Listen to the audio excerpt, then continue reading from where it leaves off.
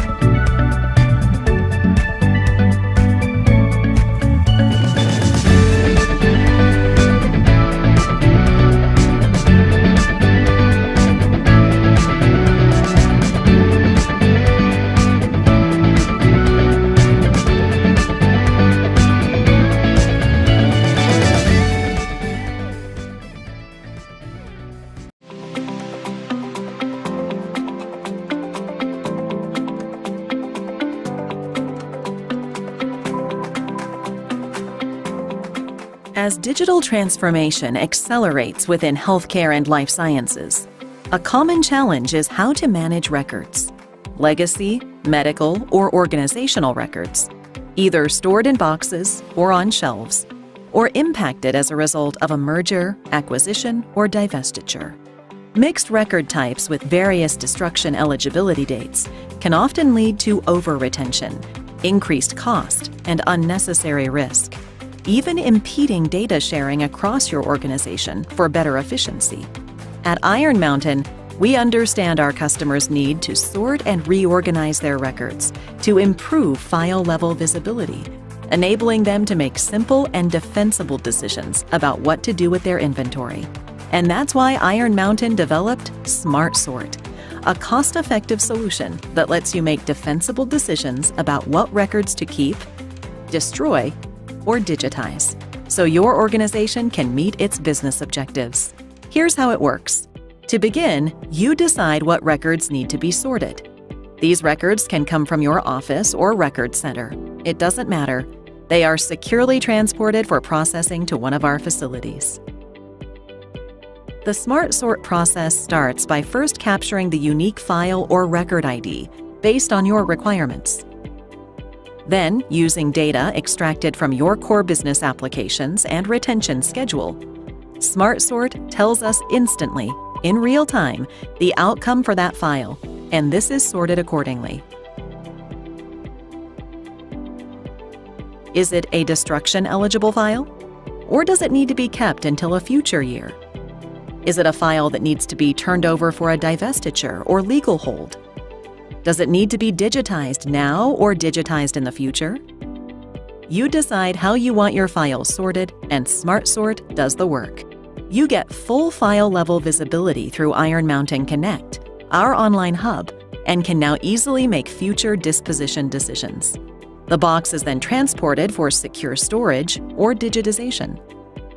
If the records are past retention and can be defensibly destroyed, the boxes are wrapped in black and clearly labeled for destruction. Smart Sort is an automated, defensible, technology-based solution to help you by securely destroying records you no longer need to keep, with a system in place to enable future decision-making about your inventory. Just think of Smart Sort as unmingling your commingled files. To learn more about Smart Sort, reach out to your Iron Mountain representative.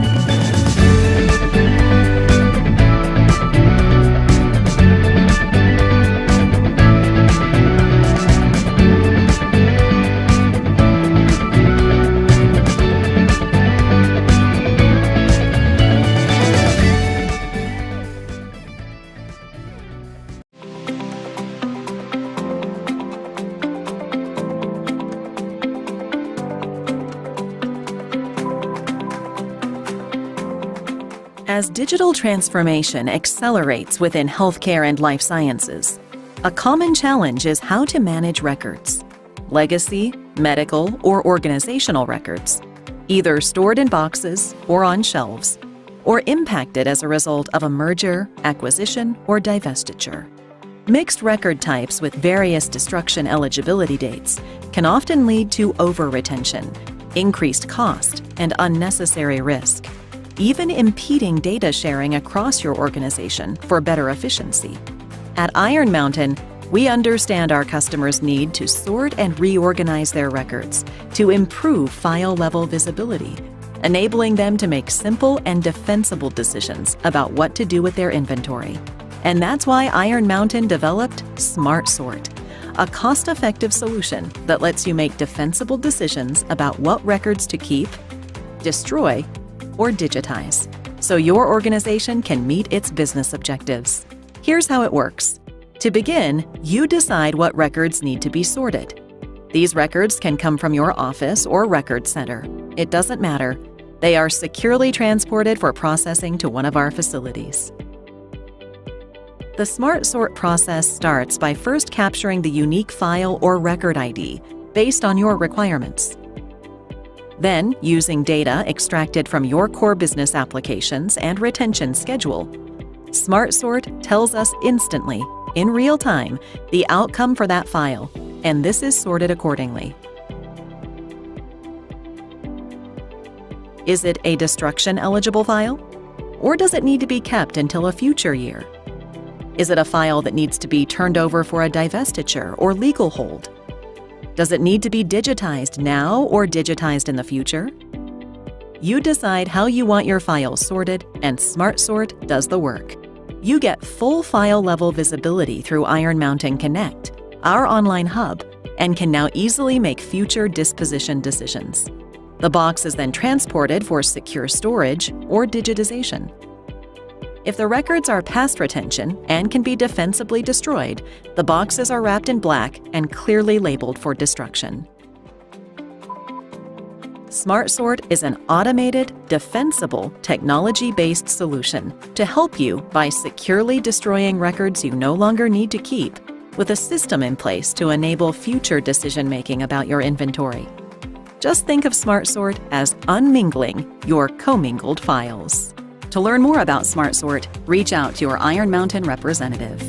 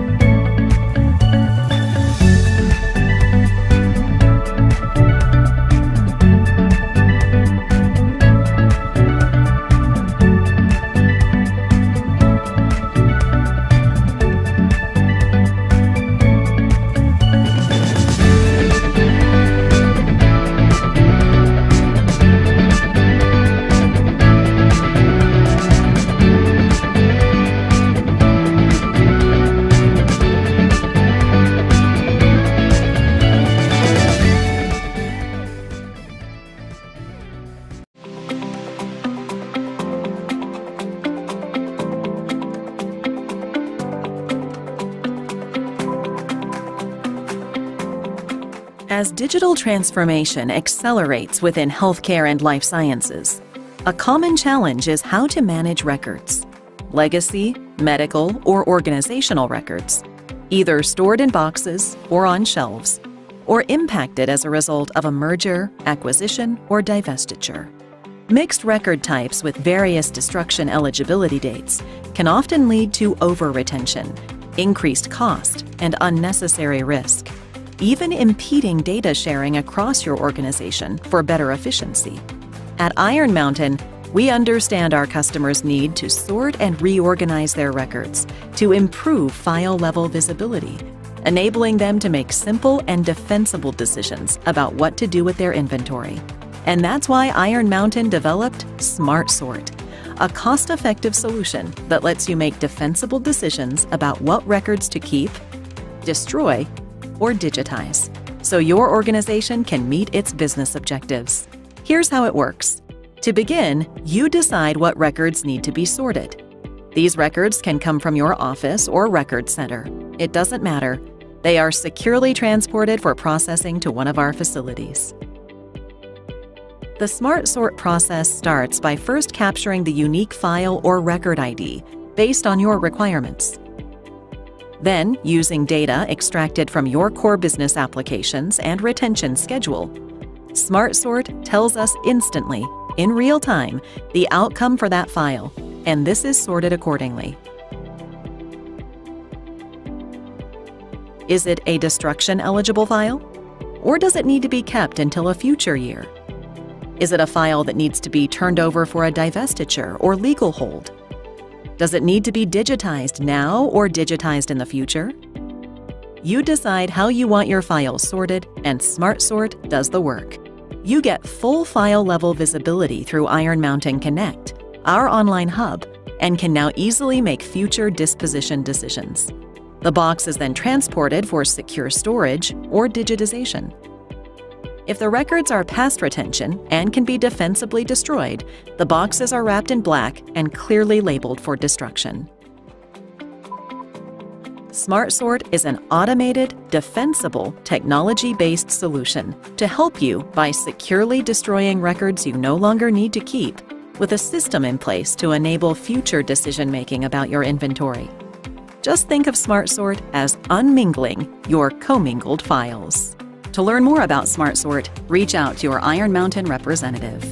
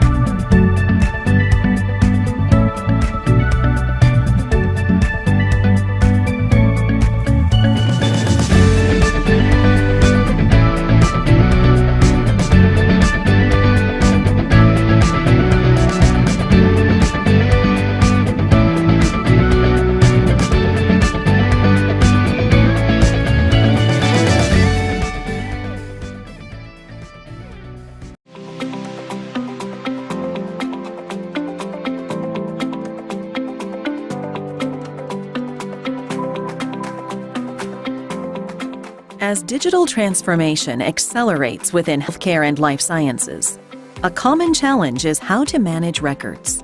Legacy, medical, or organizational records, either stored in boxes or on shelves, or impacted as a result of a merger, acquisition, or divestiture. Mixed record types with various destruction eligibility dates can often lead to over-retention, increased cost, and unnecessary risk, even impeding data sharing across your organization for better efficiency. At Iron Mountain, we understand our customers' need to sort and reorganize their records to improve file-level visibility, enabling them to make simple and defensible decisions about what to do with their inventory. And that's why Iron Mountain developed Smart Sort, a cost-effective solution that lets you make defensible decisions about what records to keep, destroy, or digitize, so your organization can meet its business objectives. Here's how it works. To begin, you decide what records need to be sorted. These records can come from your office or record center. It doesn't matter. They are securely transported for processing to one of our facilities. The Smart Sort process starts by first capturing the unique file or record ID based on your requirements. Then, using data extracted from your core business applications and retention schedule, Smart Sort tells us instantly, in real time, the outcome for that file, and this is sorted accordingly. Is it a destruction-eligible file? Or does it need to be kept until a future year? Is it a file that needs to be turned over for a divestiture or legal hold? Does it need to be digitized now or digitized in the future? You decide how you want your files sorted, and Smart Sort does the work. You get full file-level visibility through Iron Mountain Connect, our online hub, and can now easily make future disposition decisions. The box is then transported for secure storage or digitization. If the records are past retention and can be defensibly destroyed, the boxes are wrapped in black and clearly labeled for destruction. Smart Sort is an automated, defensible, technology-based solution to help you by securely destroying records you no longer need to keep, with a system in place to enable future decision-making about your inventory. Just think of Smart Sort as unmingling your commingled files. To learn more about Smart Sort, reach out to your Iron Mountain representative.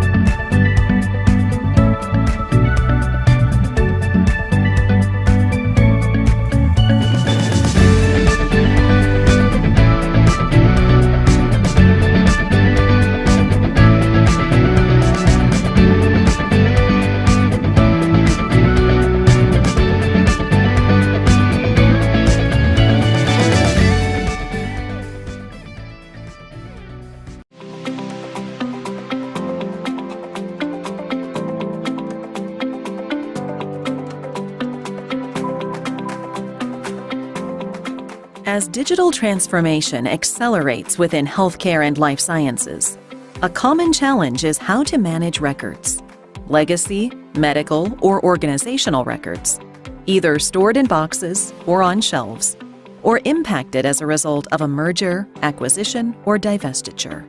Mixed record types with various destruction eligibility dates can often lead to over-retention, increased cost, and unnecessary risk, even impeding data sharing across your organization for better efficiency. At Iron Mountain, we understand our customers' need to sort and reorganize their records to improve file-level visibility, enabling them to make simple and defensible decisions about what to do with their inventory. And that's why Iron Mountain developed Smart Sort, a cost-effective solution that lets you make defensible decisions about what records to keep, destroy, or digitize, so your organization can meet its business objectives. Here's how it works. To begin, you decide what records need to be sorted. These records can come from your office or record center. It doesn't matter.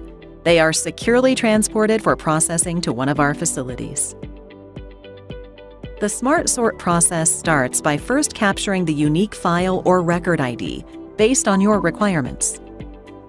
Then, using data extracted from your core business applications and retention schedule, Smart Sort tells us instantly, in real time, the outcome for that file, and this is sorted accordingly. Is it a destruction-eligible file? Or does it need to be kept until a future year? Is it a file that needs to be turned over for a divestiture or legal hold? Does it need to be digitized now or digitized in the future? You decide how you want your files sorted, and Smart Sort does the work. You get full file-level visibility through Iron Mountain Connect, our online hub, and can now easily make future disposition decisions. The box is then transported for secure storage or digitization. If the records are past retention and can be defensibly destroyed, the boxes are wrapped in black and clearly labeled for destruction. Smart Sort is an automated, defensible, technology-based solution to help you by securely destroying records you no longer need to keep, with a system in place to enable future decision-making about your inventory. Just think of Smart Sort as unmingling your commingled files. To learn more about Smart Sort, reach out to your Iron Mountain representative.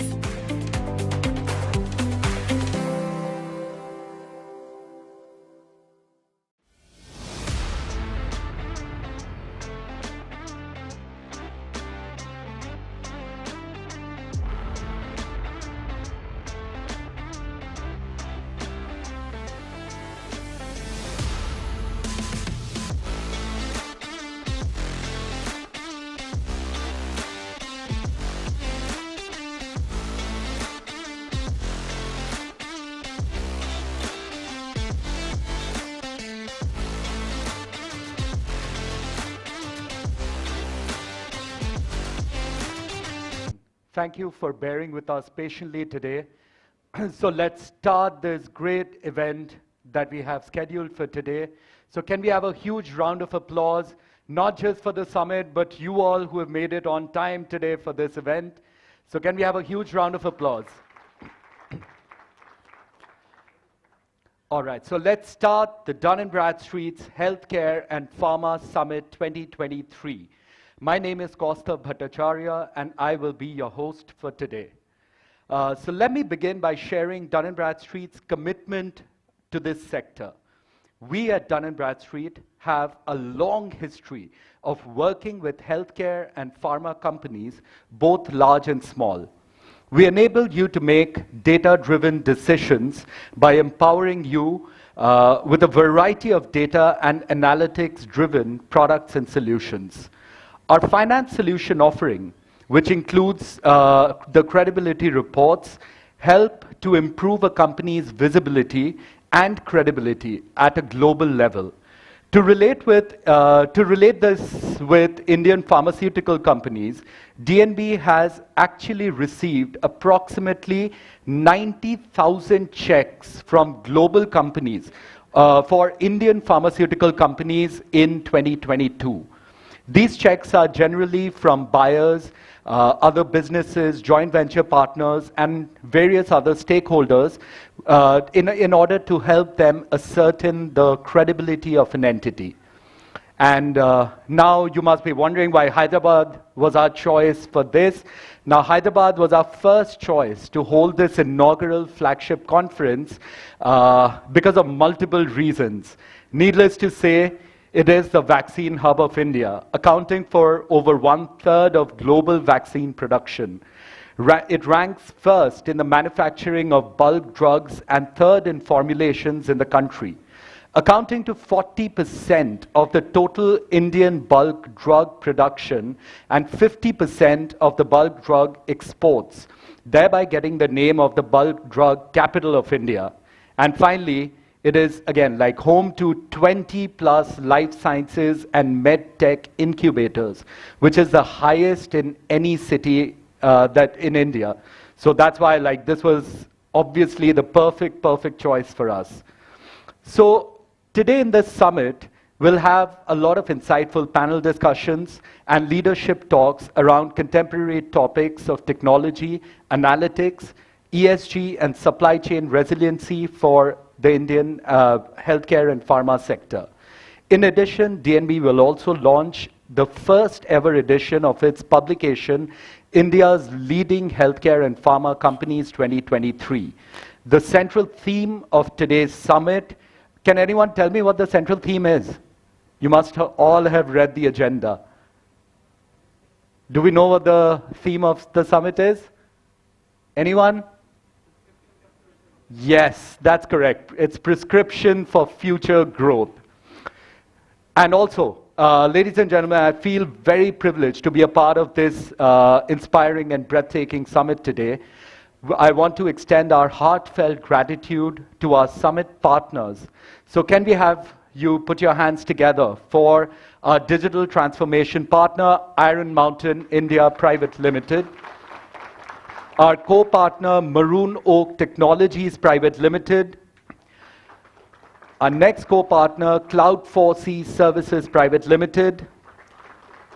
Then we have our co-partner, NTT India Private Limited. And finally, our co-partner, Fortinet. So before we move forward, I'll remind you again that you can share your thoughts on your social media handles and do use the hashtag DNBHealthPharma. So, are we ready to get started? Can I have some energy from the room? Yes?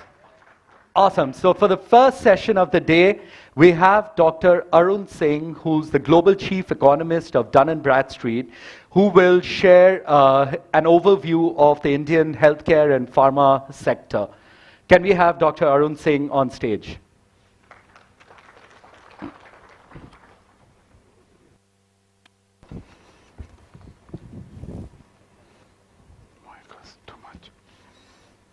Thank you, Costa. Good morning. Come on, this is just the morning. Good morning. That's much better.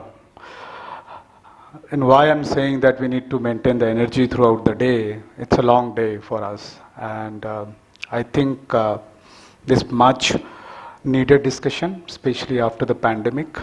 We might have ignored the healthcare before the pandemic, but I think pandemic taught that we can't. We have to get back to healthcare because that's a key. And I know my name suggests that Dr. Arun Singh, so that's one clarification. So it's a PhD doctor, not a medical doctor. I don't have to do anything with that. So if anyone has a fever, please help yourself. I cannot recommend it, Crocinos or anything. So sorry for that, if that's the expectation. So good morning. I think we set a very long day of multiple discussion point. I think from this we are going to have good insights. And certainly as a central theme, Costa was talking about prescription for the growth. Everyone need a growth, whether it's personal life, professional life, and of course the sector talking about, and economy talking about. And this sector is certainly going to help India's aim to become a, what you call, 5 trillion economy, and certainly have the sustainable growth what we're talking about last few years. And pandemic has taught that we have a good potential. Some of the data points which I'm going to show certainly indicate that I think we need to leverage on the early signal or early signs we have basically shown. Now moving on, some of the data point which basically most of you already aware, talked about India is number one in the globally vaccine production. Kaustubh just talked about, he steal my thunder of saying that. So that's nothing to be done. I think that's a great achievement for us as a country.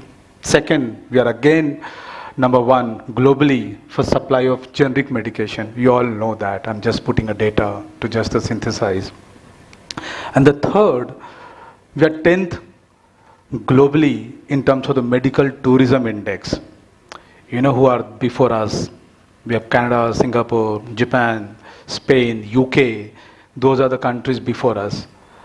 That's opportunity we have. We have to be number one there as well, because we can't be number 10th where we have already first rank on the first two parameter.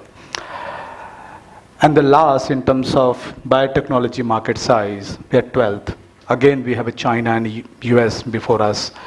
We have opportunity to become a number one. These are the slides we basically talked about. We have traveled some journey. We reached some, some stage. From here, we need to just fly. We need to basically, the last 2 points where we have a 10th and 12th, ideally we should target the number one in that as well. There's opportunity, we can do that. And in fact, government supporting that piece. And will ensure that we are there. Why I'm saying at DNB, and I think Kaustubh just touched base about how we are engaged with the pharmaceutical sector around the world. So this is the data. We basically have a pool of 30 million odd in India and more than 500 million entities in the globally. And what this entity does, they basically want to do the trade with the pharmaceutical companies in India.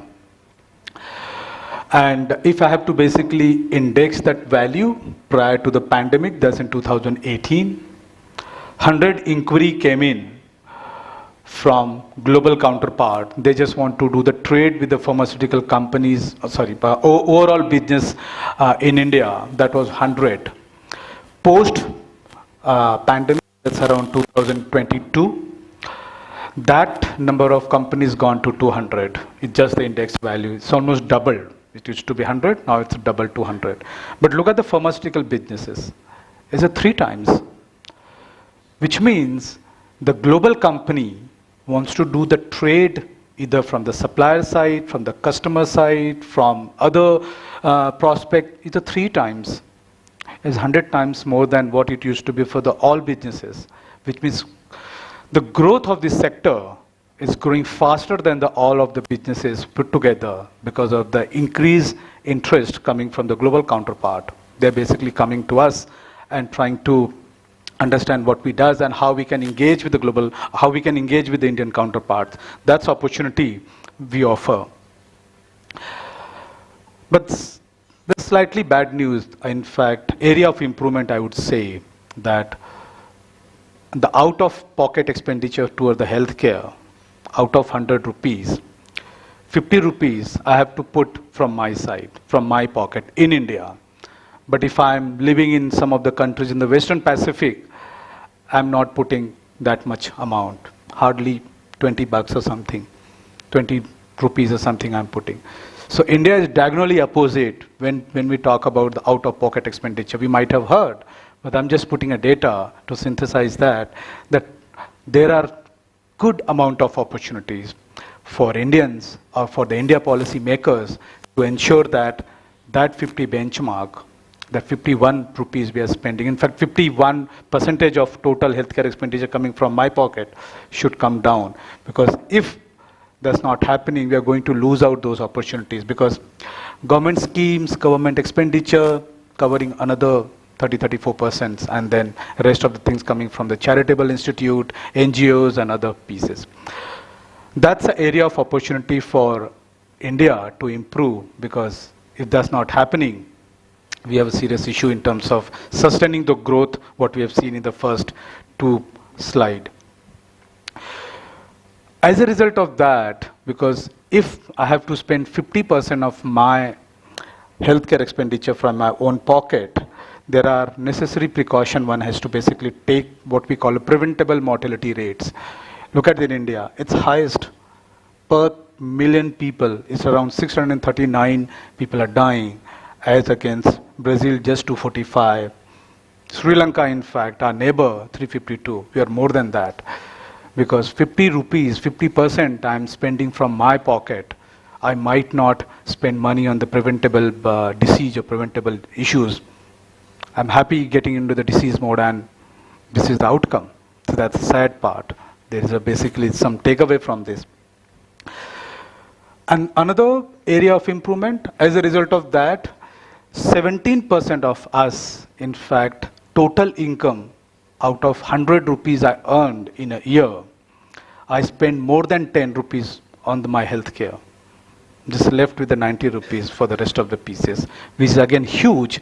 There are other countries, let's say South Africa, one can say that's a different comparison, but they are just 1%. In fact, Indonesia, Thailand, just 2%, which means they still have a 98% of their incomes spend with, remain with them, which they can spend on anything else, whereas we, 17% of the population is spending more than 10%. That's another area of improvement for us. But there is a hope, there is improvement when I talk about out-of-pocket expenditures. This basically is a 2x2 matrix, what we call at DNB. You can see the flat line, which talks about universal health coverage index. Lower is the worst, higher is the best. Then we have a vertical line which talks about out-of-pocket expenditure, percentage of total healthcare expenditure. Higher is worst, lower is good. Now, the best place to be in, the right bottom. But unfortunately today, there's only two countries with the right bottom. That's one is South Africa, and another one, of course, Brazil. China is trending towards that. But look at the India. In 2010, that was the worst quadrant to be in. We are still there because our universal health coverage is small, but our out-of-pocket expenditure was very high. But look at the improvement. We are second best after China. We've improved not just our out-of-expenditure decline, also our universal health coverage have gone up significantly. So we're trending towards right top quadrant, and certainly with the policymaker and all of you in the room working in a coordinated way, will ensure that India is part of the right bottom quadrant where we are aspiring to be. Now, when I looked at data across the world, there's a multi-dimensional piece I'm trying to represent. Again, we have a horizontal axis which talks about domestic general government health expenditure as a percentage of GDP, how much government spend in the healthcare. And then we have a vertical axis which talks about health access and quality index. Higher is a better. And the color of this dot is basically, we have a socio-demographic index. The green, very good in terms of education and social sector for that particular country. Amber, somewhere in the middle, and the red is the worst. If you look at India, not that bad. We are still in the middle. Why? Because our healthcare expenditure is exactly 2.1% of the GDP. Look at the right extreme of the country. The healthcare expenditure is as high as 10%, but the outcome is still 100. We can aim in intermediate times to spend somewhere 4% of the GDP by the government, and still part of the green, and still part of the, what I call the healthcare and quality index, which means we need a coordinated effort from the government and all of you. Why I'm saying all of you? Because I think there is a case for that. We can improve. We can take that route, and the technology is helping. And technology is basically all there. When we talk about, let's take example of any emergency scenario, and the patient is basically transported from one hospital to the other, or from home to hospital. You don't have a doctor in the ambulance. But there are scenarios when talk about the 5G technology, when talk about AR and VR, the real-time vital health statistics can be sent across to the doctor, and doctor can prescribe to whatever can be done to the paramedic officer in the ambulance. The doctor can basically manage the patient in the ambulance while not being in there physically. That's the power of technology basically we are looking at. We are talking about the AI technique where basically, offset the shortage of screening for the potential medicine, potential drugs from 1 month to just 1 day post-pandemic. We have seen that one, which means AI can help to bridge the gap of shortage of some of the specialists. For example, you don't need some of the specialists in the room when AI is there, which basically can help on that front. VR and AR can help from that side. Blockchain, for example, can help to secure data from one area to the other area. In summary, when I talk about your wearable collect vital data, AI analyzes that data. AR and VR help create new therapeutic modalities. Blockchain enables secure sharing of data, and genetics and genomics help create personalized therapies and personalized medicine. That's basically power of the technology, which will help not just reach out to the masses in order to improve the healthcare access and universal coverage, also help to bring down the cost of the cost of expenses from the pocket, from your own pocket. That's the technology. And towards end, all of us, basically there's a 4 area where we can basically intervene and can help, government can help ourselves, can help everyone to improve. When I'm basically talking about the growth of the sector, is basically 4. Certainly infrastructure. If you look at infrastructure in India, when I talk about the hospital beds, per 1,000 people in India is hardly 0.5 vis-a-vis China 4.3. When I talk about physician per 1,000, 0.73 as against 2.23 in China. It's marked different. Now we are the #1 country in terms of the population. Can we afford to have that infrastructure? And that's a basically serious pieces. So there is infrastructure improvement required, and in terms of technology, all of us can basically support and will basically get into that space. The governance, that's the second piece. I think there's a need to have e-health records. It basically save the cost. It saves the transportation of the record from one area to the other, safe, secure, and is a real-time transportation of the data of any patient or anything. That's basically, whether you talk about the policies, talk about anything, we need serious intervention from the policy maker in that area. The quality of the services. Only 50% of us go to the government healthcare because of the quality of the services, which means 50% of us don't believe that once we get into the government, probably there could be serious things, we might not come back. So that's a serious issue there, which means there has to be quality improvement required from the government side, and collectively they can do that one. And the fourth, healthcare finance. Government spend just 2.1% of the GDP towards healthcare, where we talk about the social inclusion is very critical, very important, especially when I talk about highest population base on the planet. 2.1 has to go up. We can't afford to spend just 2% of the GDP ignoring that piece. It used to be 1.5% few years back, gone to 2%. Still, you've seen some of the data where the socio-demographic, social element is very high. The other country in the green, they're spending 10% of the GDP, which means we need serious intervention from the government. With that, I'll close my discussion, and I'm looking forward for 3-4 panel discussion we have scheduled, and I think insight from all of you. Thank you for listening.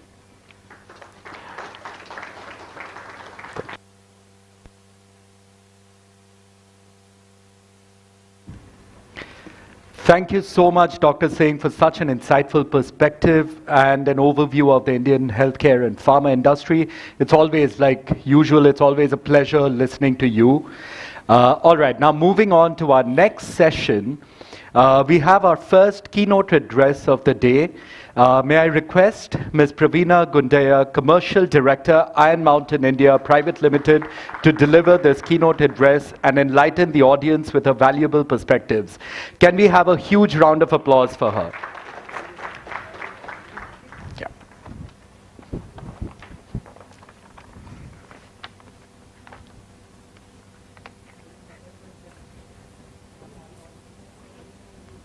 Mountain was founded with a single goal.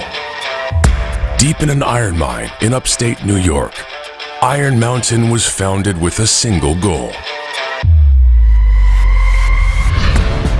Finding an innovative way to protect vital information and providing our customers with peace of mind by proving we understand what they value most. Security is still the cornerstone of our business. But today, it's about a lot more than securing information. It's about transforming physical and digital content, unlocking meaningful business value, and deeper insight for our customers, faster and more effectively. By discovering what matters most and leveraging the full potential in an overwhelming flood of data. And introducing creative, cutting-edge technologies like AI and machine learning that turn today's data challenges into tomorrow's business advantages. We're also securing a better future for our planet, significantly lowering greenhouse gas emissions through facility efficiency standards, and an unwavering commitment to green energy use across our organization. And helping customers achieve their own emissions goals, certifying that their information is securely stored in data centers powered by 100% renewable energy, ensuring the disposal of their retired IT assets is handling in a manner that minimizes waste and reduces their carbon footprint, safeguarding assets, uncovering insights, transforming business, and helping to shape a better world.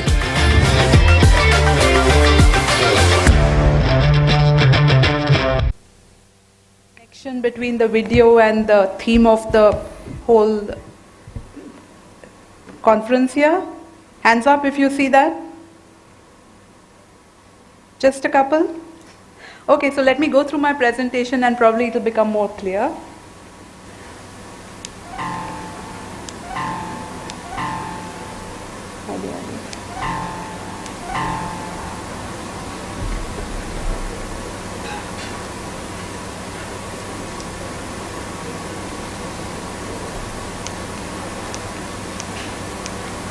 Sorry about this, just when we think that technology is going to solve all your problems, here it is.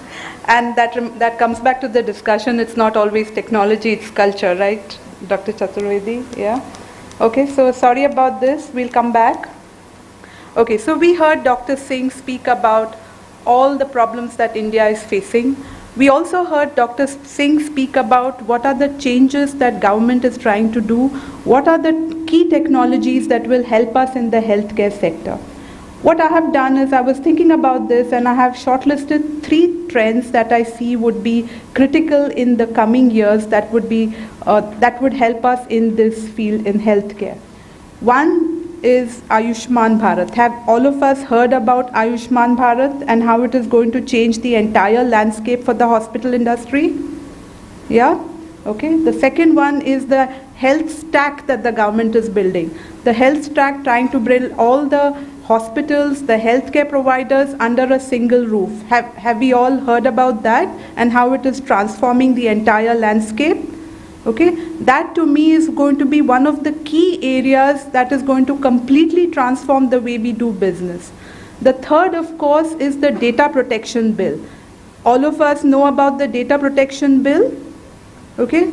And how it is going to change all our lives over here. Right now we are sharing data on Instagram, hospitals have all patient data, we have all kinds of bank information, the Aadhaar card, all over the place. But the data protection bill is going to come and change all that for good. I hope it is for good, but it's going to change all that. So how is it going to affect all our lives here as healthcare service providers, as people in the healthcare industries? One is, you have so much paper that is getting generated. You go to a hospital, you buy something, everywhere there's paper that is getting generated. All that paper needs to get digitized. All that needs to be in a format that can be searched. It has to have key analytics that you have. So we were speaking in the previous call about how there is so much of data, but we don't know about how we are going to make sense of the data. If a person goes from one hospital to the other, is the doctor going to spend all his time going through all the patient records and then start asking questions? Or is it easier if he gets a single sheeter which says that this was the patient history, this was the medicine that he got, and this is what we think is the follow-up. So if we have a short summary, wouldn't it be easier for all the doctors to speak to the patients and get a correct diagnosis and on time? So that is about this thing. And the third part of it is, how are we going to store all the data? Now, if it is government is bringing in regulations on security, on a lot of privacy, you need to find the right file. Also, we spoke about how certain batch, the medicines have to have all the batch preparation, all the data along that. So if you do not produce that to the FDAs or all the regulators of the world, maybe that's not going to be, it's not going to get in your certification. So how important is it to fetch the right data at the right time? It has to be stored properly. Coming to the secure shredding, no cycle is complete unless you have a proper life cycle management and shred the data on time. Also, how is it all integrated along with your hospital management system? Hospital management system have so many modules, but if you do not see all the content of the patients, all the data that is there, it is not going to be, you're not going to use the complete, you're not going to use it completely. So how are we going to help all this? I don't know how to use this. Okay, so coming to Iron Mountain. Iron Mountain, how many of you have heard about Iron Mountain here? I just see the Iron Mountain folks have heard about Iron Mountain. Nobody else? Okay, nice to see some hands up. Iron Mountain is the largest company in the world in records and information management. It's a $5 billion company with over 2,500 customers all over the world. 95% of our customers, of the Fortune 1000 customers, are our customers.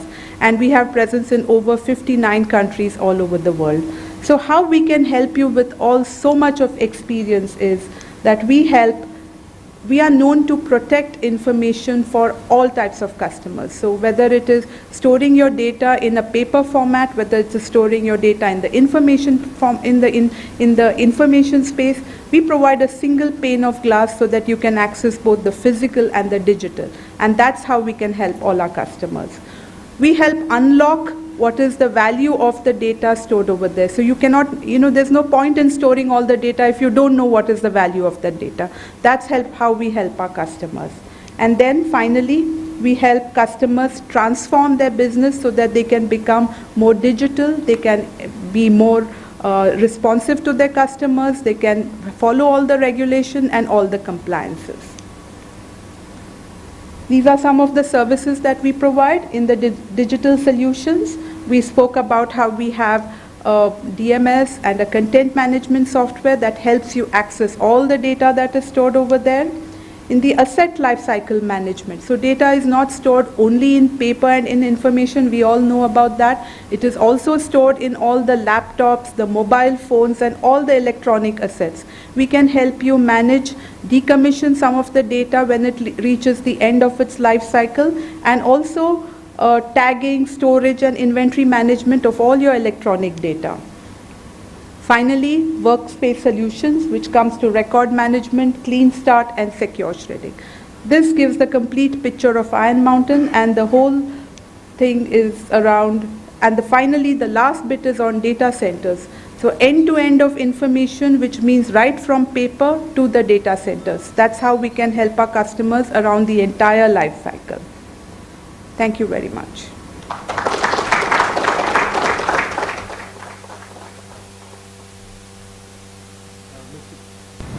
Ms. Gundeya, can we have you on stage for just a moment longer? We have a small memento to present to you, and for that I would call upon stage Dr. Arun Singh from Dun & Bradstreet to hand it over to you.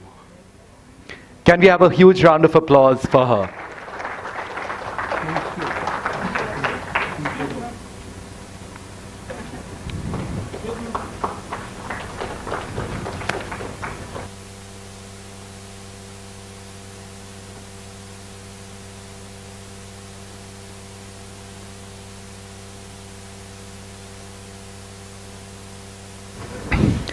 Thank you so much, Ms. Gundeya. That was indeed a wonderful, wonderful and insightful perspective, wasn't it, everyone? Yeah? I see the energy slowly building up in the room, and I like that. Can we have like all energy out like towards the end of the summit? I hope we keep maintaining that trajectory. Will we? Yes, I've heard a yes. That makes me happy. All right, so now moving on, we have our second keynote address of the day, and to deliver this, I would like to request Mr. Sunil Kumar Raja Pudota, Head Automation Cloud 4C, to share with us his views on the industry. Over to you, sir. Thank you.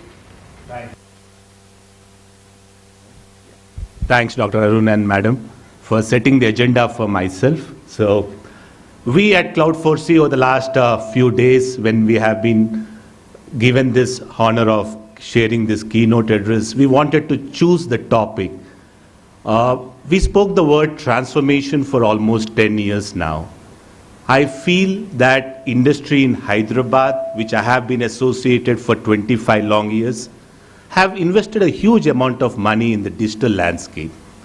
And that is where we felt that we should look at maturity, because I feel that there's a significant amount of importance which we have to give to digital maturity. And we at Cloud 4C have been working with enterprises in your sector to see how that maturity can be accelerated. Yeah, if you can.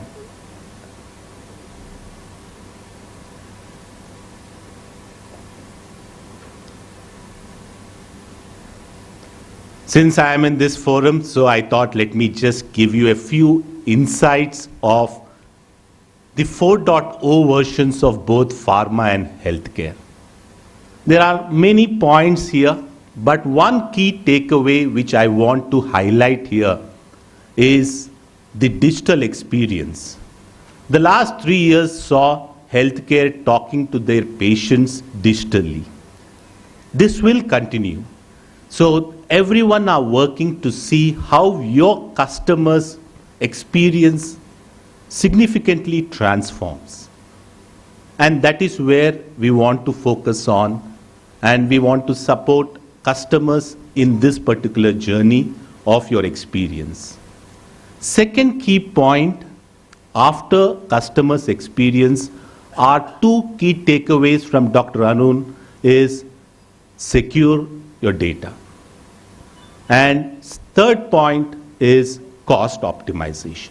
It is just not the out-of-pocket expenditure from the patients, but also the expenditure which you as an industry has been spending. How can you make yourself secure, make yourself cost optimized, without foregoing accelerating your journey towards digital maturity? This is summary of what I could understand from 4.0, and what role we can play in this area are three key takeaways. Cloud maturity. I would not use the word adoption because that is 15-year-old story. Transformation is another 7 to 8-year-old story. Today, with whatever experience we have in this industry, we feel that you should look at cloud maturity. Regulatory compliance is a key element of your industries, both the industries. There are many frameworks around these compliances. How well are you equipped? How well do you want to be equipped without foregoing the cost which is attached to this security? The third element might be a bit different from cloud as our organization is branded, process optimization. There are a lot of work being put in by your industry around this particular processes. I will take one slide for each of these 3 points which I want to highlight. The first thing is over the last 15 to 20 years, the wave of the healthcare industry in this city, we saw huge amount of investments made by all of you, either on-prem, either bare metal, either on cloud. I was surprised to know that a pharma uses 26 applications in your day-to-day core functionality. You use 7 to 8 non-core business support functionalities. There's so much of applications which you use for yourself and for your customers. Few of them inward facing, few of them outward facing, few of them might have a blend of both. There has been a worry all across what to be on cloud, what not to be on cloud. That is where you should have that particular assessment done for yourself to see what maturity level are we in today and what is the locus standi to take when it comes to putting your application in which vertical of infrastructure without foregoing the digital experience of your customer. That is the key point to keep note whenever you are taking that decision. I do not want to evangelize any of these 3 verticals because it is your business. But I wanted to highlight one illustration of an enterprise in your industry who have chosen a blend of all these 3. And that is what we feel you can look at it as an illustration on where do you want to put your next pie in your digital spend. This particular slide talks about lot of compliances you are forced upon. Everyone whom we meet have some compliance or all compliances. All these compliances come with a cost. Not just the initial investment. Believe me, we have been certified for all of this. Every 15 days, we are audited for one or the other compliance. It is a pain, but it is worth it if you have to sustain. And this is something which we have been living day in and day out. And I would request you to see how you can get all of this at the matured manner. This is something which is a bit out of the way, something which I lead as an automation practice, so I wanted this slide to be kept. I and my team have been engaged with pharma and healthcare in Hyderabad, where they have automated their business processes, their functional processes like finance, IP contribution, material management, all that purchase request, all of them are getting automated. But what is surprising today, over the last 6 months, I have been involved in projects which are in automating core functional areas. One of the word was batch testing. You want to have a batch testing done by your chromatography system, but how will that output be compliant to your FDA? Is your manual document which you are going to maintain be accepted by FDA? Those are some things which are getting transformed. And this is something which I want everyone to look at, how you can transform your current business process. Step back and see how many processes are you using now, both core and non-core. Can you transform them? Do an analytics on it. I am not asking you to use a tool for it. Your mind is the best tool first. If you feel that you need a supporting tool, there are tools available to support you on process analytics. There are a lot of data. Ma'am was talking about paper. There's so much of ingestion of data being done from that paper. It can be a productized or it can be a service, whatever be it. Look at how you can work with ingestion engines. RPA has been there for 5 to 6 years now, where you are using that tool to automate your process which you have identified. AI is something which is critical, everyone speaks about today. And last but not the least, don't try to do automation yourself. Don't try to create a center of excellence. Maintaining that is a very costly expenditure. Try to see someone who can support you in your automation journey. Because creating that skills within your organization, retaining them is a huge burden on your organization.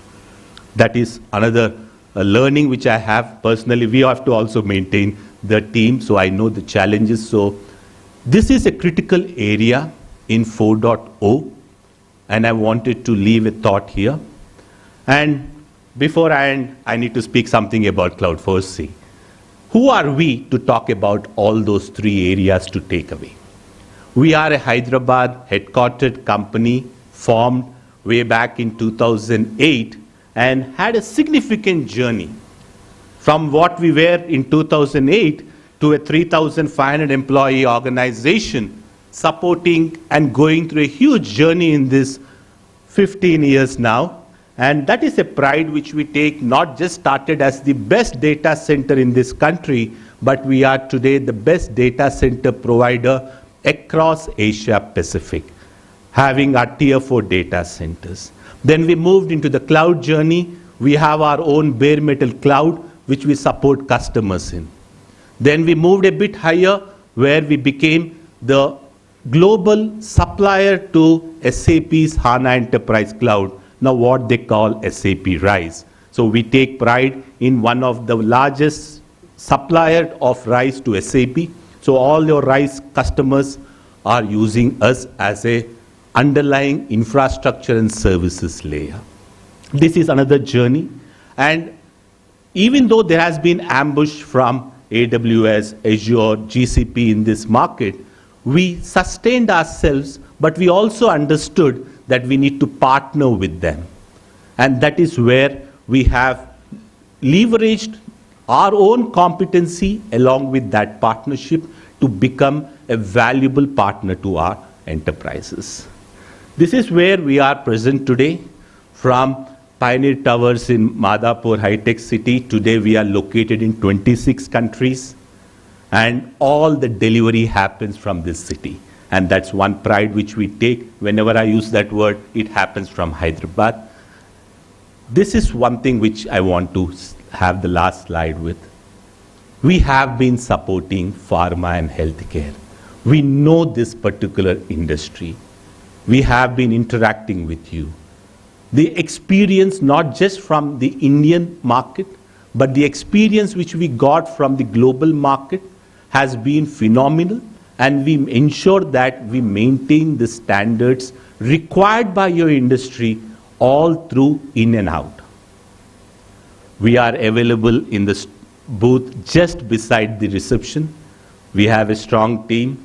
We have Satish who leads, Satish, if you can just stand up, he leads the AP and Telangana states.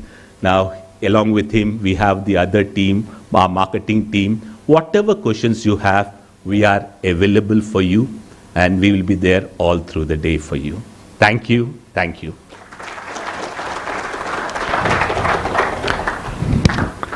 Thank you so much, sir. Can I request you to just be on stage for a minute longer?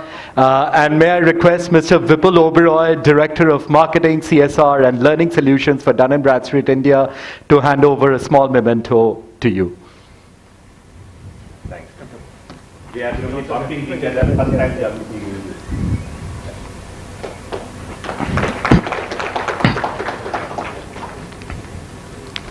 Thank you so much, Mr. Padoda. Can we have a huge round of applause for him again? All right. Now moving on to our next keynote address of the day. To deliver this, I would like to request Mr. Prem Nitin R, Director Sales Emerging India SARC for Fortinet, to come and share his views on this industry. Ladies and gentlemen, can we have a huge round of applause for him? Good afternoon, ladies and gentlemen. My name is Prem. I head the emerging vertical, right? So it's a very diverse crowd, I have to admit, right? Because there are people from HR, there's people from business administration. So there are a lot of non-IT folks, right? So before starting my session, I just wanted to introduce Fortinet to you guys so that you understand where I come from, right? So Fortinet is a cybersecurity product and solutions company. We offer cybersecurity product and solution to our customer, right? Why is cybersecurity so important in today's world? Now, all of you would agree, India is a shining star to the world. Yes? Yes. So India is a brighter shining star to all the hackers. Okay? Now, can anybody guess how many cybersecurity incidents occurred last year? Just a wild guess. There were 13,91,000 cyber attack incidents that occurred last year. Now, if you look at the statistics, only less than 10% of the cybersecurity incidents are reported. So you can now imagine the magnitude of the attack that has been happening, right? And India is at the, core. And especially healthcare and pharma is at the heart of most of the hackers.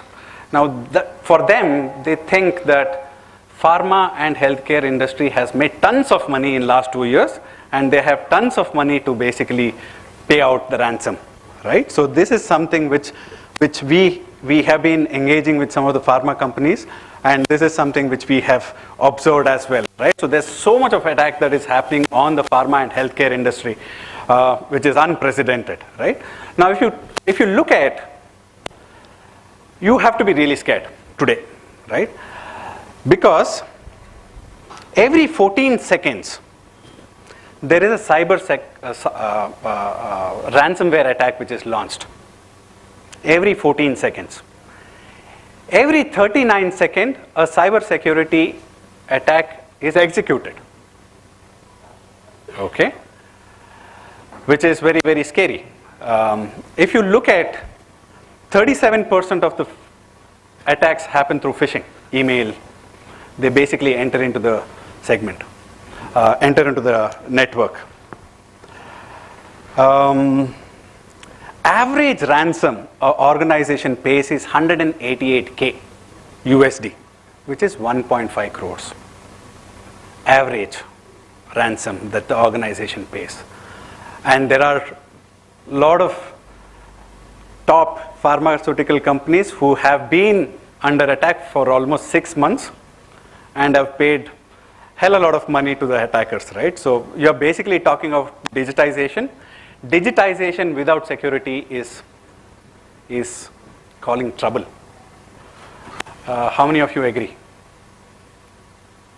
So digitization is core, security is super core. In case if you are not looking at security as an embedded architecture, then you're calling for trouble. Because we have just started, because hackers also have just started scraping the surface. We have still not got into organ trafficking. Most of the hospitals have to be really careful with the database that you build on-prem or on the cloud, because organ trafficking is the next big thing that is going to hit us, right? So you have to basically safeguard, protect all that you're trying to do with digitization, right? So otherwise it becomes really really dangerous. Now, most of the attackers are basically weaponizing, right? They're basically taking control of your IT, OT systems. IT is still okay because data in rest still can be protected with some level of agents in the desktop. But what do you do with the OT? How many OT devices would a pharmaceutical company or a healthcare hospital would have? How do you keep track of all these OT equipments? There's a thought to be, there's a point to be thought on, right? Because you will have to protect both IT and OT devices in the network, right? Then you need to have a complete visibility of the users connected to the network, right? So this is very, very critical. You need to have a holistic view of applications that are traversing within the network. With this, you would basically get a better view of the threat landscape, right? So this is very, very critical. And that is why most of the organizations are re-looking at redoing their network infrastructure. Because it is just not the cost, it is just not the manageability of these devices, it is basically to get a holistic view of all that is happening in the network, including the attacks that are basically launched at them, right? So which is very, very critical. Most of the corporates, customers are basically are working on a vendor consolidation. They have built a lot of this silo solution, which is not integrating today and which is not helping them to protect the zero-day attack which has been launched. So that is where most of the organizations are looking at vendor consolidation. Gartner came out with CSMA, Cybersecurity Mesh Architecture. Now, all the customers, all the healthcare, pharma, XYZ customers need to look at an architecture, an integrated architecture. That is what Gartner talks about. And that is what we have been doing from last so many years, right? So we started off as a point product company. Now we have evolved to be a platform company, the platform that we call as a fabric, right? We have acquired multiple OEMs, point product solution, and we have basically integrated that into a mesh architecture. Now all that is required for an organization to run effectively and securely, you need to have 20 vendors solution. What we have done is basically we have acquired most of the relevant companies and then we have made it into a mesh architecture. Now we basically talk about 4 major pillars. One is your cloud security, network operations, security operations, zero trust. When you allow somebody to access the data, when you allow somebody to access your network, he has to be a genuine user, right? Otherwise, the data can get into bad hands, right? So zero trust is something which is very, very critical. And the intelligence that drives the whole network is our FortiGuard threat analyzer, right? So which is basically intelligence on the internet, which keeps looking at all the vulnerabilities, all the threat landscape that is in the internet, and basically makes a playbook for customers to then deploy it in their network, so that network becomes secure, right? So which is very, very crucial. As part of our fabric architecture, first is your network, which is you need to have a secure network. So network and security were 2 different things in previously, right? So you had switching, then you had security. Both were in silos. So today you don't have a choice to look at these things in silos. You need to have an integrated approach. So that is where we basically talk about integrated security.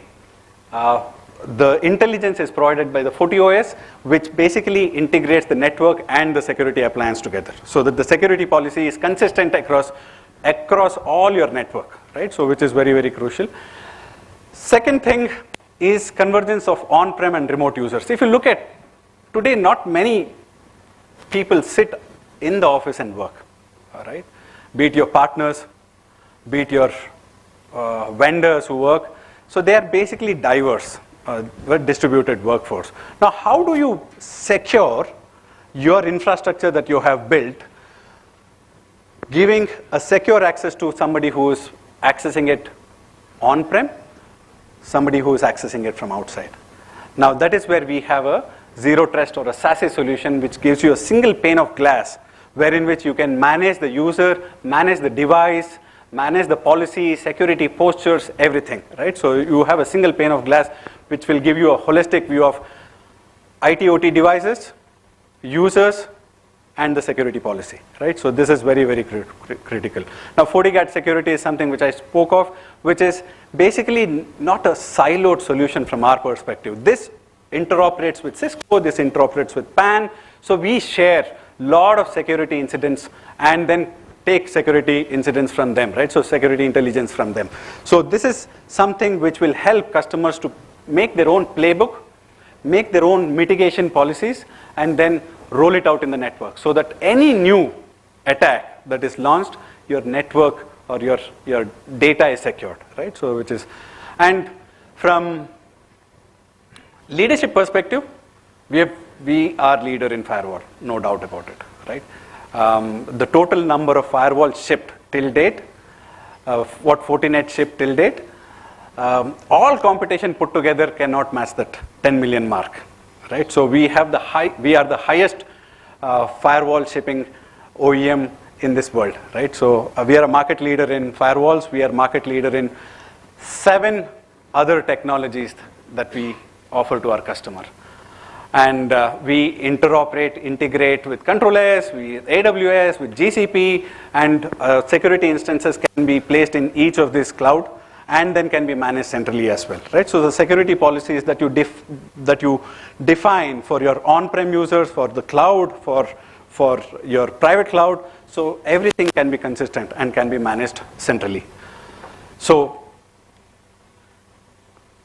in terms of Fortinet, we have more than close to 700,000 customers.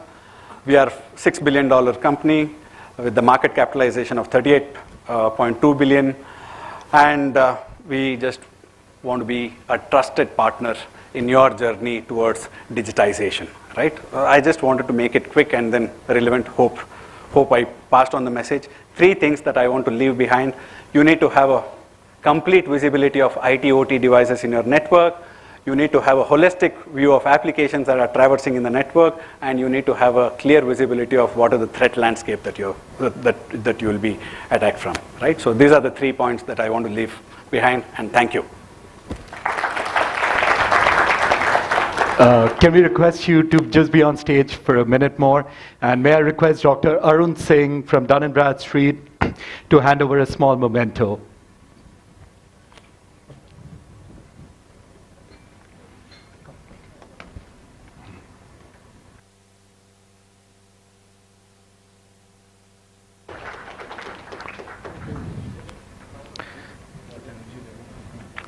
Thank you so much, sir. That was indeed great to know, like, all the great work that everyone is doing. And now, let's start off with the most awaited part of today's summit, the panel discussions.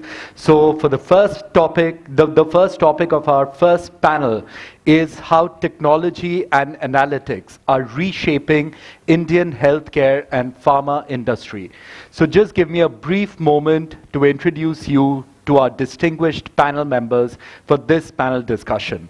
And as I call upon your names, I would request you to one by one come and take a seat on stage. And as I tell you all the names of our panelists, I want a huge round of applause to go on till I finish talking. Can we do that? Yes. All right. So first we have Mr. Ventateshwar Rao Mallam, Technology Leader, Aurobindo Pharma. Please, sir. Our next panelist is Mr. Abdullah Salim, Group Chief Information Officer, Omni Hospitals.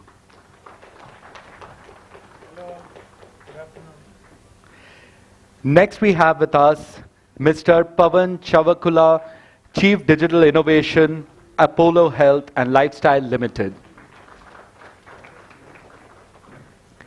We also have with us Mr. Ashish Shekhar, Group Chief Information Officer, Mascon Group of Companies. The claps are going slightly softer, I can see. Yes, that's much better. Also, we have with us today is Mr. Vijay Seshan, National Manager, Enterprise Accounts, Iron Mountain India Private Limited. And to moderate this discussion, can I have on stage Mr. Vipul Oberoi, Director, Marketing, CSR, and Learning Solutions for Dun & Bradstreet India. Over to you, Mr. Oberoi.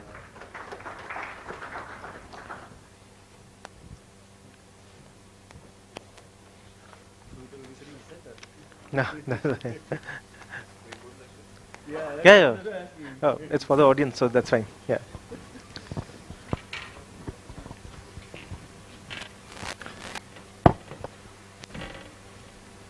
Hello, everyone.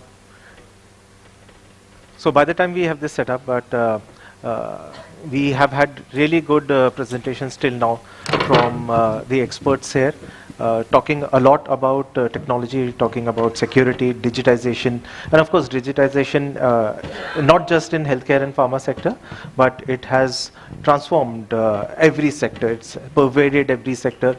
And in the recent years also, India has emerged as the largest supplier of generics and vaccines in the world.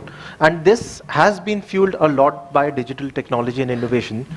And in fact, there were a lot of views we were discussing when we were in a separate room earlier when we met in the day.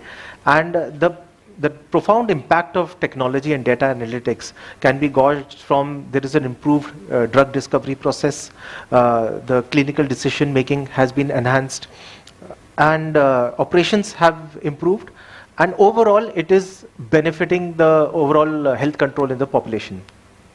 So there are a lot of real-time insights which we are getting through data and technology, and each of these experts here, and I'll first pose the question to you, Vijay, is that what do you feel have been the key digital technology trends in the past, say, a decade?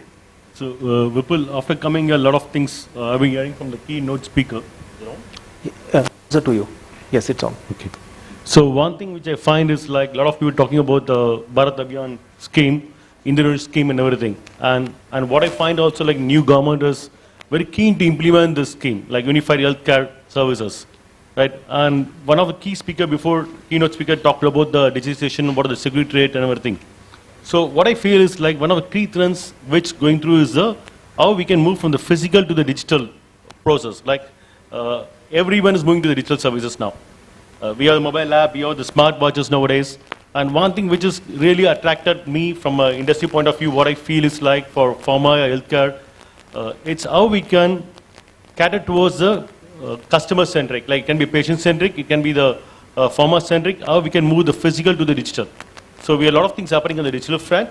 And second trend which I look is like not only converting to the physical to digital, how we can support that, right? How we can implement AI, ML towards that. What kind of data we can extract that, how we can unlock the value, how we can help the end user to achieve that. These are two things which come up on my mind. So I left the cloud computing, cloud service, everything, because we talked about a lot in the previous slide. Fortinet has shown us how the cloud will work, and even Cloud is doing that. And they're doing a good job, and a lot of cloud services, cloud is becoming more secure nowadays compared to the what we used to have. Like from transformation became the maturity, and I personally agree with that. So, but basic stuff, what I find for last 2 years, if you ask me, apart from digital, I think a lot of guys will agree out with me. Like e-pharmacy, like online doctor consultations became a new trend which is coming up, and which is going to be there. Like I can see that it's going to be there, and that's where I find like where the India is going towards. Thank you. Thank you. Ashish? Yeah, in pharma industry, the key trends, of course, which is picking up is the introduction of this AI and ML. Now the application of AI ML itself is a complete game changer. The thing is that if you have AI and ML in any pharma industry, you have the benefits, not just benefit, it will give you a clear edge against all your competitors. Your entire pharma industry survives on clinical trials. So your clinical trials, right from drug discovery to this testing process itself, the entire cycle time reduces by 80%. So if you implement this properly, this entire cycle time will come down. It's a time-taking process. Let me give an example. We don't have an AI. We are doing it manually. We are doing this entire process manually. What will happen? We have to analyze number of chemical compounds, their chemical properties, their molecular structure, their biological impact, and then decide whether this compound is suitable for our clinical research or not. If we build a powerful AI system which has all these data feed in, that might be your intellectual this IP data or maybe data from public domain, and train that algorithm, and once it is trained, then you maybe for your own, you can also test it through some another set of data to see its accuracy. Once that is established, this entire process becomes a matter of minutes. So this is how it helps you. The clinical trial, of course, is the first thing. The other application of AI and analytics is coming in the field of clinical decision support system. This is only a support system. We are not there yet when it will become a decision maker. It can only help the practitioner to take a more informed decision. So based on the patient's medical history, it can tell you it can help you in diagnosing the disease or maybe recommending a treatment also. But still at this point of time, and maybe in times to come also, it will remain as a decision support system. Even with that, it's very, very useful. So these are the two things which I see in the clinical research. If you come to other areas, one is cyber security, which I think we have just having a session on that. It's so critical. So pharma industry is most prone to cyber attacks. Now what happens? We have a team of cyber attackers full day trying to target their victims. They are also as equipped as those solution providers. They also have the similar kind of knowledge. So while the solution providers are building a robust security system, they are spending time to how to break that system. Now, what happens? A security incident happens. Your cyber security provider is very smart. He managed to get that security incident, how that happened, and then he improved his software, the antivirus or the cyber security system, and then that process may not happen again. But again, the cyber attacker will do it next time with some new technique. So this is an ongoing process. What AI ML can do, if you have a very well developed AI-based prediction system, what it relies on not just rule-based security, it relies on anomaly detection. So if there is a security breach, there will some anomaly happen. The cyber attacker cannot stop that anomaly from happening. Something abnormal will happen when a security breach happens. So if your AI system can target that, it can be more useful. Otherwise, this is an ongoing area, and still we don't have a 100% solution, but AI looks to be the most probable solution. At this point of time, we do have some AI-based solution, but there are a lot of false positive cases. False positive, I mean that there may be a lot of alerts which are not exactly security incidents, and that might lead you to miss out the real thing. Major trends, and Vijay mentioned being physical to digital is the second one. Pawan, do you agree with those, or is there any other trend you would like to highlight? So, firstly, thank you, Vipul, and it is really startling to see so many audience on a working day. So I think that's a rare feat that DNB could pull off. Thank you for Team DNB. Coming to be more conceptual to what we do in an Apollo as an ecosystem, we are fairly the largest ecosystem within the Asia network. And if we were to say, we play the phygital game, and we have a lot of omni-channel presence as well. And the global sphere of data itself is 33 zettabytes. And pegged to be growing to 175 zettabytes, which would be like 175 billion terabytes if I have to put it that way. So with that kind of data, there are a lot of rich data sets that are being created in the world today as we speak. We talk about early detection, we talk about the entire whole exam sessions on where you can detect early cancers. So we've been there, as Apollo, we've been playing that game a tad bit cautiously. We know which direction we are taking. So phygital, of course, is a way forward because we have to coexist both in the physical and the digital world. Yes, there are attacks, there are other cyber threats that might be thrown at us. But I think we have all our guardrails put in place, and if it is time for us to up the ante, because the AI as a ecosystem is growing by and large, and it's gonna be a boon to the human race, the way I look at it. Sure, thanks. And Mr. Salim, so anything particularly in the hospital sector?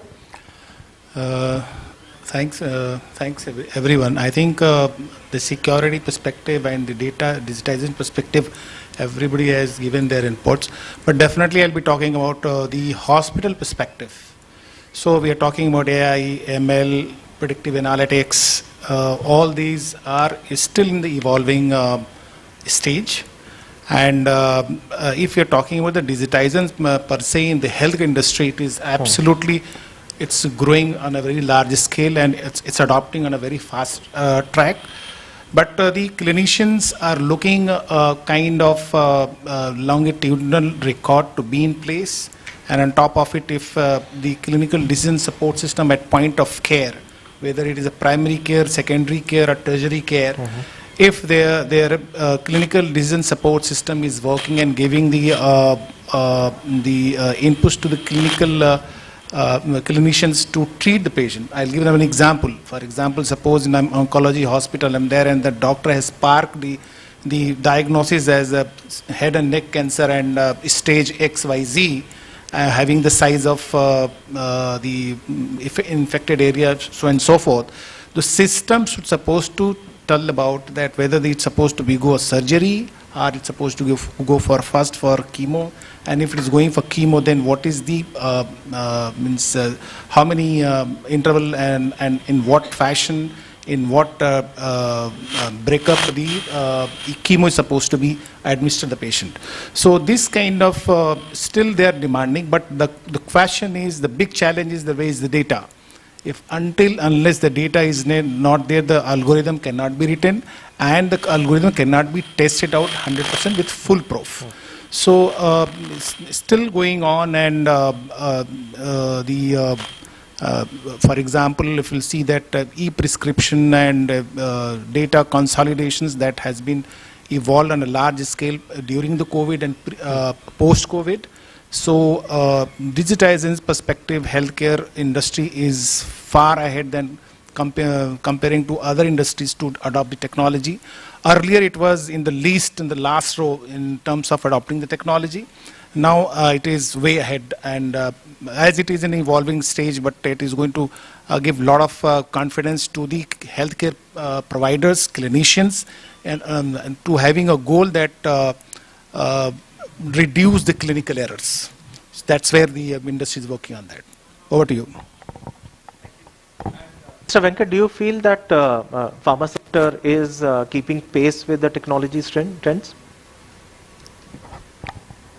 Yeah, thank you. So still, I mean, still we are in the process of, usage of or to say implementation of technologies. Though Indian pharma industry, they started with implementation of ERP a decade back, okay. For some modules like, procurement, inventory management, warehouse management, and slowly the pharma industry started implementing laboratory information management systems, and yeah, some companies are still thinking, and some companies have just started implementing manufacturing execution system. And yeah, coming to the other systems like a document management system or learning management system, I should say, I mean, per my understanding, 15 to 20% of the industry only has all these applications implemented so far. So I see a lot of scope to go to paperless from paper-based systems. Then we can talk about integration of all these edge systems with ERP backbone, and then we can talk about what to say, the data analytics, and then the other advanced features. Of course, blockchain technology is something that we are compelled to use whenever we export medicines to USA and Europe. say, track and trace compliance. Right from manufacturing of minimal saleable unit to pharmacy or hospitals. And in the training space for patient education, we can make use of augmented reality. And then in the pharmaceutical industry, for better training, virtual reality is something which can be utilized to for better training of pharma employees. Yeah. So. Yeah. So thank you. So I get this picture. What Mr. Salim and you mentioned is that healthcare and pharma sector has really taken a leapfrog as far as back-end technology is also concerned. The other panelists also spoke about the key trends are in the space of going from physical to digital, or phygital as we call it these days, and AI, ML, and big data playing a big role. Pavan, from a more from a healthcare lifestyle perspective, is there anything on the front end, the user-based technologies or apps? Do you feel is that something where India especially is still some time away? I would not want to say that India is a laggard there. I think we are really acing that game now. Okay. And what's happening right now as we speak is there is a lot of lifestyle-related point, like you rightly are picking up on that, Vipul. So. Most of us today have a smartwatch, right? And we talk about PPG, we talk about all of these applications which you're looking at a phone today, and you have your blood glucose to your SpO2, everything available at a fingertip now.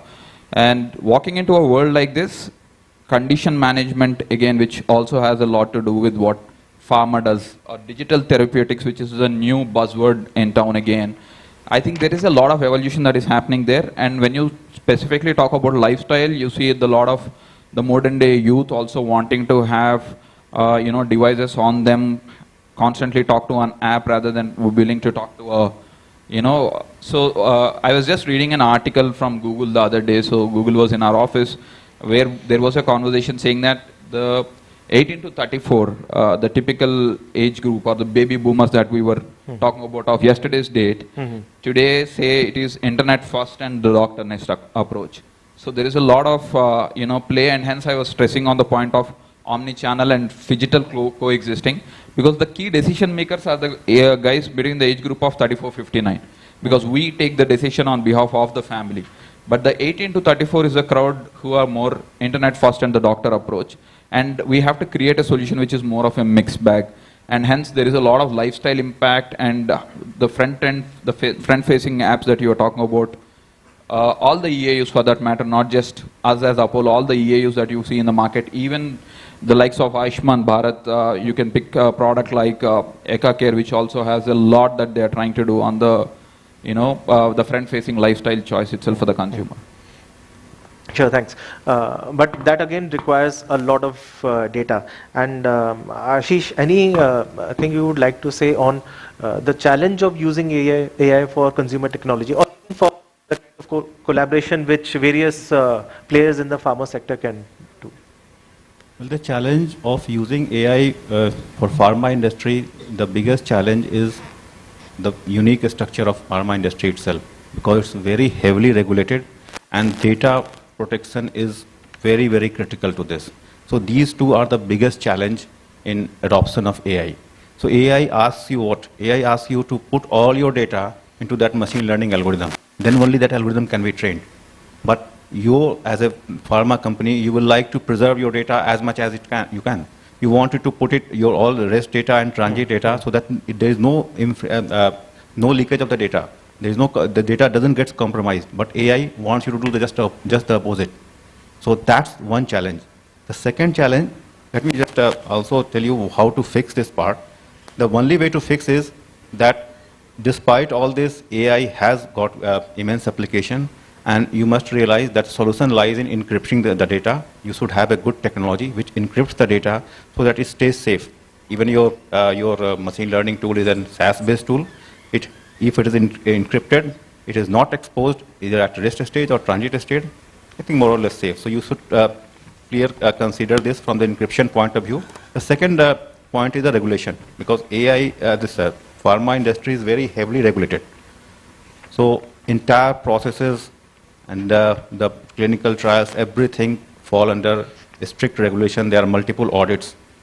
So what most companies think is that once I implement AI and also go for a digital transformation, that SOIM regulations might apply to this digital transformation also, or if that applies, what form it will be, whether my system will still stay compliant or not. So these are a couple of concerns.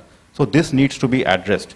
Let me just make you one thing very clear, that regulatory bodies never ask you not to go for digital transformation, but there is a method to it.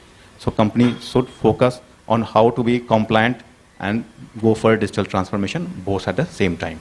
So these are the two critical issues which I see major challenges in pharma industry. So sharing of data, that is important, as you mentioned, that's a challenge. But regulation also talks a lot about data protection, and possibly this digitization of data, Vijay, is right up your alley.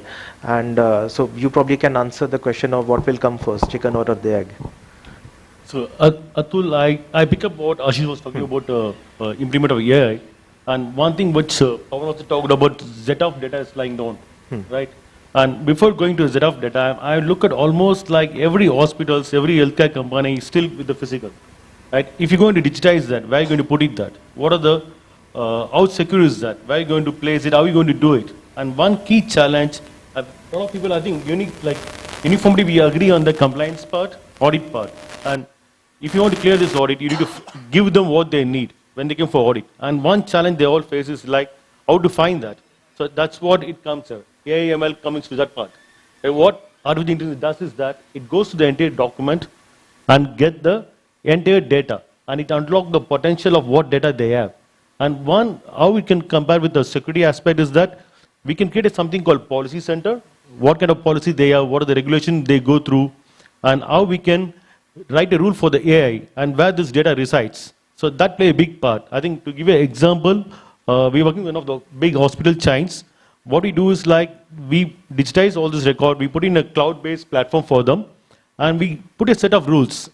And we make sure that there are certain things be shared with certain departments. Like for example, they say the other number of the patients should be blocked, masked to other department, except to the one which the payment cycle. So we done the masking. And there's a one department asks that we do clinical trials. We want to understand the results. So they want to mask the name of the people, person name and the ID. Only the case history, what the disease, what the medicine is given to them. So it's the potential is huge. Only thing is like we need to find out how to do it. And there are a lot of companies like Ironwater is helping a lot of customers there nowadays. How we can write the rules, how can help get this done. Salim, building on what Vijay was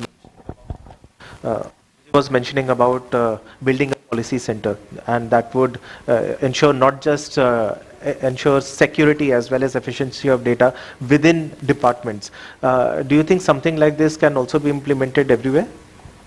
I'll just talk about the healthcare perspective. Sure. If we'll talk about, there is an accreditation called NABH, JCI, and HIPAA compliance. All these talks about, okay, and they have enhanced their section as well, that the data security perspective, data sharing perspective, and in what form, in what technology the data is supposed to be shared from one organization to other organization. There's a standard protocol they have put in the place. Okay. So if of course the data digitization cannot happen unless the interoperability is there in place. Mike. Yeah. Hello. Yeah. Sharing data from one organization to other organization, or sharing the data from equipments to the application to the equipments. So all these are there, and the topology has been defined into the healthcare, and it is globally accepted. For example, I'll tell you one example. Suppose ICD-10. ICD-10 is globally used by entire healthcare fraternity, healthcare organization. So in international code of disease. So this is a standard one, right? So if I'm a malaria, so the particular code is there. Across the world, the malaria code has been given to that, and across the industry it will be mapped with that. And on that code, why it is important that whenever the interoperability is going to happen, then the clinical reminders, clinical notifications is going to be happen on that particular values, right? So it's very much is there, and the implementation perspective, all these going to be implemented unless the ground level longitudinal record is not being maintained. There's no question. The question is let the organization maintain the longitudinal record as a EMR, means within the organization, as a EHR beyond the organization. So obviously it is there, and just the adoption is happening, and Ayushman Bharat is one of the great initiative. It is going to insist the public and private sectors to be on digital. Otherwise, it is impossible for private sector to talk about the top line, bottom line. It's not possible.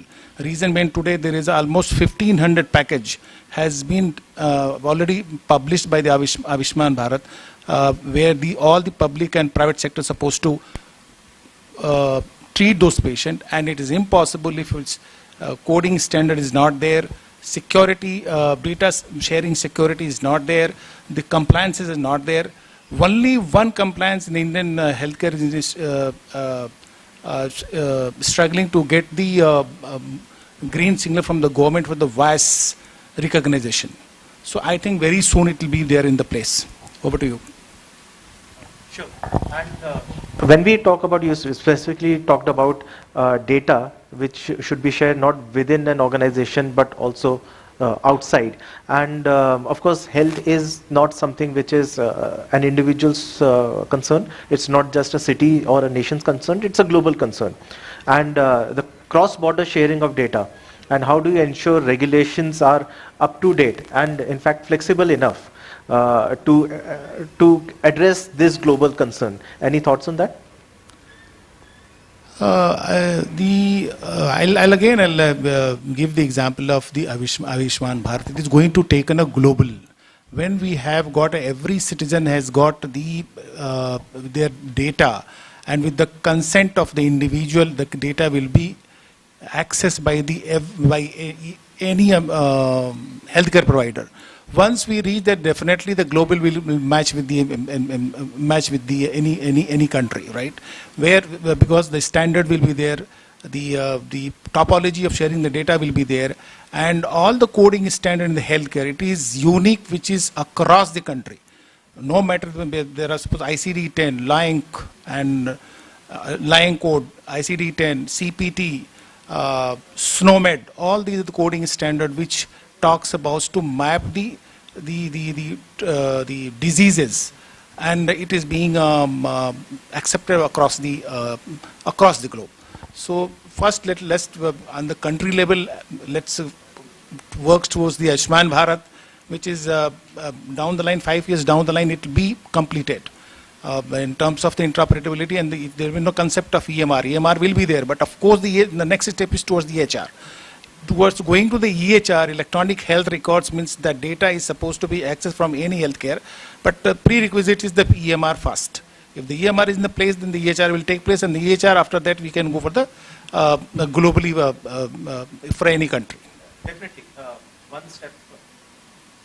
Definitely, one step at a time. And Pawan, when you're talking about one step at a time, and of course, that is also because not everything, Rome wasn't built in a day.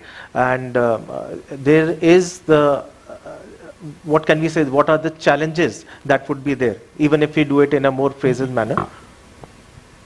Yeah, I think the phasing out, yes, of course, we all walked into a world where it is all agile and scrum now. So we do it at a different level, and if it is manufacturing, maybe Kanban or something that we are using there.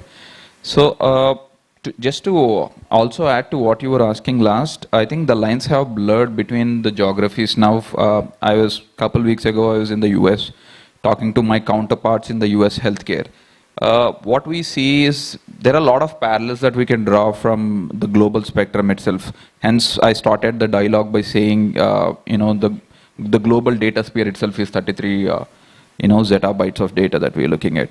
So what we see is while you're phasing it out, there is always an MVP, right? So what is your minimum viable product that you will want to go out into the market with? Because it should resonate with the common audience of the day-to-day. And the progress has been so brisk that we need to stay put in this game. And when it comes to any omni-channel experience, because Apollo as an ecosystem, we have all the moving pieces that we are discussing on the forum today here. Like we have a pharma, and in every 2 kilometers you have an Apollo pharmacy. Then we have the Apollo hospitals as an ecosystem, and then the entire primary care as a setup, right from diagnosis to dialysis to sugar, which is lifestyle, and all of that put together. So there is definitely a phased out development. What are we attacking? How do we stay put in this race? I think the way forward is this. And we've been a constant advocate of AI, and we've been using it quite liberally, if I have to say it. And of course, with all the guardrails in place.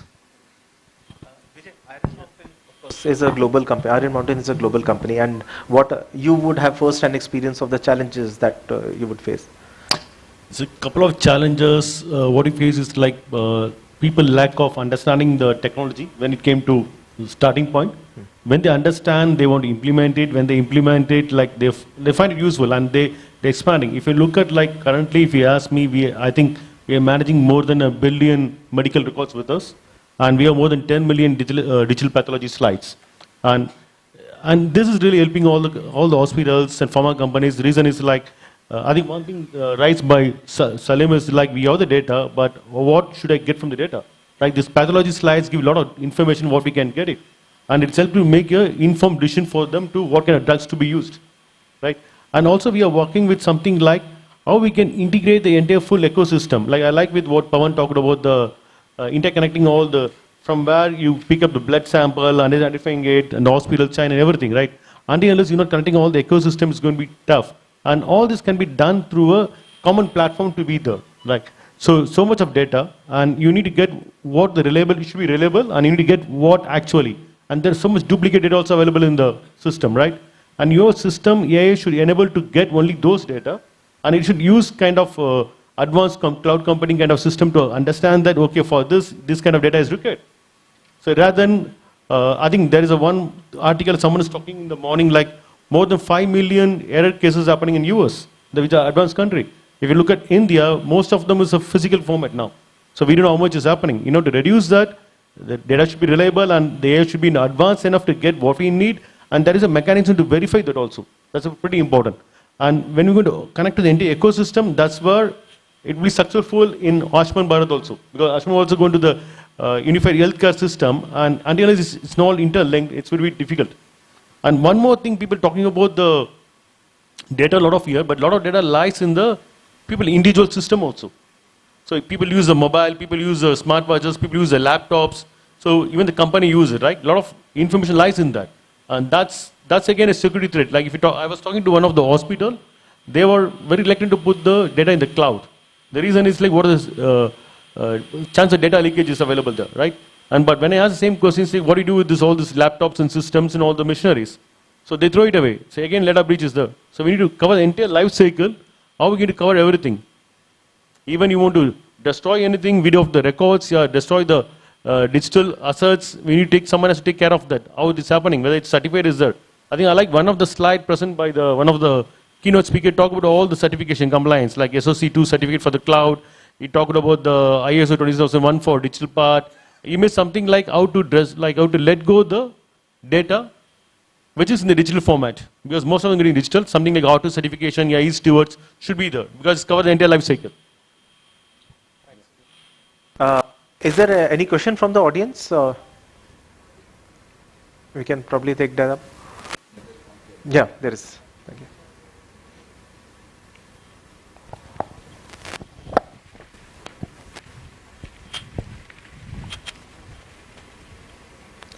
Can you please introduce yourself before asking the question? Yeah, I am Srinivas Achari. I represent Refine. We are an audit service company, as well as we do the GMP consultancy and some digitization consultancy also.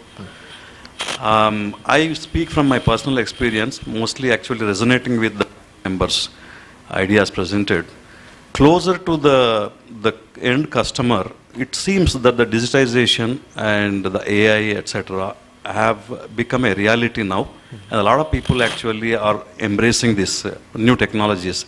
I mean, I have my own personal experience of using continuous glucose monitoring system for about 8 weeks, and then knowing which food actually is causing how much of spike in me in the blood glucose level, and so that I could actually control my eating, I could change my eating habits, and then etc., which has greatly helped me actually as a person.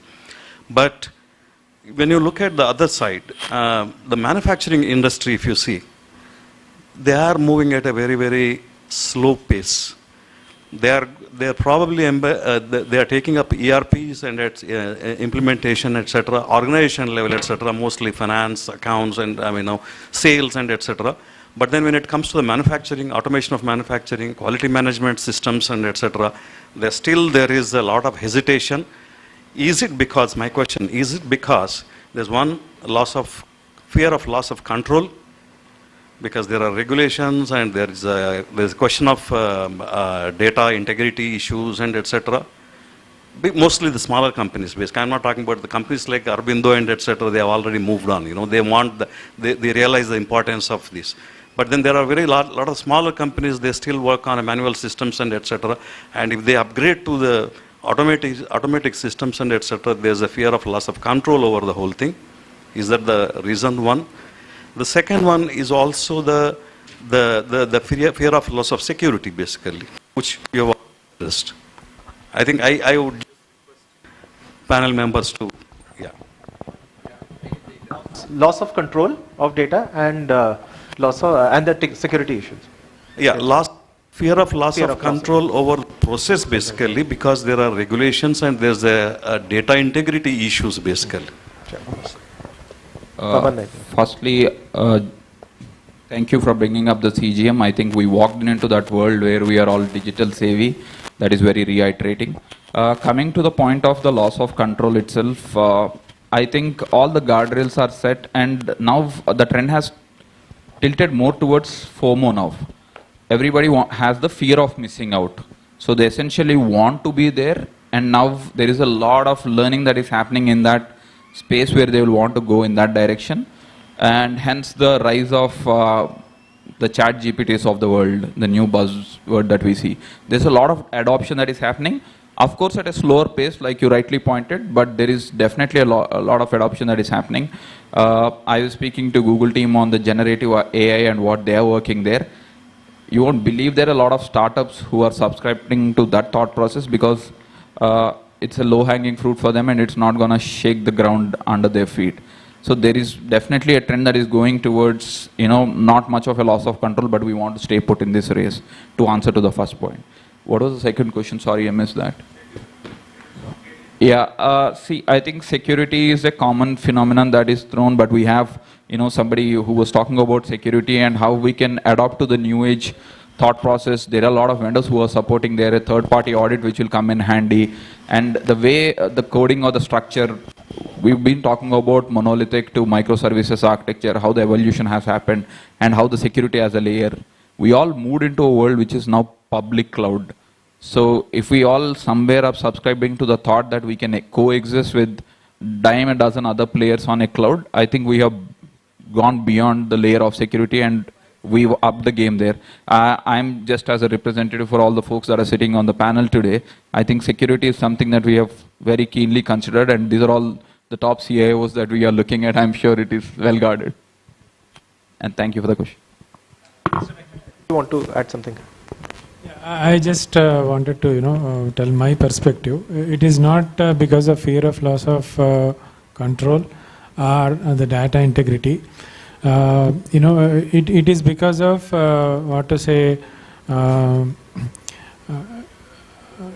not fully structured existence of IT within pharma industries. That is one thing.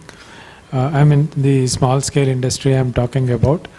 And when there is no strong IT team, finalizing the right tool or right technology to implement will be a challenge. And with the employees that they have, right? So even if an advanced tool is implemented, making use of the tool, is another challenge, And not only small industries, even if you take bigger industries which have multiple manufacturing sites. So let's take companies like Pfizer, Novartis. Okay, I'm sorry, I'm mentioning the names. When their sites are spread across multiple geographies, implementing technology in one site. Okay, then they are called sites and digital silos. And then bringing them into network, it is not that easy. We need to have years together of roadmap, and then alignment among people at sites, among people at corporate. So it's not that easy task. But for sure, it is not because of loss of control or data integrity, for sure. Okay, yeah. Implementation of these systems will definitely bring in compelled discipline and data integrity in place. But when these systems are implemented, to ensure data integrity, particularly in the case of complex electronic systems, when they are integrated, proper validation, when I say it's not paper-based validation, from paper-based validation to paperless validation, top companies are still transforming. So that is also important. Yeah, thank you. Sorry, if that's a quick one, because yes, in the interest I'll make of it very time. quick. Thanks. It's very related to the cybersecurity. Sorry, I'm from Cloud4C. I'm Madhavi. We help a lot of healthcare and pharma sectors in their transformation journey. So I just have one slight question that most of the talk that you've been concentrating on, it has been about predictive and being proactive. When it comes to cybersecurity, what's your take? Because we also serve other industries like banking, fintechs and all. What we are witnessing them doing is, it's getting more proactive, predictive. They want us to do things like penetration testing, vulnerability assessment, continuous security assessment. In fact, for some of the banks, I can't name them because we are under NDA, they want us to do the breach attack simulation. So we are actually going one step ahead or many steps ahead. We're doing the dark web monitoring for them. We're in an ethical way. Of course, we are trying to attack their environment and show them these are the vulnerabilities. I want to understand your take on how pharma and healthcare is looking at it.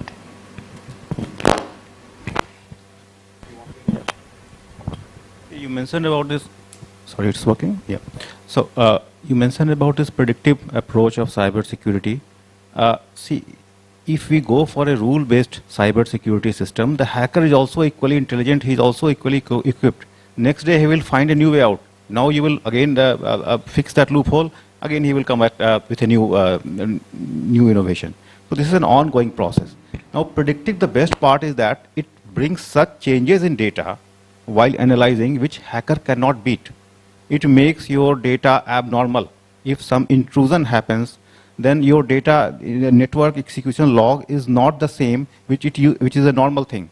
So if somehow your AI can predict that anomaly, then it's very hard for the hacker to beat it. That's why this predictive is very, very critical, because that's the only thing which we can think of to beat that hacker. The second thing is that, let me assume a situation we are not going for predictive. The second aspect is that, let me assume a situation the hacker has entered your system. The most important thing here, once he enters your system, your entire effort should be to make his task very, very harder. Once he gets to he goes inside, intrudes your system, he should not have access to everything. So the only option is that micro-segmentation. So if you have an AI-based system which is predictive, which makes things which sends the alerts, which is more and more reliable. And secondly, if you have a micro-segmentation of data, where he cannot get full access to the entire data, and again he will have to repeat the whole process to get the next layer of access, then I think you are much more safer. But thinking that you have got best security system and you are 100% safe, at least I don't agree with it. Vipul. And we are coming to the end of this panel. I'm so sorry, I'm cognizant of the time as well. We can take the questions time. But summing it up, of course, the key trends which have been actually quite common amongst all panelists has been is that we are moving from a physical to a almost totally digital world. AI is giving us that kind of power, but with big data comes big responsibility, and therefore cybersecurity is the key here. And India is, like Pavan mentioned, is acing the game as far as consumer technology is concerned. That's accept very heartening. But there are certain challenges. The regulation is becoming more flexible, but it's also cognizant of the fact that if it falls into the wrong hands, it will have disastrous consequences. So sharing of data is a challenge. The solution is better encryption. So for every problem, there is a solution which the panelists have mentioned. And still there is a lot of physical data keeping which is there. The geographical lines have blurred, and people don't fully understand technology yet. So there are, like Mr. Salim mentioned, the trust NABH, trust the standards which are being implemented. Don't get into FOMO, analyze, and probably most importantly, trust the experts who are there. So I thank all the panelists here for sharing their views, and a big thank you, round of applause to the audience here.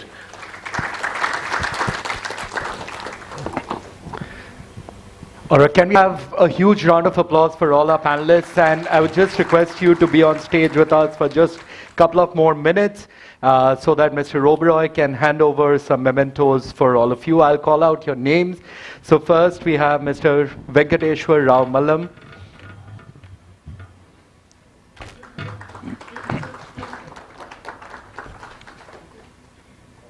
Next we have Mr. Abdullah Salim.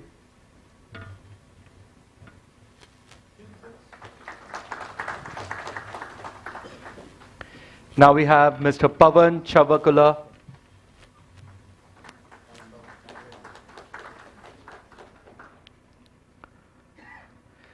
Mr. Ashish Shekhar.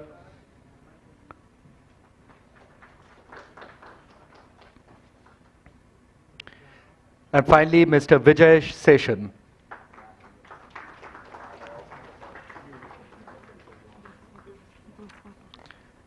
Can we also have a group photo with everyone together?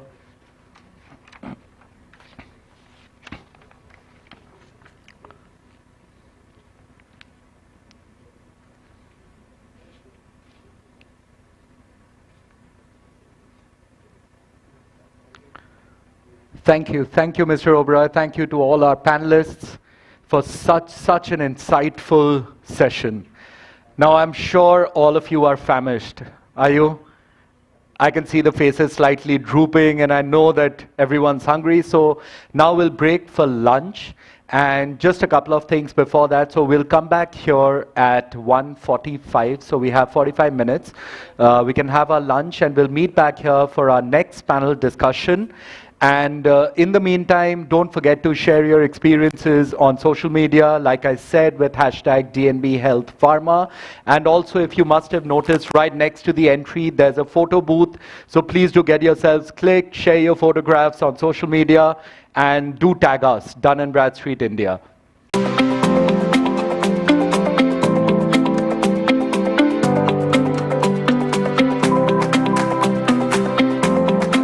As digital transformation accelerates within healthcare and life sciences, a common challenge is how to manage records. Legacy, medical, or organizational records, either stored in boxes or on shelves, or impacted as a result of a merger, acquisition, or divestiture. Mixed record types with various destruction eligibility dates can often lead to over-retention, increased cost, and unnecessary risk, even impeding data sharing across your organization for better efficiency. At Iron Mountain, we understand our customers' need to sort and reorganize their records to improve file-level visibility, enabling them to make simple and defensible decisions about what to do with their inventory. And that's why Iron Mountain developed Smart Sort, a cost-effective solution that lets you make defensible decisions about what records to keep, destroy, or digitize, so your organization can meet its business objectives. Here's how it works. To begin, you decide what records need to be sorted. These records can come from your office or record center. It doesn't matter. They are securely transported for processing to one of our facilities. The Smart Sort process starts by first capturing the unique file or record ID based on your requirements. Then, using data extracted from your core business applications and retention schedule, Smart Sort tells us instantly, in real time, the outcome for that file, and this is sorted accordingly. Is it a destruction-eligible file? Or does it need to be kept until a future year? Is it a file that needs to be turned over for a divestiture or legal hold? Does it need to be digitized now or digitized in the future? You decide how you want your files sorted, and Smart Sort does the work. You get full file-level visibility through Iron Mountain Connect, our online hub, and can now easily make future disposition decisions. The box is then transported for secure storage or digitization. If the records are past retention and can be defensibly destroyed, the boxes are wrapped in black and clearly labeled for destruction. Smart Sort is an automated, defensible, technology-based solution to help you by securely destroying records you no longer need to keep, with a system in place to enable future decision-making about your inventory. Just think of Smart Sort as unmingling your commingled files. To learn more about Smart Sort, reach out to your Iron Mountain representative.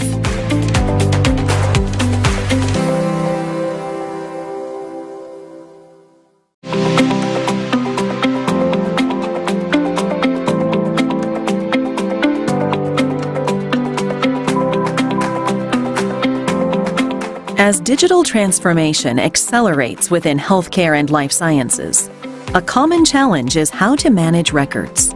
Legacy, medical, or organizational records, either stored in boxes or on shelves, or impacted as a result of a merger, acquisition, or divestiture. Mixed record types with various destruction eligibility dates can often lead to over-retention, increased cost, and unnecessary risk, even impeding data sharing across your organization for better efficiency. At Iron Mountain, we understand our customers' need to sort and reorganize their records to improve file-level visibility, enabling them to make simple and defensible decisions about what to do with their inventory. And that's why Iron Mountain developed Smart Sort, a cost-effective solution that lets you make defensible decisions about what records to keep, destroy, or digitize, so your organization can meet its business objectives. Here's how it works. To begin, you decide what records need to be sorted. These records can come from your office or record center. It doesn't matter.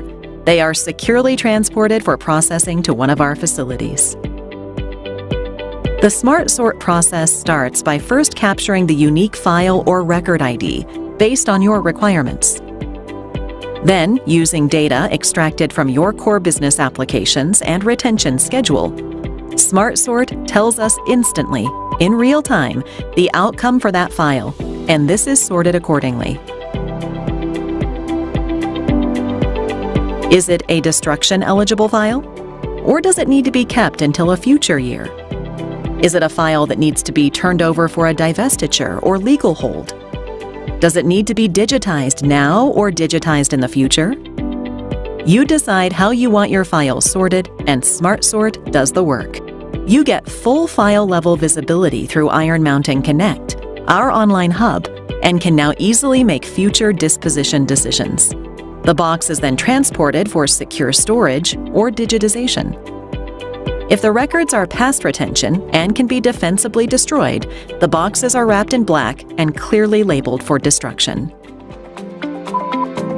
Smart Sort is an automated, defensible, technology-based solution to help you by securely destroying records you no longer need to keep, with a system in place to enable future decision-making about your inventory. Just think of Smart Sort as unmingling your commingled files. To learn more about Smart Sort, reach out to your Iron Mountain representative.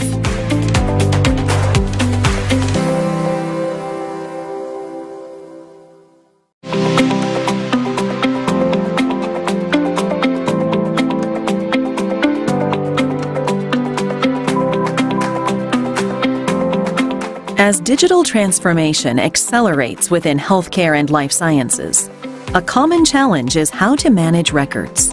Legacy, medical, or organizational records, either stored in boxes or on shelves, or impacted as a result of a merger, acquisition, or divestiture. Mixed record types with various destruction eligibility dates can often lead to over-retention, increased cost, and unnecessary risk, even impeding data sharing across your organization for better efficiency. At Iron Mountain, we understand our customers' need to sort and reorganize their records to improve file-level visibility, enabling them to make simple and defensible decisions about what to do with their inventory. And that's why Iron Mountain developed Smart Sort, a cost-effective solution that lets you make defensible decisions about what records to keep, destroy, or digitize, so your organization can meet its business objectives. Here's how it works. To begin, you decide what records need to be sorted. These records can come from your office or record center. It doesn't matter. They are securely transported for processing to one of our facilities. The Smart Sort process starts by first capturing the unique file or record ID based on your requirements. Then, using data extracted from your core business applications and retention schedule, Smart Sort tells us instantly, in real time, the outcome for that file, and this is sorted accordingly. Is it a destruction-eligible file? Or does it need to be kept until a future year? Is it a file that needs to be turned over for a divestiture or legal hold? Does it need to be digitized now or digitized in the future? You decide how you want your files sorted, and Smart Sort does the work. You get full file-level visibility through Iron Mountain Connect, our online hub, and can now easily make future disposition decisions. The box is then transported for secure storage or digitization. If the records are past retention and can be defensibly destroyed, the boxes are wrapped in black and clearly labeled for destruction. Smart Sort is an automated, defensible, technology-based solution to help you by securely destroying records you no longer need to keep, with a system in place to enable future decision-making about your inventory. Just think of Smart Sort as unmingling your commingled files. To learn more about Smart Sort, reach out to your Iron Mountain representative.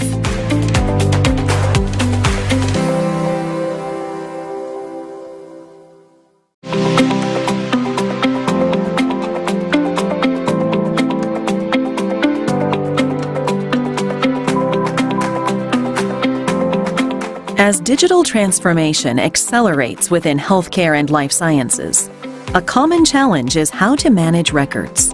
Legacy, medical, or organizational records, either stored in boxes or on shelves, or impacted as a result of a merger, acquisition, or divestiture.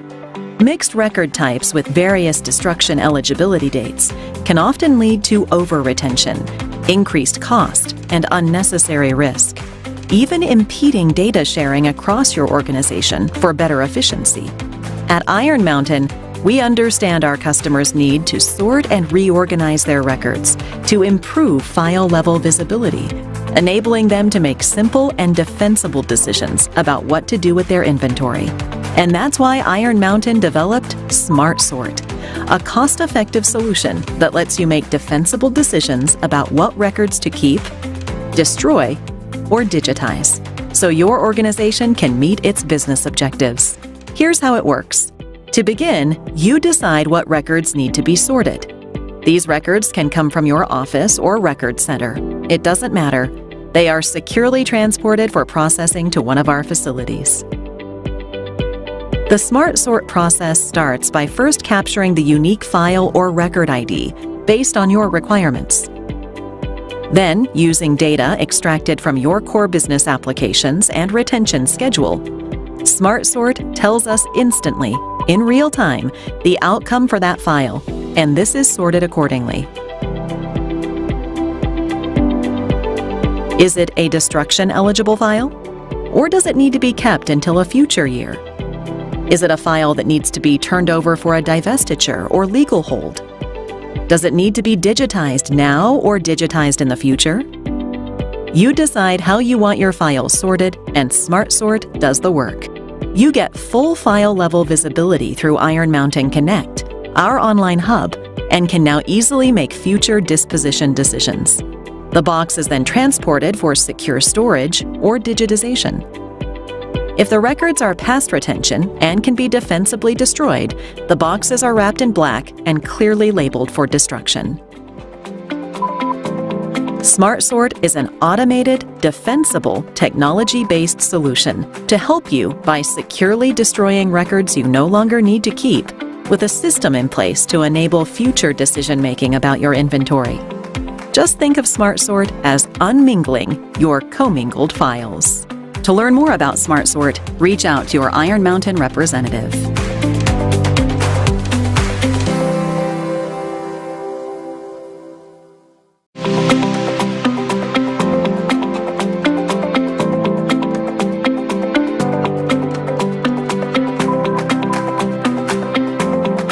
As digital transformation accelerates within healthcare and life sciences, a common challenge is how to manage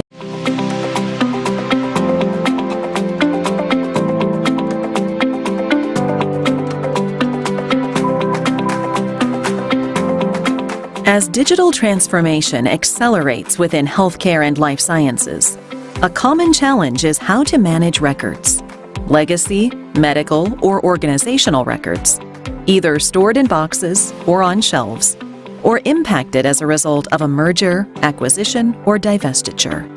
Mixed record types with various destruction eligibility dates can often lead to over-retention, increased cost, and unnecessary risk, even impeding data sharing across your organization for better efficiency. At Iron Mountain, we understand our customers' need to sort and reorganize their records to improve file-level visibility, enabling them to make simple and defensible decisions about what to do with their inventory. And that's why Iron Mountain developed SmartSort, a cost-effective solution that lets you make defensible decisions about what records to keep, destroy, or digitize, so your organization can meet its business objectives. Here's how it works. To begin, you decide what records need to be sorted. These records can come from your office or record center. It doesn't matter. They are securely transported for processing to one of our facilities. The SmartSort process starts by first capturing the unique file or record ID based on your requirements. Then, using data extracted from your core business applications and retention schedule, SmartSort tells us instantly, in real time, the outcome for that file, and this is sorted accordingly. Is it a destruction-eligible file?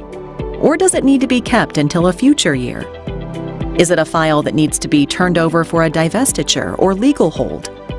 Does it need to be digitized now or digitized in the future? You decide how you want your files sorted, and SmartSort does the work. You get full file-level visibility through Iron Mountain Connect, our online hub, and can now easily make future disposition decisions. The box is then transported for secure storage or digitization. If the records are past retention and can be defensibly destroyed, the boxes are wrapped in black and clearly labeled for destruction. SmartSort is an automated, defensible, technology-based solution to help you by securely destroying records you no longer need to keep, with a system in place to enable future decision-making about your inventory. Just think of SmartSort as unmingling your commingled files. To learn more about SmartSort, reach out to your Iron Mountain representative.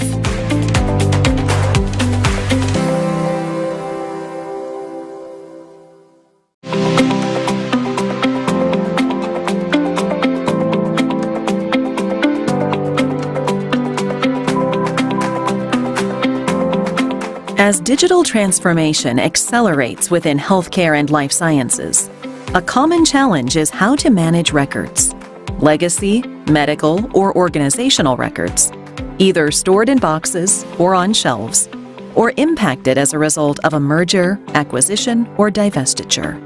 Mixed record types with various destruction eligibility dates can often lead to over-retention, increased cost, and unnecessary risk, even impeding data sharing across your organization for better efficiency.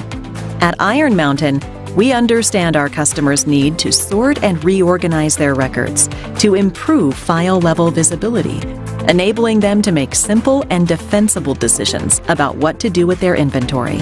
And that's why Iron Mountain developed Smart Sort, a cost-effective solution that lets you make defensible decisions about what records to keep, destroy, or digitize, so your organization can meet its business objectives.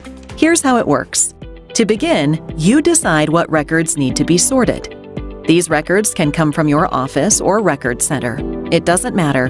They are securely transported for processing to one of our facilities.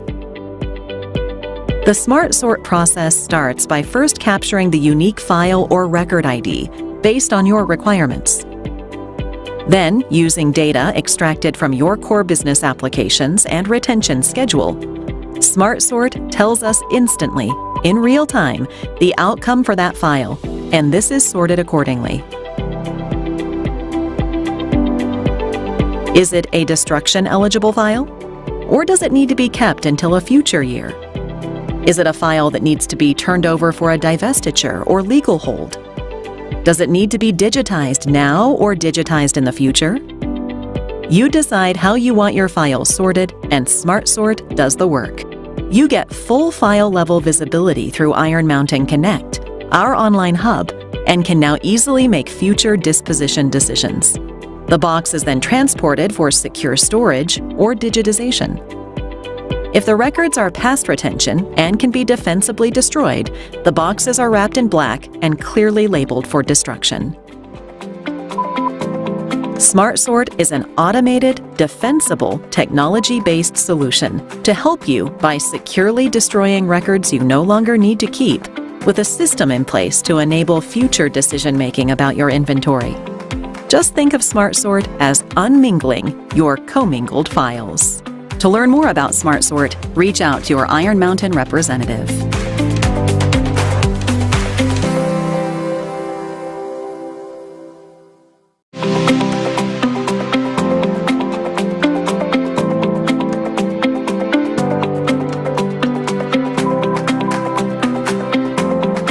As digital transformation accelerates within healthcare and life sciences, a common challenge is how to manage records.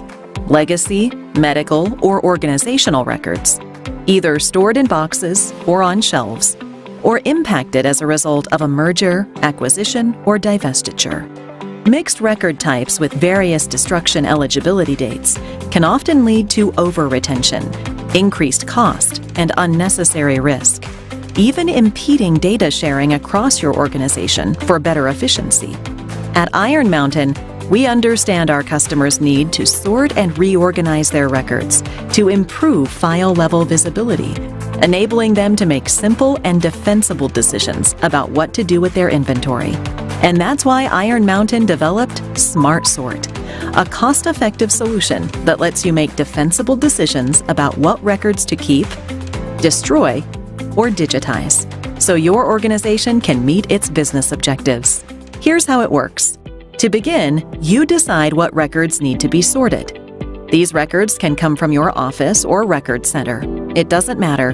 They are securely transported for processing to one of our facilities. The Smart Sort process starts by first capturing the unique file or record ID based on your requirements.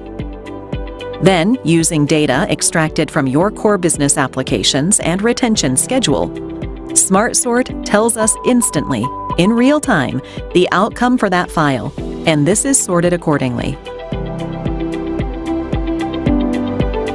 Is it a destruction-eligible file?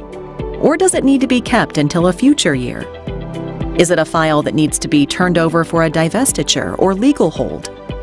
Does it need to be digitized now or digitized in the future? You decide how you want your files sorted, and Smart Sort does the work. You get full file-level visibility through Iron Mountain Connect, our online hub, and can now easily make future disposition decisions. The box is then transported for secure storage or digitization. If the records are past retention and can be defensibly destroyed, the boxes are wrapped in black and clearly labeled for destruction. SmartSort is an automated, defensible, technology-based solution to help you by securely destroying records you no longer need to keep, with a system in place to enable future decision-making about your inventory. Just think of SmartSort as unmingling your commingled files. To learn more about SmartSort, reach out to your Iron Mountain representative.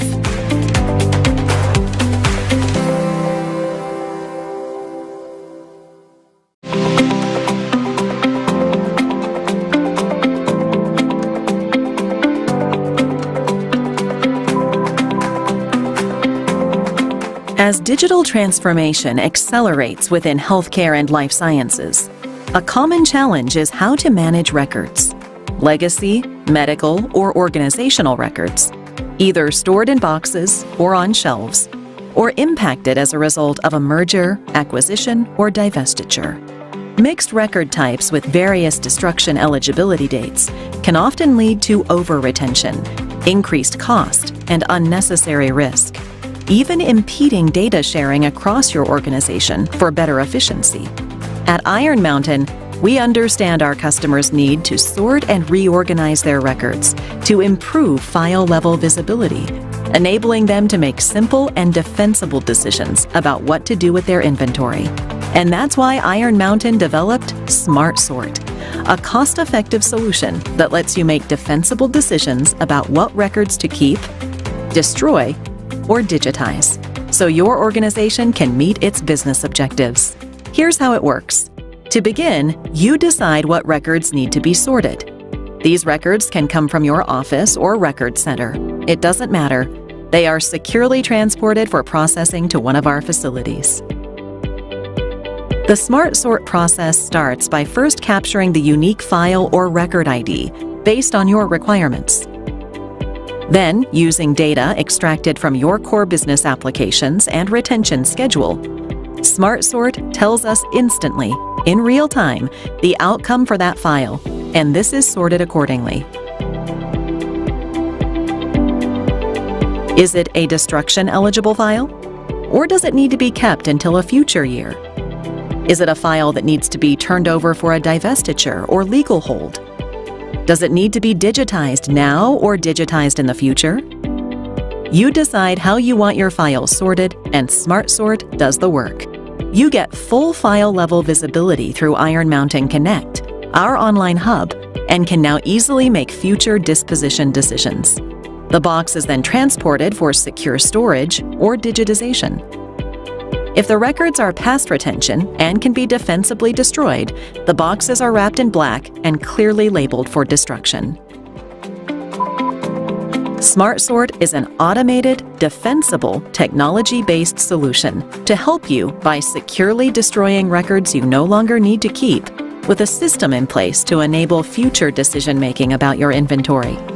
Just think of SmartSort as unmingling your commingled files. To learn more about SmartSort, reach out to your Iron Mountain representative.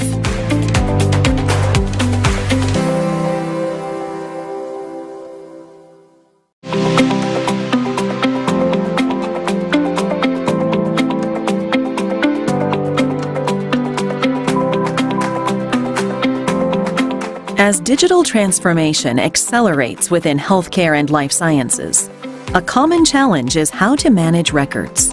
Legacy, medical, or organizational records, either stored in boxes or on shelves, or impacted as a result of a merger, acquisition, or divestiture.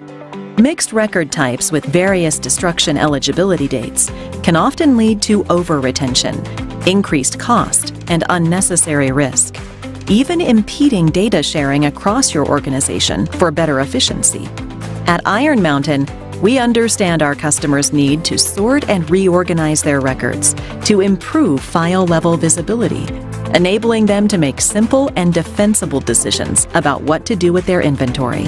And that's why Iron Mountain developed SmartSort, a cost-effective solution that lets you make defensible decisions about what records to keep, destroy, or digitize, so your organization can meet its business objectives.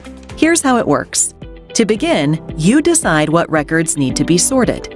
These records can come from your office or record center. It doesn't matter. They are securely transported for processing to one of our facilities. The Smart Sort process starts by first capturing the unique file or record ID based on your requirements. Then, using data extracted from your core business applications and retention schedule, Smart Sort tells us instantly, in real time, the outcome for that file, and this is sorted accordingly. Is it a destruction-eligible file? Or does it need to be kept until a future year? Is it a file that needs to be turned over for a divestiture or legal hold? Does it need to be digitized now or digitized in the future? You decide how you want your files sorted, and Smart Sort does the work. You get full file-level visibility through Iron Mountain Connect, our online hub, and can now easily make future disposition decisions. The box is then transported for secure storage or digitization. If the records are past retention and can be defensibly destroyed, the boxes are wrapped in black and clearly labeled for destruction. Smart Sort is an automated, defensible, technology-based solution to help you by securely destroying records you no longer need to keep, with a system in place to enable future decision-making about your inventory. Just think of Smart Sort as unmingling your commingled files. To learn more about Smart Sort, reach out to your Iron Mountain representative.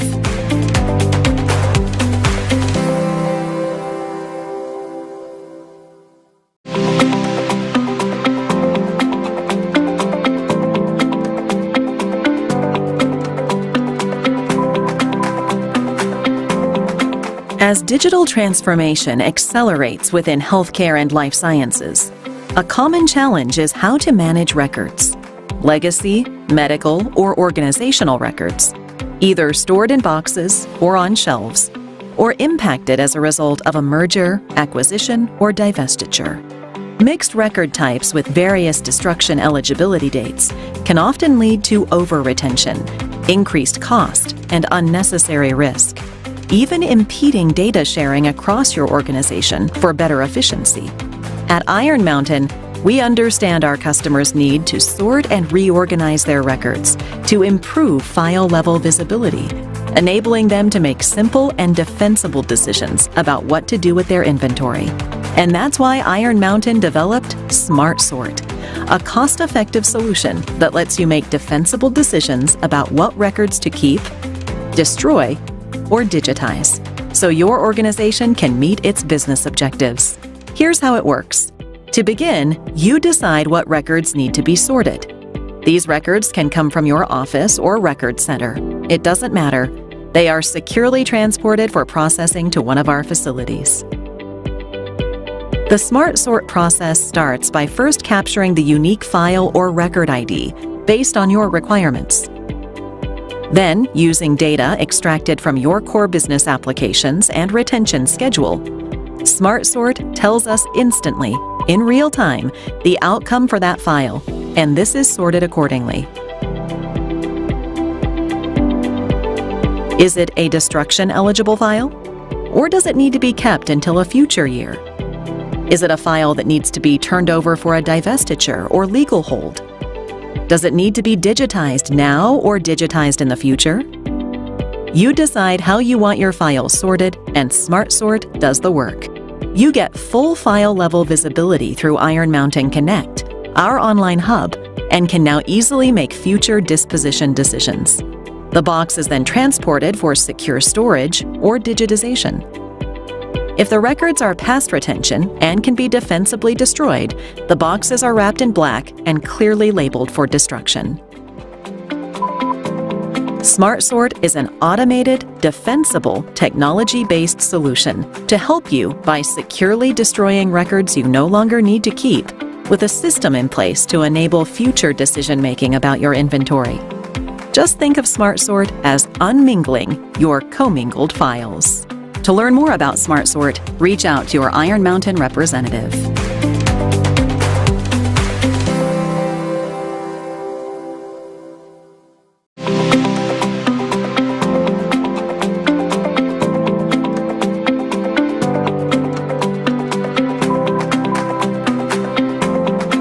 As digital transformation accelerates within healthcare and life sciences, a common challenge is how to manage records, legacy, medical, or organizational records, either stored in boxes or on shelves, or impacted as a result of a merger, acquisition, or divestiture.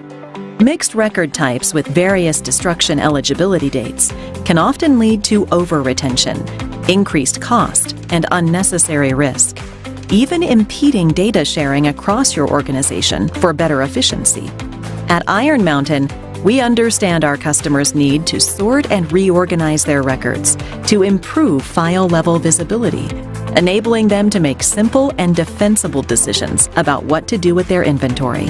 And that's why Iron Mountain developed Smart Sort, a cost-effective solution that lets you make defensible decisions about what records to keep, destroy, or digitize, so your organization can meet its business objectives. Here's how it works. To begin, you decide what records need to be sorted. These records can come from your office or record center. It doesn't matter. They are securely transported for processing to one of our facilities. The Smart Sort process starts by first capturing the unique file or record ID based on your requirements. Then, using data extracted from your core business applications and retention schedule, Smart Sort tells us instantly, in real time, the outcome for that file, and this is sorted accordingly. Is it a destruction-eligible file? Or does it need to be kept until a future year?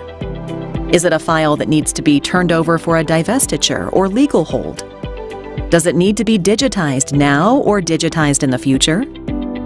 You decide how you want your files sorted, and Smart Sort does the work. You get full file-level visibility through Iron Mountain Connect, our online hub, and can now easily make future disposition decisions. The box is then transported for secure storage or digitization. If the records are past retention and can be defensibly destroyed, the boxes are wrapped in black and clearly labeled for destruction. Smart Sort is an automated, defensible, technology-based solution to help you by securely destroying records you no longer need to keep, with a system in place to enable future decision-making about your inventory. Just think of Smart Sort as unmingling your commingled files. To learn more about Smart Sort, reach out to your Iron Mountain representative.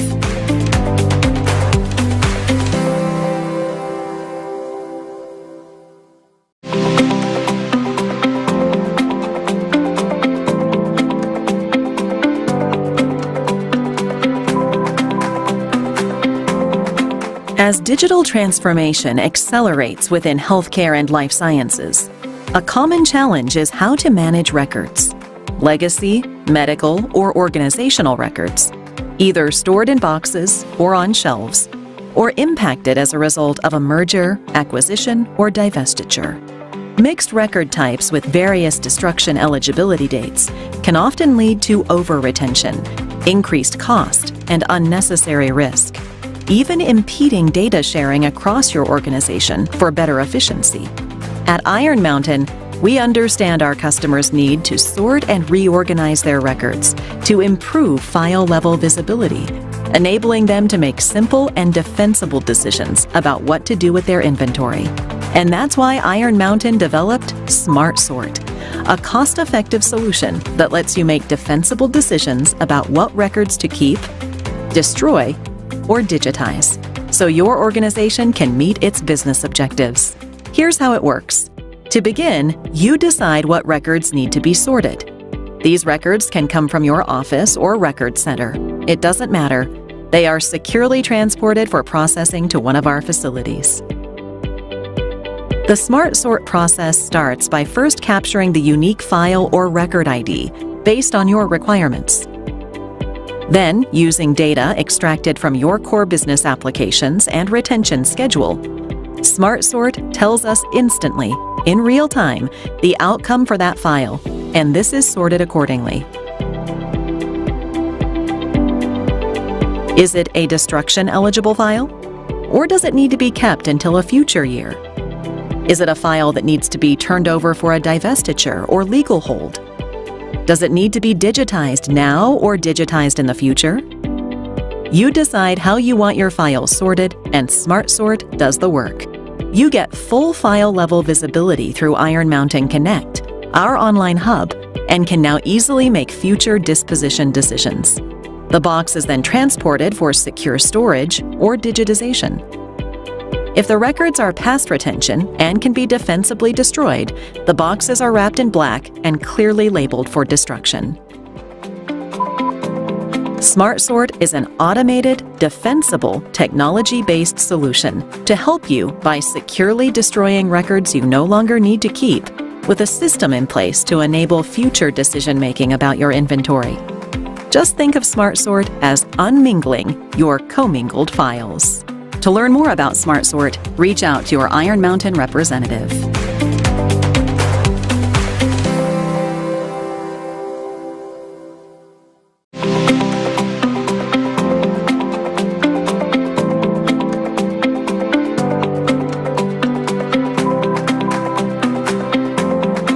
As digital transformation accelerates within healthcare and life sciences, a common challenge is how to manage records. Legacy, medical, or organizational records, either stored in boxes or on shelves, or impacted as a result of a merger, acquisition, or divestiture. Mixed record types with various destruction eligibility dates can often lead to over-retention, increased cost, and unnecessary risk, even impeding data sharing across your organization for better efficiency. At Iron Mountain, we understand our customers' need to sort and reorganize their records to improve file-level visibility, enabling them to make simple and defensible decisions about what to do with their inventory. And that's why Iron Mountain developed Smart Sort, a cost-effective solution that lets you make defensible decisions about what records to keep, destroy, or digitize, so your organization can meet its business objectives. Here's how it works. To begin, you decide what records need to be sorted. These records can come from your office or record center. It doesn't matter. They are securely transported for processing to one of our facilities. The Smart Sort process starts by first capturing the unique file or record ID based on your requirements. Then, using data extracted from your core business applications and retention schedule, Smart Sort tells us instantly, in real time, the outcome for that file, and this is sorted accordingly. Is it a destruction-eligible file? Or does it need to be kept until a future year? Is it a file that needs to be turned over for a divestiture or legal hold? Does it need to be digitized now or digitized in the future? You decide how you want your files sorted, and Smart Sort does the work. You get full file-level visibility through Iron Mountain Connect, our online hub, and can now easily make future disposition decisions. The box is then transported for secure storage or digitization. If the records are past retention and can be defensibly destroyed, the boxes are wrapped in black and clearly labeled for destruction. Smart Sort is an automated, defensible, technology-based solution to help you by securely destroying records you no longer need to keep, with a system in place to enable future decision-making about your inventory. Just think of Smart Sort as unmingling your commingled files. To learn more about Smart Sort, reach out to your Iron Mountain representative.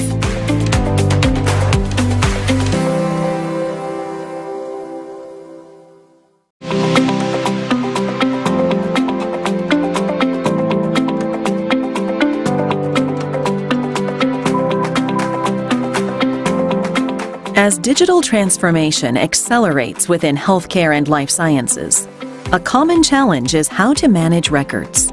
Legacy, medical, or organizational records, either stored in boxes or on shelves, or impacted as a result of a merger, acquisition, or divestiture. Mixed record types with various destruction eligibility dates can often lead to over-retention, increased cost, and unnecessary risk, even impeding data sharing across your organization for better efficiency. At Iron Mountain, we understand our customers' need to sort and reorganize their records to improve file-level visibility, enabling them to make simple and defensible decisions about what to do with their inventory. And that's why Iron Mountain developed Smart Sort, a cost-effective solution that lets you make defensible decisions about what records to keep, destroy, or digitize, so your organization can meet its business objectives. Here's how it works. To begin, you decide what records need to be sorted. These records can come from your office or record center. It doesn't matter. They are securely transported for processing to one of our facilities. The Smart Sort process starts by first capturing the unique file or record ID based on your requirements. Then, using data extracted from your core business applications and retention schedule, Smart Sort tells us instantly, in real time, the outcome for that file, and this is sorted accordingly. Is it a destruction-eligible file? Or does it need to be kept until a future year? Is it a file that needs to be turned over for a divestiture or legal hold? Does it need to be digitized now or digitized in the future? You decide how you want your file sorted, and Smart Sort does the work. You get full file-level visibility through Iron Mountain Connect, our online hub, and can now easily make future disposition decisions. The box is then transported for secure storage or digitization. If the records are past retention and can be defensibly destroyed, the boxes are wrapped in black and clearly labeled for destruction. Smart Sort is an automated, defensible, technology-based solution to help you by securely destroying records you no longer need to keep, with a system in place to enable future decision-making about your inventory. Just think of Smart Sort as unmingling your commingled files. To learn more about Smart Sort, reach out to your Iron Mountain representative.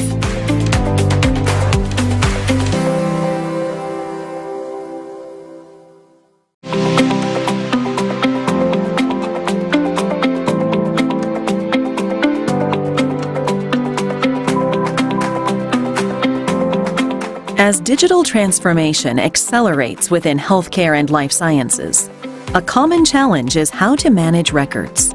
Legacy, medical, or organizational records, either stored in boxes or on shelves, or impacted as a result of a merger, acquisition, or divestiture.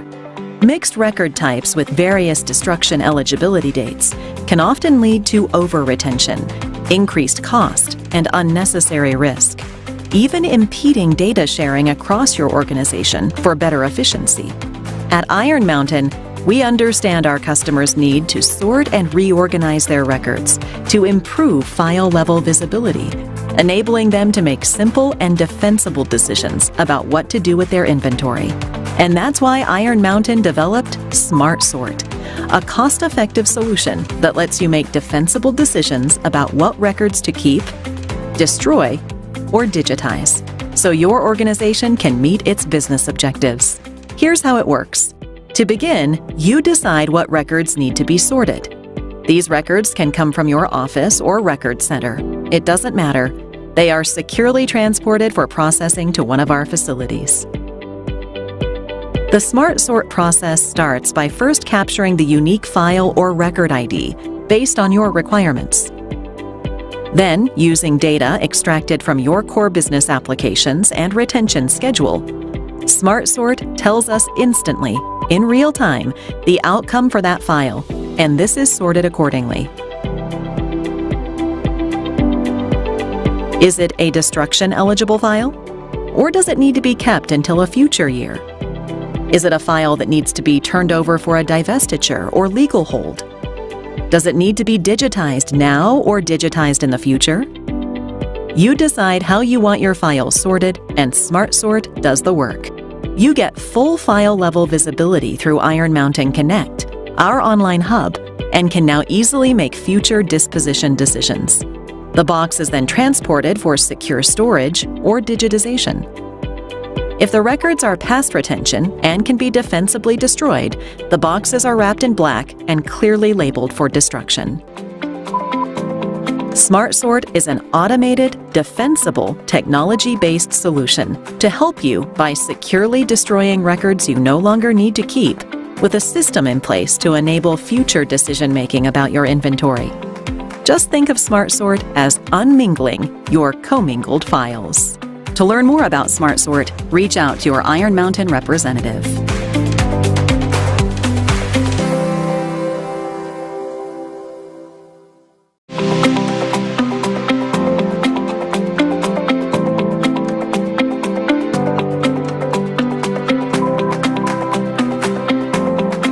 As digital transformation accelerates within healthcare and life sciences, a common challenge is how to manage records.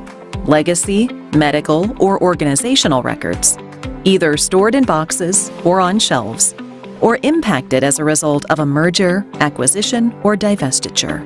Mixed record types with various destruction eligibility dates can often lead to over-retention, increased cost, and unnecessary risk, even impeding data sharing across your organization for better efficiency.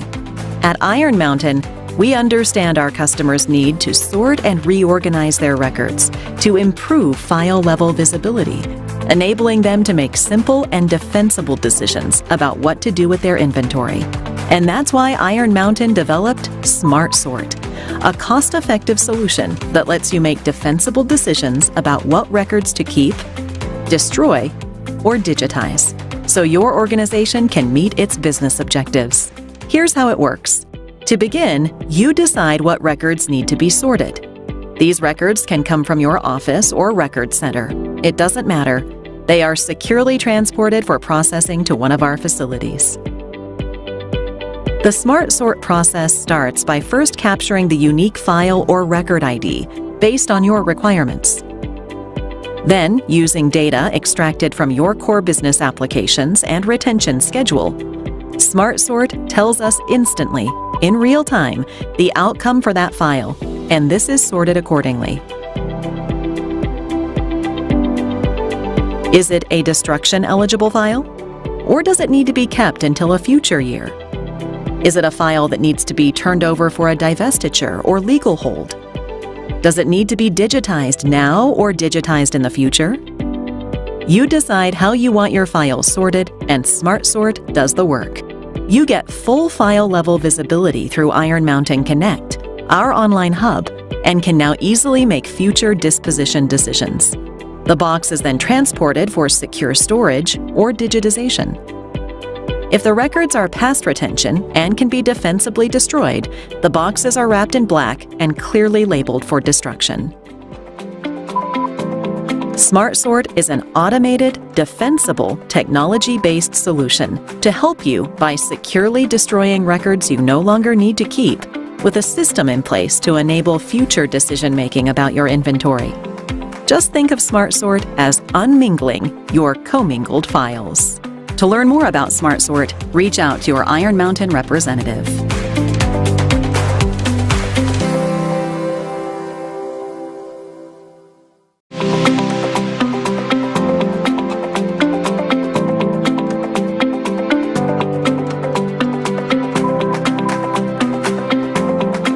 As digital transformation accelerates within healthcare and life sciences, a common challenge is how to manage records.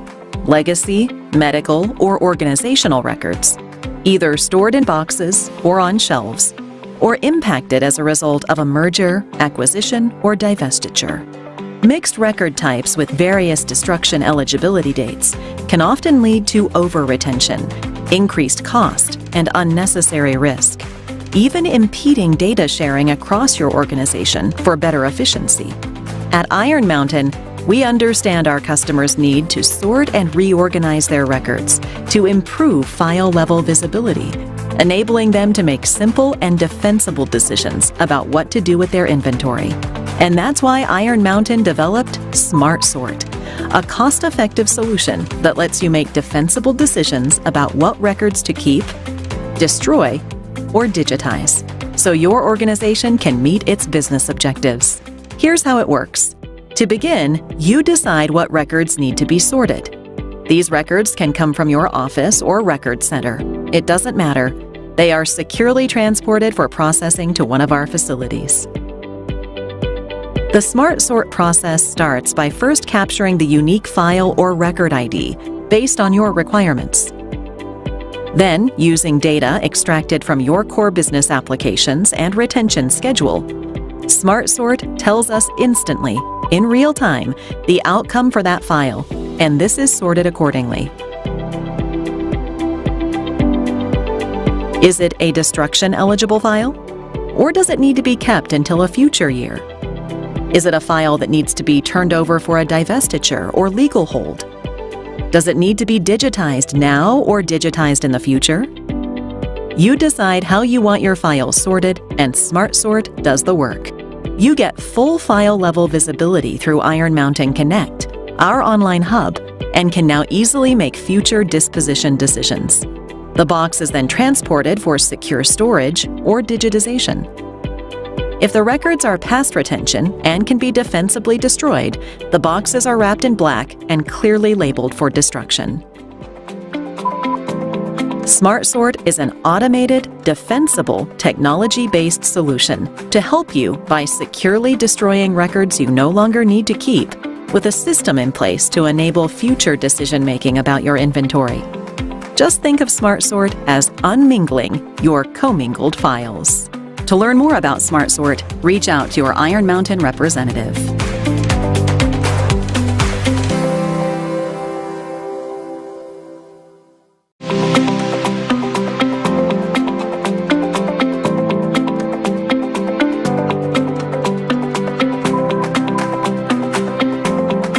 As digital transformation accelerates within healthcare and life sciences, a common challenge is how to manage records.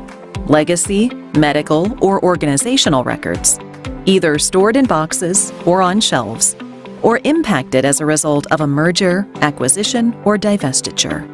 Mixed record types with various destruction eligibility dates can often lead to over-retention, increased cost, and unnecessary risk, even impeding data sharing across your organization for better efficiency.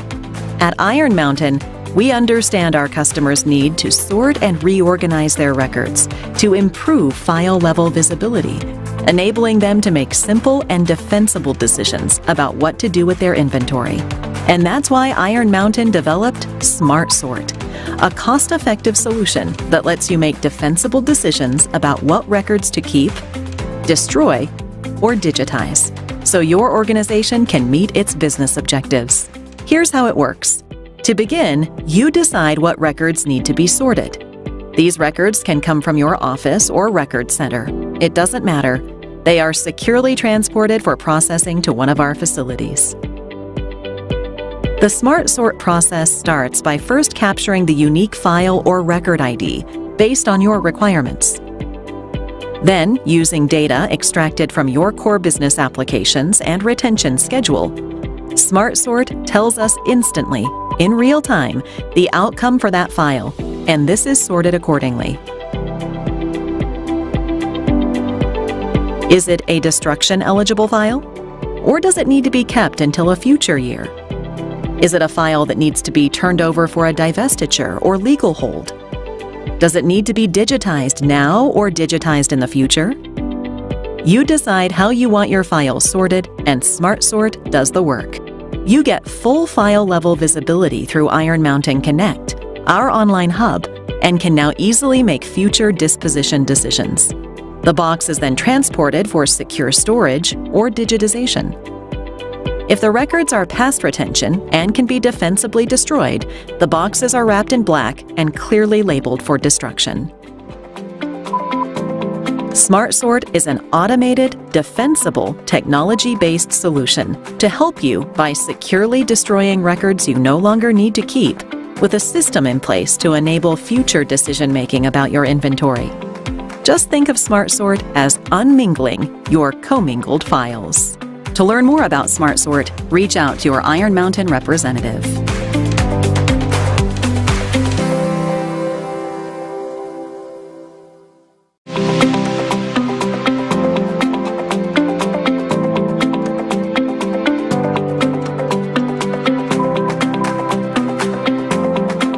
As digital transformation accelerates within healthcare and life sciences, a common challenge is how to manage records, legacy, medical, or organizational records, either stored in boxes or on shelves, or impact.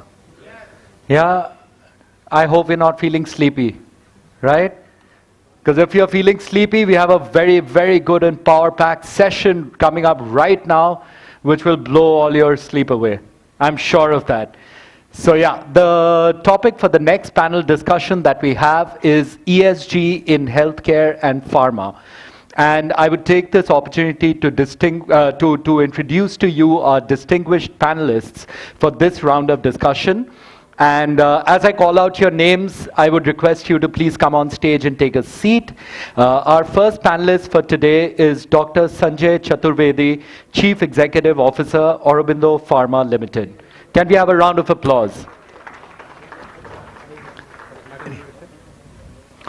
We also have Mr. Rakesh Sablok, Director, Biogene Labs India Private Limited, and Sentia Consulting and Healthcare.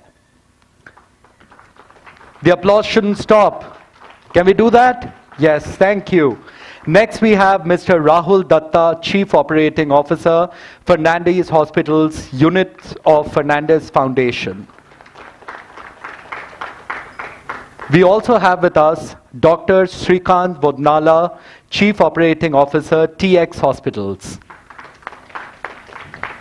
A very, very warm welcome to all of you panelists, and to moderate this round of discussion, I would like to call upon Dr. Karan Thakur, Group Lead, Sustainability and ESG and Vice President of Public Affairs for Indraprasth Apollo Hospitals.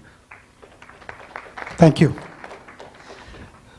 Thank you, Dun & Bradstreet, for organizing this very timely conversation around ESG and its role in pharmaceuticals and the healthcare sector. ESG, as some of you may know, or if some of you may have heard of the term, is really something that has come into vogue in the past 4 or 5 years. And we in India are not immune to it. We in the healthcare pharma sector are doubly not immune to it, because all of the pillars that constitute E and S and G, which is the environment, social and governance parameters, very much cover our sectors. And it's not as if we have not been looking at ESG now or from the past. We've actually been very mindful of it, whether it is through our manufacturing practices, whether through our service standards, whether it's through our ethical and transparent approach towards how we treat our patients and customers. ESG has really been at the heart of what we do as a socially sort of forward-looking organizations that we have in the health and pharma sector. So now that it has been codified under ESG, I think it's very important that we start having a discussion around it, because with codification comes regulations, expectations, and these expectations are now not just of the customer, but the wider stakeholder community, whether it's your investor, the shareholders, the media, governments, regulators, patients. And I don't mean that in any order of importance, but those are some of the stakeholder universe components that are looking at ESG very carefully. So whether you're a listed entity, whether you're wanting to get listed, whether you're a startup, whether you're a venture capital fund, whether you're an established player, whether you want to offload an established player at the top, whatever your perch may be within health and pharma, the fact is that ESG and sustainability is going to become top of mind for leaders and leadership. And I'm very glad and I'm incredibly happy to have such leaders on this dais here today to discuss the subject of ESG. I'll just spend 15 seconds on what ESG stands for. As you know, these are codified standards on environment, social and governance aspects of every company. Right now there are mandates to report this if you're a listed entity, but as time progresses, more and more regulators will at least expect you to put out forward-looking statements in your annual report or statements that you file with the MCA or the stock exchanges on what are you doing for these three specific pillars. Previously, under the BRR regulation of SEBI, a lot of companies had to report BRR, which has now been modified into the BRSR, which is the business responsibility and sustainability reporting. So enough of the gyan. I now want to listen to from the experts on what they have to say on ESG and sustainability. And first and foremost, I'd like to start with Dr. Chaturvedi. Dr. Chaturvedi, you have vast experience in the field of pharmaceuticals. You've seen this industry both from the consumer side, you've also seen it from the manufacturing side, you've seen it globally and within India. How do you think ESG is situated in healthcare and pharma in general?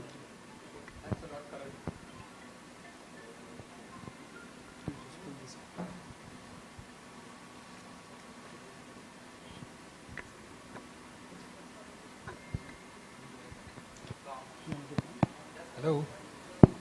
Okay, got it. Thanks a lot, Karan. So, when I look at the pharma healthcare industry, it is no different than any other industry. The whole concept of ESG really started maybe over a decade ago in the Western world. And there was a recent study that was put out by a Boston University that talks about the investment parameters of the young generation, the Gen Z versus the baby boomers. And the clear distinction is that in the investment portfolio, baby boomers, who are people, typically my age group, don't have more than 25% of the companies with, ESG kind of publications. Whereas the younger generation, which would be my kids' generation, that is one of the first things they look at rather than am I going to make money?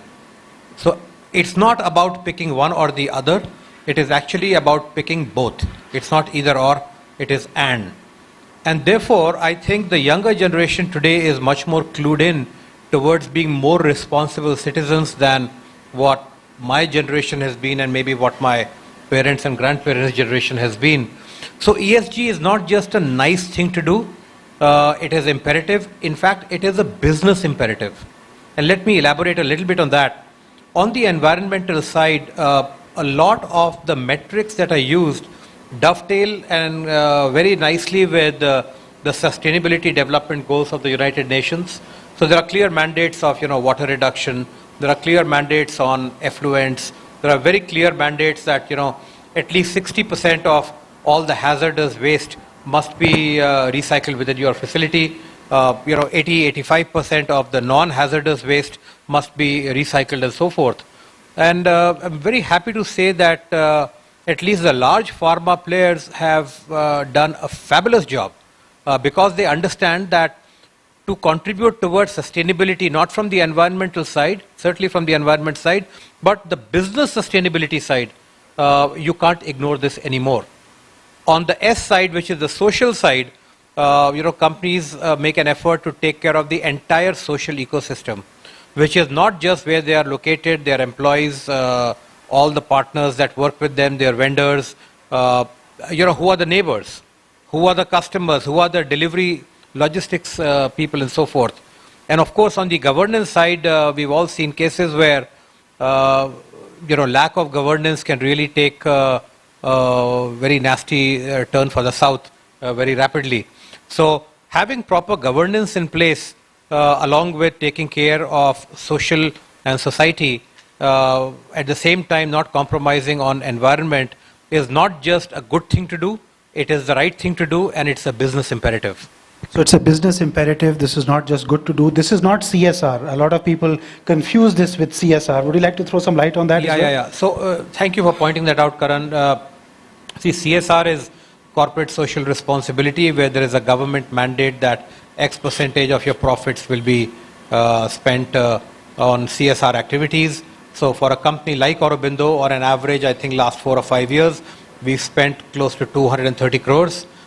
Just last Sunday, about 9 days ago, we've unveiled a new oncology block at a cancer hospital at the cost of 80 crores. So this is all, part of what the corporation does from a social responsibility. This has got no bearing on will this have any impact on the business? Certainly it has an impact on your brand. You can't delink those. But I also want to make a distinction. It's got nothing to do with PSR, which is personal social responsibility, that a lot of us in our personal capacities do. But ESG is very, very different from CSR activities. Thank you for pointing that out. Responsibility, charity, and how we operate, they are used very loosely and interchangeably, but they're actually quite distinct. And Dr. Chaturvedi has very nicely outlined that. I'd like to now turn to Rahul. We've spoken about CSR, we've spoken about what our responsibility towards the environment, towards society, towards governance, ethical practices is. A lot of people in healthcare argue that actually we are ESG compliant just by the nature of business that we are in, and so could the pharma industry also argue on that. So how do you look at ESG, and especially now when you would be hearing murmurs of you having to report on this, what is your outlook on it, and where do you think it is evolving for the healthcare sector? Well, first of all, good afternoon everyone, and I would like to thank DNB for giving us this opportunity. I think this is one of the most pertinent topic that they have picked up, and we are thankful that we are a part of it. Thank you, Karan. I think what is very important to understand is that in our healthcare sector, and I think to some extent I would agree with them, Karan, that it is one of our responsibilities, which as it is by virtue of our business, by virtue of our service, we are doing it. But it is more inherent in the way we run our organization, is also very, very pertinent. So if you look at ESG from environmental perspective, even though like Mr. Chaturvedi said, Karan said that it is existing for last 10 years, this kind of term has coined, but we have been doing ESG for a long time in bits and pieces, in piecemeals. So environmental, we have a lot of licenses for a long time, whether it is related to water, whether it is reduction of water, usage of water, air pollution, wastage, biomedical waste, all of that always has been existing. Now what is more important is, I think, which is probably what we need to look at as an outlook, Karan, is how do we integrate all of these ESG practices as a part of our operations, as a part of our practice, as a part of our culture. When we look at social aspect, how do we look at overall from a holistic point of view that health equity is not just a term, but when we look at actually all our stakeholders, like you mentioned, whether it is a patient, employees, our vendors, our let's say shareholders, we all become a part of it, and we look at, in true sense, what is investment? Investment is only money. Investment is also what we do in our planet. Investment is also what we do in our people. So all three P's is of most important, if you ask me. So together, if we look at a plan, which I think ESG is trying to give us, only thing what we probably look at is that how it is going to be applicable to a small scale hospital, to a large scale one, and probably those guidelines, if we can come up with, or probably if it is regulated and it is defined well, like we have in our healthcare sector for NABH, for small scale to large scale, that itself probably will be giving us a lot of guideline, and then probably the road will be much more clearer. Right. Mr. Sablok, I'd like to come to you. So we've heard about what it is, what ESG is, how do we approach it, what it isn't, and also a perspective on, parts of your businesses are sort of ESG compliant to begin with, or at least are tuned towards the aspects of ESG which investors and the larger stakeholder community is looking at. Now, this begs the question, how does one start approaching ESG? Now, do I open a Word document and start writing my report? Do I start data collection? Do I look at it as something that I need to first speak to my internal stakeholders? What do you think should be the approach if a manager is now tasked with looking at the ESG program? Thanks, Karan, for giving an opportunity and asking a relevant question. Please switch that on.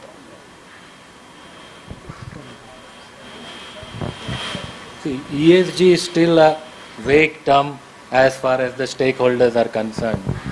What we have understood that it is important to be part of the global supply chain, as India is one of the pharmacy of the world.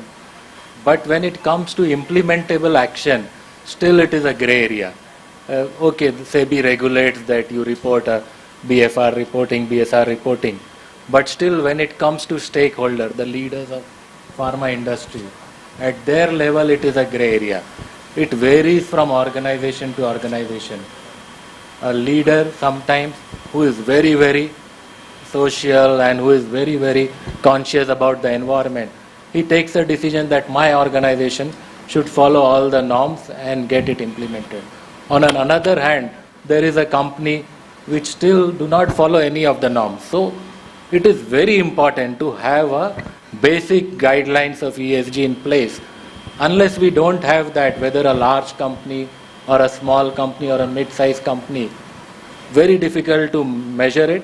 ESG will just become a theoretical thing unless we don't have an implementable action plans to that. So what, as an industry leader, as a regulator, what we need to do is that form a committee of either the regulator as well as the industry leader, form a basic guidelines for the industry for ESG in pharma, and then start monitoring it. Today we don't have a baseline also in ESG as far as the majority of the pharma industry is concerned. It is every company, because you know India is a country of extremes. On one hand you have Aurobindo, which sells 95 to 98% to the regulated market, and on one hand you have Mankind, which has 95 to 97% sales to the Indian market, and both the guidelines and the planned standards which they follow is hell and heaven, because one has to supply to the developed market and one is catering only to the domestic market. So what the regulators and the industry leader need to sit that, whether it is for Indian market or a regulated market or a semi-regulated market, these are the basic guidelines which everyone need to follow. Anyone doing over and above is welcome, but this is the basic standards. So I think the industry still need to come on a consensus as well as the regulators, because if you talk of pharma industry, there are different regulators. There are FDA for companies supplying to US, MHRS, Anvisa for Brazil supply, then you have the DCGI for the domestic supply, and on top of that you also have a local FDA, which the understanding at all multiple levels are different on ESG. So I feel that we really need a framework to work towards that. So it will take some time before the industry start implementing it, but the basic requirement today is to form the minimal guidelines for the industry. Right, so a floor and a ceiling at least, so that you know where you stand and where you want to aspire to. That's a very important point. Dr. Srikanth, I'd like to come to you. As the head of a hospital, if you were to sit down with your HODs and you were to say that, look, we need to now formulate strategies around sustainability, around ESG. We may not start reporting on this today, but tomorrow when there's an expectation from either a regulator or an investor, or even from patients, or even for brand building, how do you think you would approach it, or how are you approaching this subject? Thank you, Karan, for asking this question. Good afternoon to all. My sincere thanks to DNB for organizing this event and being with this wonderful afternoon to you all to have an understanding on ESG. First of all, if you look at the Indian healthcare delivery system, the predominant players are small scale and medium scale setups. So if you look at 60 to 70% of the Indian private healthcare system consists of nursing homes, and the polyclinics are the 50-bedded hospital are maxed up to the 100-bed hospital. We as a hospital, when we sit and talk to our HODs, what we need to understand whether the ESG concepts are practicable. Practically, how practical it is important when we are implementing it. So a lot of the chunk is at the majority stake is at the smaller in scale, but when we are focusing smaller in scale, a lot of challenges they face. So if you take about large scale setups, we can name it in India. So hardly there are about 300 plus large scale hospitals, but if you look at the other end of, there is about 38,000, 39,000 setups wherein they would not even have the minimal criteria which is need to be required for the regular state level or central level regulations. So if we talk about state level Clinical Establishments Act or Allopathy Registration Act, they have set up the lot many guidelines, but the challenge is how many of them are actually practically implementing. And if you look at the central level guidelines, so there are challenges in every level. There's a long way to go, but when we discuss internally as a hospital, when I need to talk to my people, First and foremost, as Mr. Rakesh sir said, we need to have a baseline. Even for the hospital, so far there is no baseline for ESG principles. So we would like to have the baseline principles, standards, and there is also required to have a regulatory body who would continuously monitor to put the minimal standards in the hospital. Maybe that can make it as a part of our regular standards, like we have so many, as Mr. Rahul said. So we have regulations for air, we have regulation for water coming out, the effluent, and as Dr. Chaturvedi said, so there is a standard principle that which we need, the effluent which is coming, that standard amount of thing which need to be, purified, or the treatment to be done, and then it should be discarded to the regular sewage system in the outside. So likewise, when the government or the regulatory body wants to put up these kind of principle, be it in the environmental or social or governing related aspects, we feel that it should make the hospital industry representatives. So we have state level representatives at every stage. So they're the key people who stands on behalf of us. And sorry.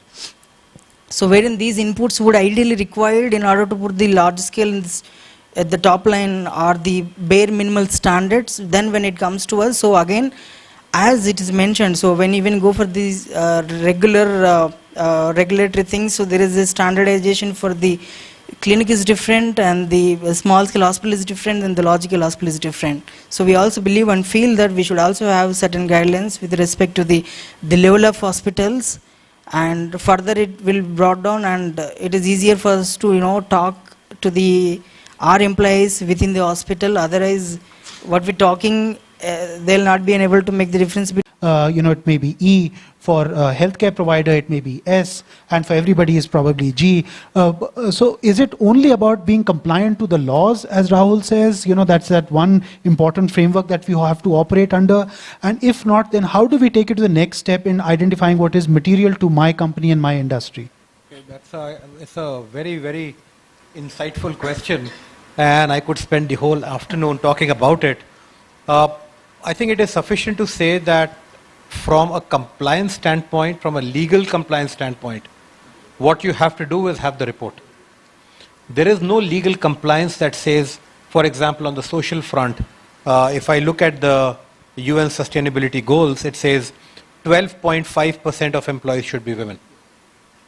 In India, there is no legal rule that says 2.5% or 10.5%. There is no such criteria. So just as an FYI, Aurobindo is at about 10% on that parameter. So there are what companies do is essentially look at the sustainability development goals, where the metrics are very, very well defined, and they try to extrapolate that to what makes most sense for them based on where they are. See, for example, if I'm running a manufacturing operation and I say I will target a workforce like in terms of gender diversity, like the banking industry, it's not going to happen. On the other hand, when I do manufacturing, I will have certain hazardous material. If the UN goal says at least 60% must be handled internally, today Aurobindo is handling 85% internally. Because when we did the benchmarking, we were already close to 60%. So you try to be, I think the best way to think about it is ESG goals and metrics is what helps you achieve the best version of yourself. I think that's the best way to put this, that you achieve the best form of yourself, and congratulations on what Aurobindo is doing. It's not just about basic bare minimum standards, but trying to then aspire even higher and then set industry benchmarks. If there aren't enough benchmarks available, then you might as well set those benchmarks. I think that's one approach, and congratulations to your organization to do that. Mr. Sablok, I'll just like to bring you into this. A lot of this, and Dr. Chaturvedi spoke about the UN SDGs. These are 17 goals that the United Nations has set out. By 2030, every nation has to attain them or make meaningful progress. and we're already halfway through that cycle, and unfortunately we have not made enough progress across countries and regions. But anyway, so each organization has to play its part. I'd like to bring in the environment aspect. Now, for a lot of organizations, it may not be material. For example, I come from the provider network, and for us, social and governance takes precedence in the ESG framework. But then we know climate action, net zero targets, India has committed to 2070 as its year of becoming net zero as an economy. Yeah. So more and more questions around being carbon neutral, reducing your carbon footprint are going to become important. How important is the E within this ESG framework for pharma and for the sector as a whole? E is very important for the pharma because we are one of the largest industry in terms of our waste, and we need to be, because our waste are extremely hazardous. If you talk of, we manufacture antibiotics, penicillin, which can go into the water and can spoil the entire environment across it. So E is very important. And in E also, what we have seen, that most of the pharma or the healthcare providers, they have tied up with external vendors who do the biomedical waste degradation, even disposal and all. But it is the responsibility, social responsibility of the industry to ensure that whatever they are disposing, their waste vendors also takes utmost care in ensuring that they are discarded in a right manner, they are well treated, because even a 5 kg worth of effluent, if not treated well, can spoil the entire locality. So it's a social responsibility. So far, what has happened, that majority of the industry put it as a responsibility of their EHS department, who just deal with the external vendors. But they really need to ensure that the entire, it is protecting the society, protecting the environment, and utmost care is taken by the vendors who they deal with. Because vendors, they don't have direct control.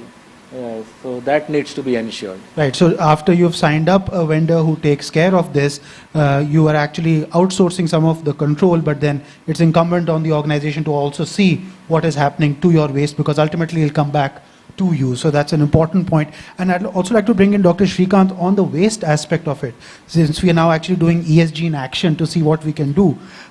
We've seen during COVID, the 3 years of COVID, there's been an exponential increase in single-use plastics, things like gloves, masks, etc., biomedical waste as a whole, and hospitals have generated, actually it's not even quantified what the increase has been, but we know it would be upward of at least 7 to 10 times of what it was previously.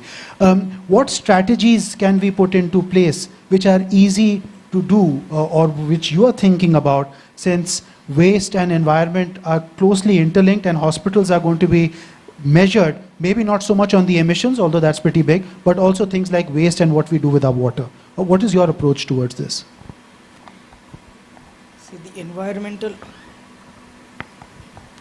so as you rightly said, the waste which is being generated in the hospital is exponentially increased, and the already regulatory system which is placed in every state has got its own regulatory system to control the environmental spoilers, or the effluent, or the it could be a effluent fluid, or it could be a hazardous material, or it could be any other material which is going out harmful to the society.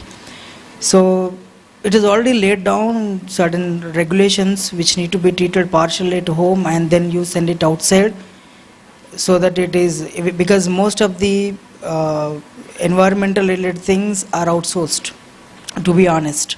So unless in the large scale setups wherein they have their own unit for entire incineration and the disposal of it, and doing the STP and releasing it to the regular drainage, so most of the stuff which is being outsourced to the third party. But what we feel is, when we actually sign up with any third party agency, or before we get into the agreement, as sir rightly said, so there's a criteria. Even if you look at the other independent bodies for quality accreditations like NABH and JCI, they also talks about it, and very specifically they also mention the place wherein we have an MOU with them, and there is a site inspection report, which will have to go there and see how they're actually doing the entire process. So are they adhering the standard material and doing the proper sterilization or before it gets discarded? So there's a lot of regulations because when we are giving it to the third party, it is our responsibility to ensure that they are in comply with the standards. So the vendor evaluation and the checklist what we do at the site verification and the equipment what they follow and the post-procedural thing what ideally they do. So these kind of things maybe that we would implement in order to prevent or maybe reduce the effects in the environment which affects the people in the community. Right, so you're talking about better control, regulation and oversight, important points there. Rahul, I'd like to bring you in to a comment that Mr. Sablok made and which was very pertinent, which was the fact that ESG and compliance around it was taken as something the EHS department does. And, right. We've also seen in healthcare, quality is the chief quality officer's job or it is a department's job. Whereas we know that quality, patient delivery of quality outcomes is actually across the board, whether Absolutely. it is the housekeeper right up to the senior consultant. And similarly for ESG, do you think we need similar governance structures to be in place in hospitals which go across functions for us to make a meaningful change? Your thoughts on that? Absolutely. I think it's very important if you look at what we are doing as an organization or as an industry, it's where we look at ESG is also a topic which also has to come from the leadership, right? Whether it has to be integrated across the system, the question is, and the answer is yes, absolutely. There's no doubt about that. But as we all know that whether it is ESG in the form of, whether it is CSR, whether it is our framework that we want to develop, at the end of the day, whether it is environmental or social or to actually have a framework for governance, it is the intent which has to be very, very clear on what we want to do. If we are looking at our, developing our 3 Ps and not looking at only 1 P of profit, but also looking at our planet, also looking at, the overall people, then probably we'll be investing in the right manner. Similarly here, there are a few things within ESG which I think probably it's important to discuss is, which does not cost money. The social angle, if we look at that, how transparent we are within our own system, how we are developing our efforts to make sure that we give respect to our employees. We'll focus a lot more on human rights. We focus a lot more than just 2% of the CSR. So that is one part definitely consciously we can take a call and work upon. While the environmental part is a lot to do with, I would say, is what we do as a framework, which is a lot more to do with regulation, is what we can control. Governance is something very, very critical internally as well as externally, because like you said, whether it is MCA, whether it is SEBI, those regulations, those BRSR reports, everything is there to control us. Internally, how well do we monitor ourselves? How well we are able to, make sure that if it is a relation with the vendor, are we looking at a vendor relation or are we looking at a commercial transaction?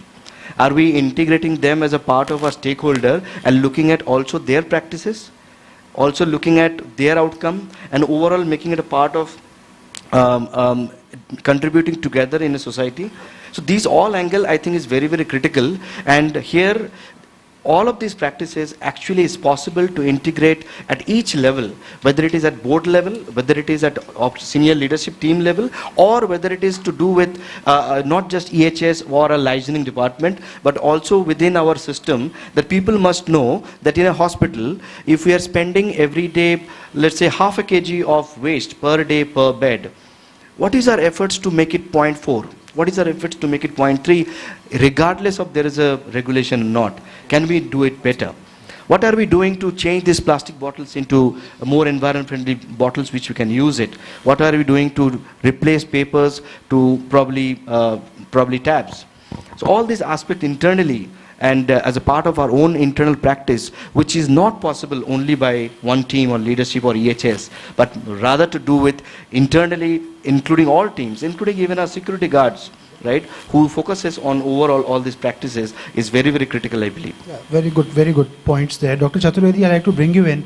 Rahul spoke about that very important fact that Many things are easy to do, low-hanging fruits. We can do them without any additional cost. It's just about some consciousness, intent, and execution.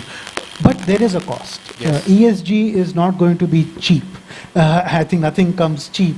Unless you just open an Excel sheet and just a checkmark approach and try to get away with it, but we know that that's not going to be possible.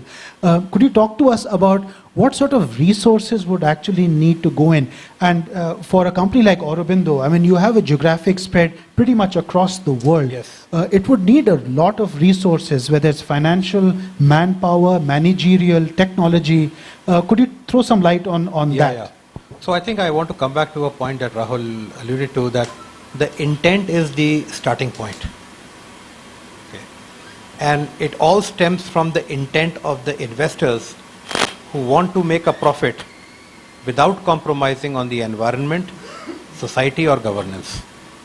So coming back to in terms of what kind of resources are required for this, clearly, the larger the organization, larger the budget required for managing something like this. But the good thing is, even though we have a geographic spread, once you get the system in place, it's a very modular approach. And in terms of benchmarking, which is the first pass of arriving to where you are currently, what's your current status, that is something where you can actually do this exercise on Teams, Zoom calls or whatever. You don't physically need to travel to all different parts of the world. Where the real investment is required is perhaps a lot on the E side. On the society side, it all depends on company to company. And let me give a specific example. Today, it is mandatory for all companies with X number of employees to have medical coverage for their employees. Now, there is no government mandate that says whether that upper ceiling on the medical insurance should be 1 lakh or 10 lakhs. But the premium is clearly going to change. So taking care of your employees as part of S is there. I'm not counting taking care of society as part of CSR. That's a different spend altogether. And that's also a cost, as you're saying. That's also a cost. Yeah. But the good thing is, you don't mind spending that money because you are making enough profit to be able to do it. In fact, it's a matter of great delight, if your CSR spend is high, because it naturally means that your overall profits are also very high. So the largest capex or investment required in ESG is really on the E side, particularly for a manufacturing company like us that creates solvents, handles a lot of chemicals. Some are hazardous, some are not so hazardous. But the ability to recycle them, the ability to repurpose them, the ability to sometimes destroy them, all of that costs, we incur a cost on that. That's important. So there are opportunities, but there are costs. There are constraints, but then there are resources internally available. There are quick to do things, and then there are strategic things that you can sort of use within the existing frameworks that you have to become more and more compliant, and it's a journey. Mr. Saplok, I'd like to bring you into this. So does that mean that ESG will actually increase your operating costs and impinge on your profits? And if so, what can companies do to make sure that they become compliant, become good corporate citizens, be ESG compliant also, but take care of that cost, because the CFO will be watching the bottom line?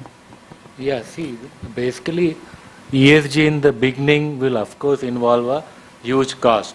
But if we see a long-term purpose of this, over a period of 5 years, 10 years, it becomes a very, very incremental cost. And you also start yielding benefits, because if you are very environment friendly, your process also, your team also will become aligned to that. And they will see how to use a better quality product, how to see that they do not waste a lot of reagents or consumables. Today what happens, if by efficiency into the system, you can reduce your wastage. Second, on the social front, it has a major role to play, because today if you are having a right diversity, right pay scale, right minority into the organization, the message which you give to the society, you can be a real good for any organization or for any campus. Today you become a brand ambassador. People would like to be associated with you if you are following the social thing. In terms of governance, definitely governance has to be there, because unless you don't have governance, I don't think governance involves lot of cost. It is only being transparent into the system, and which is very, very important for your customers, for your internal employees. So it is definitely going to help in the long run. Right. Dr. Chaturvedi, what are the reputational risks or inherent risks of not just being ESG compliant, but not being more mindful of these aspects of ESG, which is the new paradigm now? Understand. So before I answer that question, I just have a comment on the previous discussion topic. The right way to think about the cost is, it's not a cost, it's an investment. It's the cost of doing business. So if I'm not compliant to bare minimum standard on the ESG guidelines, I may actually not be eligible to participate in some European tenders. So it's not just doing the right thing, it's a true business imperative. Now let me come about the second question that you asked me about the reputational risk of not being in compliance. I think clearly, the larger the size of the organization, the more you stand to lose. So, and not just financially, a hit here may impact your ability to recruit, new candidates, particularly when you're recruiting at a management trainee or, engineering trainee level, because today's young generation is extremely mindful of all this. Before they go for interviews, they research not only the balance sheet and the P&L statements of the company, but they also look at, sustainability reports, any ESG guidelines that you've published, and what is it that you've committed to doing. So I think it's a risk of not doing it, and that cost could be very high. Right. So important point there, that there are costs, there are opportunities, but then there are downsides, both in terms of you being exposed to risks, both within the business that you're not watching over, which can be covered under the ESG framework, and not being able to attract talent or being a workplace of an aspirational value in the future. We're just drawing this conversation to a close. We have just about 5 minutes left. If you do have any questions, please hold on to them. I just wanted to park that thought that we will be taking a few questions now. But before we do that, I'd just like to bring in Rahul onto this. So you heard that there is a downside also. And I'll come to you also about this, Dr. Srikanth. If we don't do this, right, we can't hide behind the fact that we treat patients and therefore we are good corporate citizens. If we don't do this, there are reputational risks. And healthcare providers have been at the short end, the receiving end of that over years now. How do you see this as a reputational risk by not communicating your sustainability goals, intentions, or purpose? Because this question is there, Karan, in the first place, I think the stakes are high for us already, right, if not more. And that's why it's already very, very important if you look at, since the time we have seen the last 3-4 years from COVID time, that it is not just about the quantity of work that we do. It's also the quality of work we do. It's also, as an industry, as a healthcare service delivery industry, what reputation do all of us carry together? So clearly the answer is that it is always a risk. And for us, while we are doing it from S and G perspective, especially S perspective, it is easier because there is a lot of responsibilities already as inherent part of our goals. But from E perspective also, it is very, very important that we focus on them. As I said earlier, from all the 3 P's perspective, but from a long-term perspective, that we are looking at all our stakeholders as health equity. As we are able to make sure that they all contribute to the overall burden that we have. We are all talking about also the issue that we have of the loss that we have because of productivity. Right? Now these are things which is far-fetched, I understand, even from ESG point of view, but it's very, very important that we look at from a holistic point of view, own it, because it is very important. One simple example if we look at, and that is something is very, very prevalent in our city as well.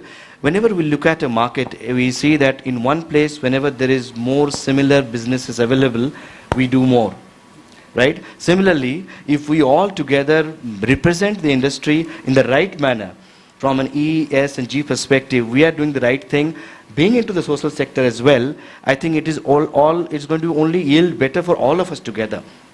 And as Mr. Sablok said in the beginning, in the earlier question rightly, that it is an investment in the beginning.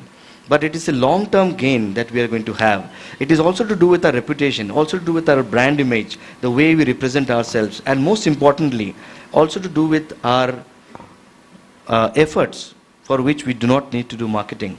If we establish our name in the proper fashion, probably the credibility, word of mouth is the best marketing in our industry. If we're able to do that, then that social credibility is actually seeded in. Right. So social value, societal value, corporate value, everything gets developed on that. Dr. Shrikant, last word, and then we open up for a few questions. Yeah, I see.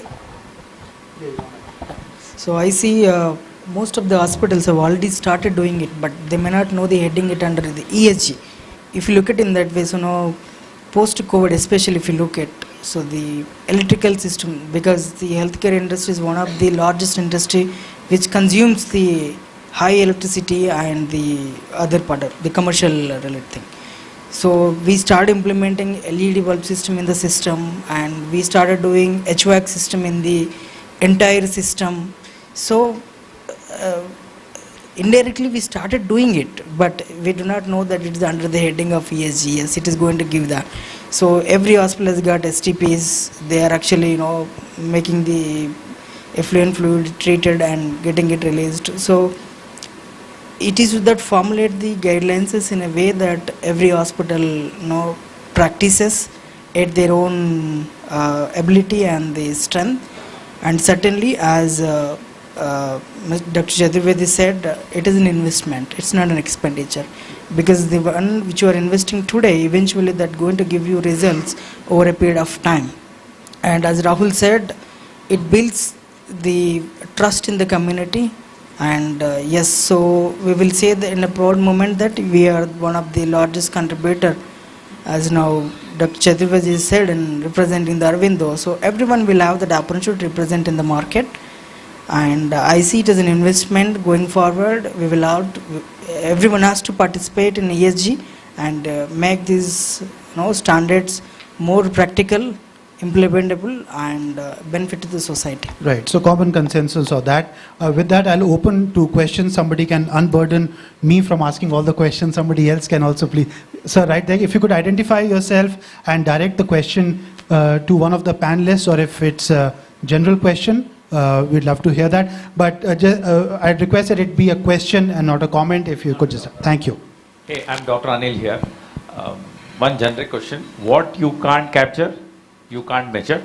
What you can't measure, you can't improve. What you can't improve is not something which is sustainable, right? So my baseline question is, how are you all doing it, both in pharma and in healthcare hospitals? How are you actually capturing and baselining your ESG activities within your sector? Dr. Chaturvedi. Okay, I can talk about the pharma. Within pharma, our starting point has been the SDG goals. And those are very well defined. So for example, on renewable energy, there's a clear target that 20% of all the energy consumed within the organization should be from a renewable source. So we measured where we were at about 5% or so. Every year we've taken a target of improving it a few percentage points. We are currently just shy of 9%, I think. So if you look at there are 19 or 17 goals. 17 goals. Each of them is very measurable and very well defined. And what you have to do is, you've got to measure your own baseline against each of these 17 goals and try to attain that. Within hospitals, even if you just measure energy consumption, you measure water and waste, and look at intensity data, there's very simple software which is available which can throw out the emissions from the electricity consumed. Your emissions inventory is available, water and waste that you're generating and reusing. The simple standards, if you use to begin with and see trends over months and years, that is a starting point on the environmental aspect. On social and governance, as Dr. Chaturvedi said, the UN SDGs are very clearly demarcated on what your aspirations should be. There are goals and performance indicators within that, so they expand into about 180. You can pick a few from each of those and work towards it. It's not compulsory for any organization to work on all 17, but if you pick 4 or 5 aligned to your line of work, that's a starting point that you can measure year on year. There are some free tools available also for healthcare. The Aga Khan Development Network, AKDN, has worked on a tool with the WHO, which is available on the WHO website, which can give you your environmental consumption, which is a good starting point at least for an organization. Any other questions, sir? I think there's a question at the back.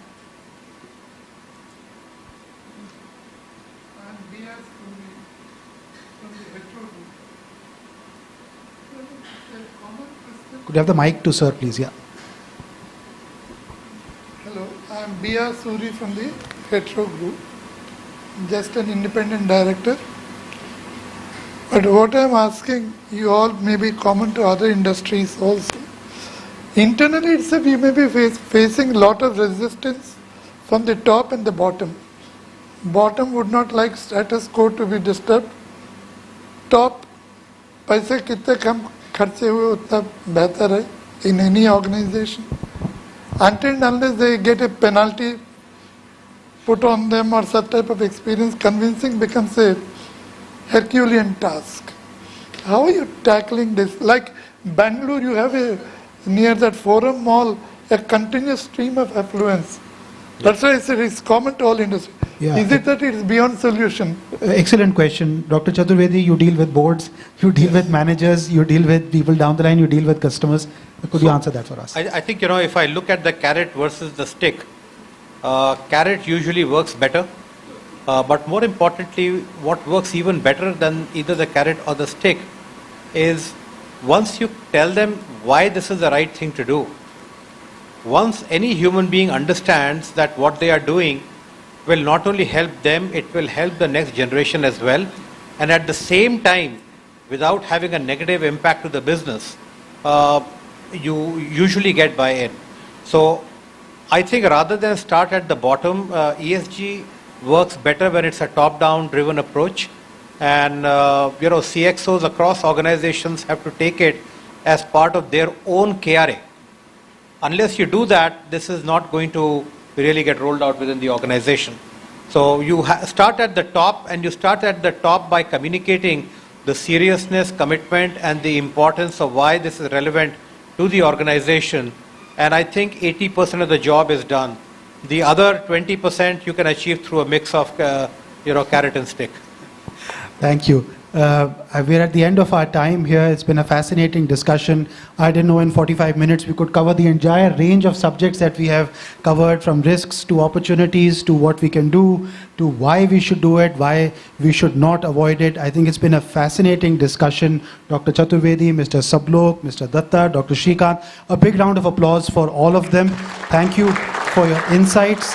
This has been really fruitful and a great learning experience for me. Thanks DNB for having this. We should actually mainstream both ESG and sustainability into such summits, because there's an exchange of ideas, and this is something which will become more important the years ahead. And thank you. And with that, I'll hand over to the organizers. Thank you so much. Wasn't that one hell of a discussion? That was absolutely stunning. So I would just request you to be on stage for just 1 minute more, and I would request Dr. Arun Singh to hand over some mementos to our panelists and our moderator today. So first we have Dr. Sanjay Chaturvedi. Thank you very much. Excuse me, sir. We have Mr. Rakesh Sablok.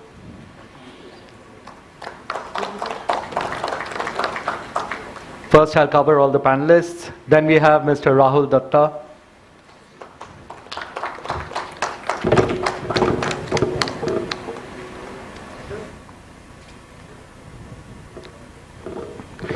Dr. Shrikant Vodnala.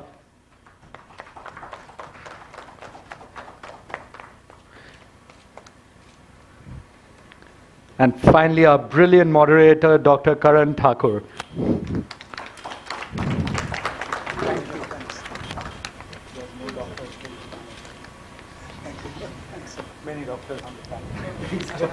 Can we have a group picture with everyone?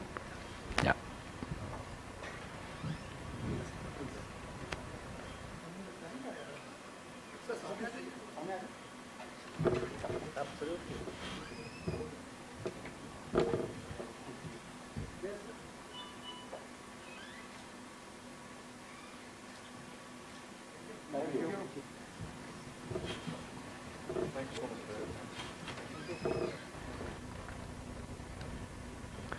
Thank you so much. As they exit this stage, can we have another round of applause for them? All right. So are we ready for the next panel? Can I have some more energy in the room now? Can I have some more energy? Yes, that's brilliant, brilliant. All right, so we are touching upon various very diverse topics today, and our next panel yet again is another buzzing session. This topic is supply chain resiliency for Indian healthcare and pharma, focus on regional dependencies. And I will, as usual, introduce our distinguished panelists to all of you. And as I call out your names, I would request the panelists to please come on stage and take your seats.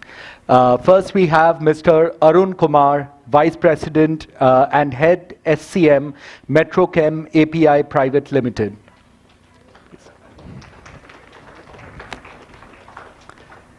Then we have Mr. P.V. Raju, Senior Vice President, Supply Chain, Biological E Limited. Louder claps, please. Yes, thank you.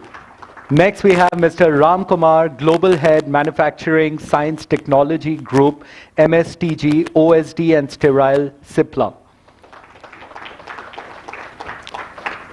Our next panelist is Mr. Abhirup Das, Chief Operating Officer, Oren. Thank you all you panelists for joining us. And to moderate this round of discussion, I would like to call upon Ms. Sudipta Veerapaneni, Partner, Supply Chain and Network Operations Practice at Deloitte. Over to you.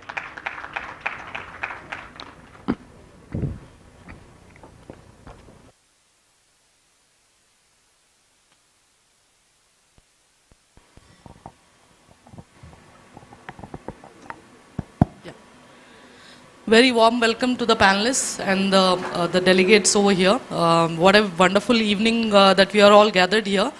And really looking forward to this discussion on supply chain. It's very close to my heart, and that too in pharma, and what best place to sort of do this in the pharma capital of India. In the last few years, I think there's been a lot of focus around pharma, the supply chain of pharma and supply chain in general. I think we have all seen a lot of disasters and disruptions that have happened in the supply chain space, and pharma, obviously with the COVID, it was completely disrupted that way. Having said that, I think we all are very much aware, in terms of the focus that is there on pharma and life sciences industry in India now. We are sort of the third largest suppliers of vaccine. In this state itself is, the largest supplier, I would say. This state itself has the largest number of US FDA approved manufacturing units, which are outside of US. So certainly, a great place, and, recently another company sort of came out with the IPO. So there is a lot of focus in terms of investments that are also coming in. So with that, maybe I'll start the panel discussion, around how do you build resilience and, some of the challenges that are there around the resilience to be built in the supply chain. We'll broadly look at 4 major areas. The first one would be around supply chain and the associated risk that are specific to pharma industry. And maybe I'll start with Mr. Arun Kumar first. What are the key healthcare and pharma risks that you are seeing, and some of the regional dependencies that are there, which are very pertinent for us to sort of look at as well? Thank you. Good afternoon, everyone. Let me go directly to the topic. As you are aware, supply chain had come under tremendous stress post 2019 December when the COVID started. So the entire supply chain was taken back, that nobody was prepared to counter the implications what we had because of the start of COVID. And post that we had this COVID declaring as a pandemic, followed by we had some geopolitical issues across the globe, where we had Suez Canal blockages and some embargoes put by Government of India for lot of pharmaceutical imports into India. So this was an eye-opener for the entire supply chain, especially on the healthcare and the pharmaceutical industry. If you talk about the healthcare, the risks associated due to these disruptions were fairly different from other industries, where the stakes were the human lives.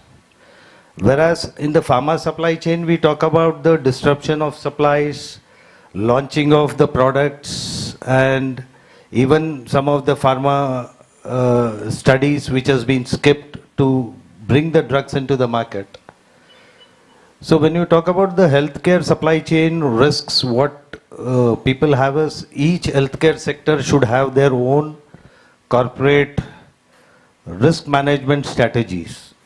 This was not a very dominant thing which was there in the past, but post-COVID, this has become predominantly a very important topic, where in the healthcare you talk about the clinical and administrative risks, and we talk about the risk associated directly to the patients and the doctors and the staff who work into that. So until and unless you quantify those risks and have the mitigating strategies, it would be very difficult to operate. Whereas in the pharma supply chain, if you talk about is the value chain, whatever the risks associated in the entire value chain, where the pharma industries were under the tremendous stress, since the upstream and the downstream supply chains were totally affected. And it has also impacted many of the pharma innovator companies where they were in the process of launching of new drugs, which was totally taken aback because of these disruptions. Today, if you talk about in India, about 50% of the active pharma ingredients are imported into India from various countries. So we definitely depend on the overseas suppliers for this, since we do not have we didn't have the R&D capabilities to develop or make the product very swiftly to the market. So where the spend on the R&Ds were restricted, so that is where when this pandemic started, there was a lot of stress on pharma supply chain, because we didn't have the raw materials, we didn't have the finished products or the intermediates to cater to the requirement. So this has brought in a new dimension on supply risk assessment and mitigations. Apart from this supply risk, we have the regulatory challenges and the statutory challenges, which has slowed down the entire process. So I feel now it's a time that each pharma industry and the healthcare should definitely look into the supply chain risks and bring out a solid mitigations plans so that these interruptions are not there in the future. Valid point. I think just to encapsulate, one of the points that you touched upon is in terms of the regulatory framework, which needs a greater focus from the pharmaceutical companies as well as the regulators as such. And in addition to that, the focus, in general, we have seen that not just in pharma companies, but supply chain was always a back-end operation, right? It was more of something which was not really highlighted in that sense. But now with the pandemic, this has sort of become a boardroom discussion as well, and this is an agenda which is there on top of almost every CEO's topics that they want to go through as well.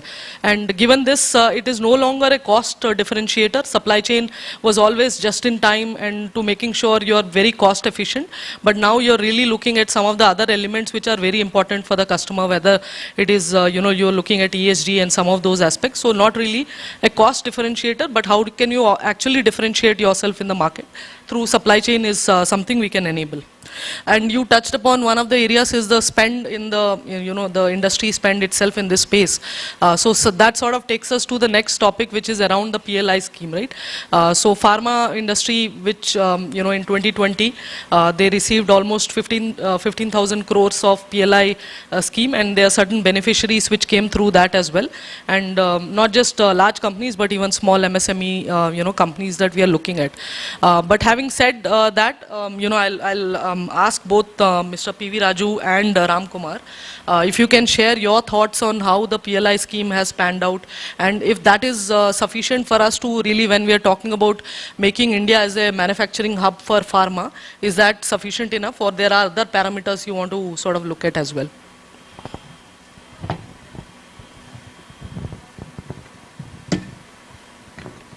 Hi, good afternoon to everybody. Before going to the discussion on the PLI, what will be the opportunities, what areas we need to focus. Actually, this supply chain resiliency initiative is actually initiated by three policymakers or governments: India, Japan, and Australia during the pandemic in 2021. Part of the process, Government of India announced the scheme for supporting Indian pharma companies to make sure that medicines is available across the country. The objective of that is they designed that this activity with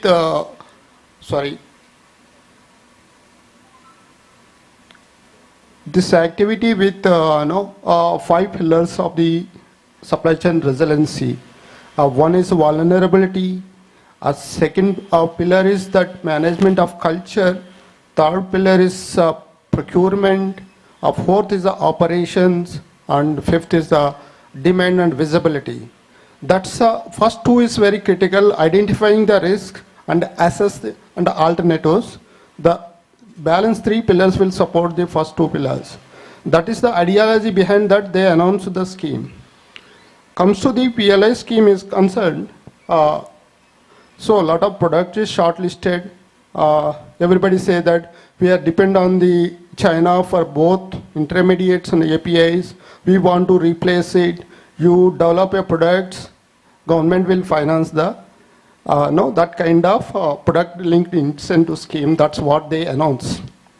But our suggestion is that when you are selecting the product, you should be careful. I would like to give 3 examples. Like one thing is first generation biotechs, penicillin derived products, which is originally importing from China, and it's now using by Indian companies. So somebody say that no, you set up a penicillin G project in India. They're missing the other point in this segment. Where is the source material getting from there to manufacture the penicillin? Fluorospar, so the mines is in China. So you're saying that you want to replace. It's not possible.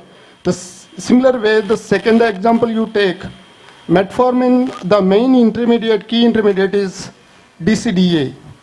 DCDA, the source material is cyanamide. Cyanamide, 80% of the mines based in China.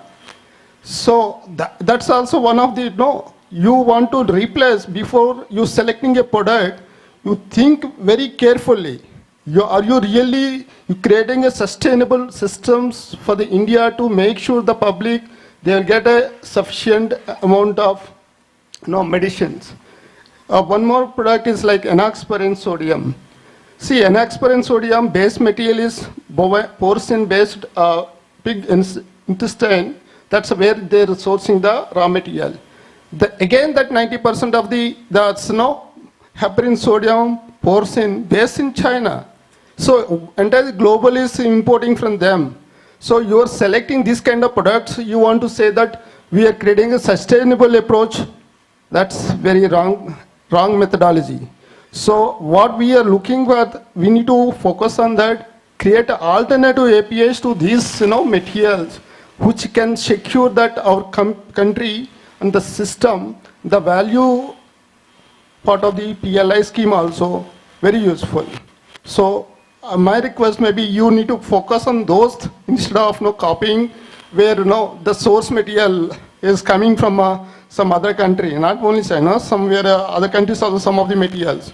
So it's very important. You need to create an alternative process to manufacture similar kind of API, which can help part of sustainable supply chain approach, as well as the government what they encouraging PLI scheme, which also reasonably some weightage is for this.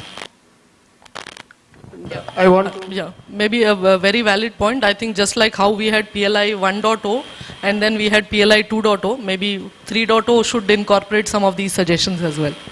Maybe your views as well, Ram, on this. Yeah. So I think Mr. Raju already summarized it quite well.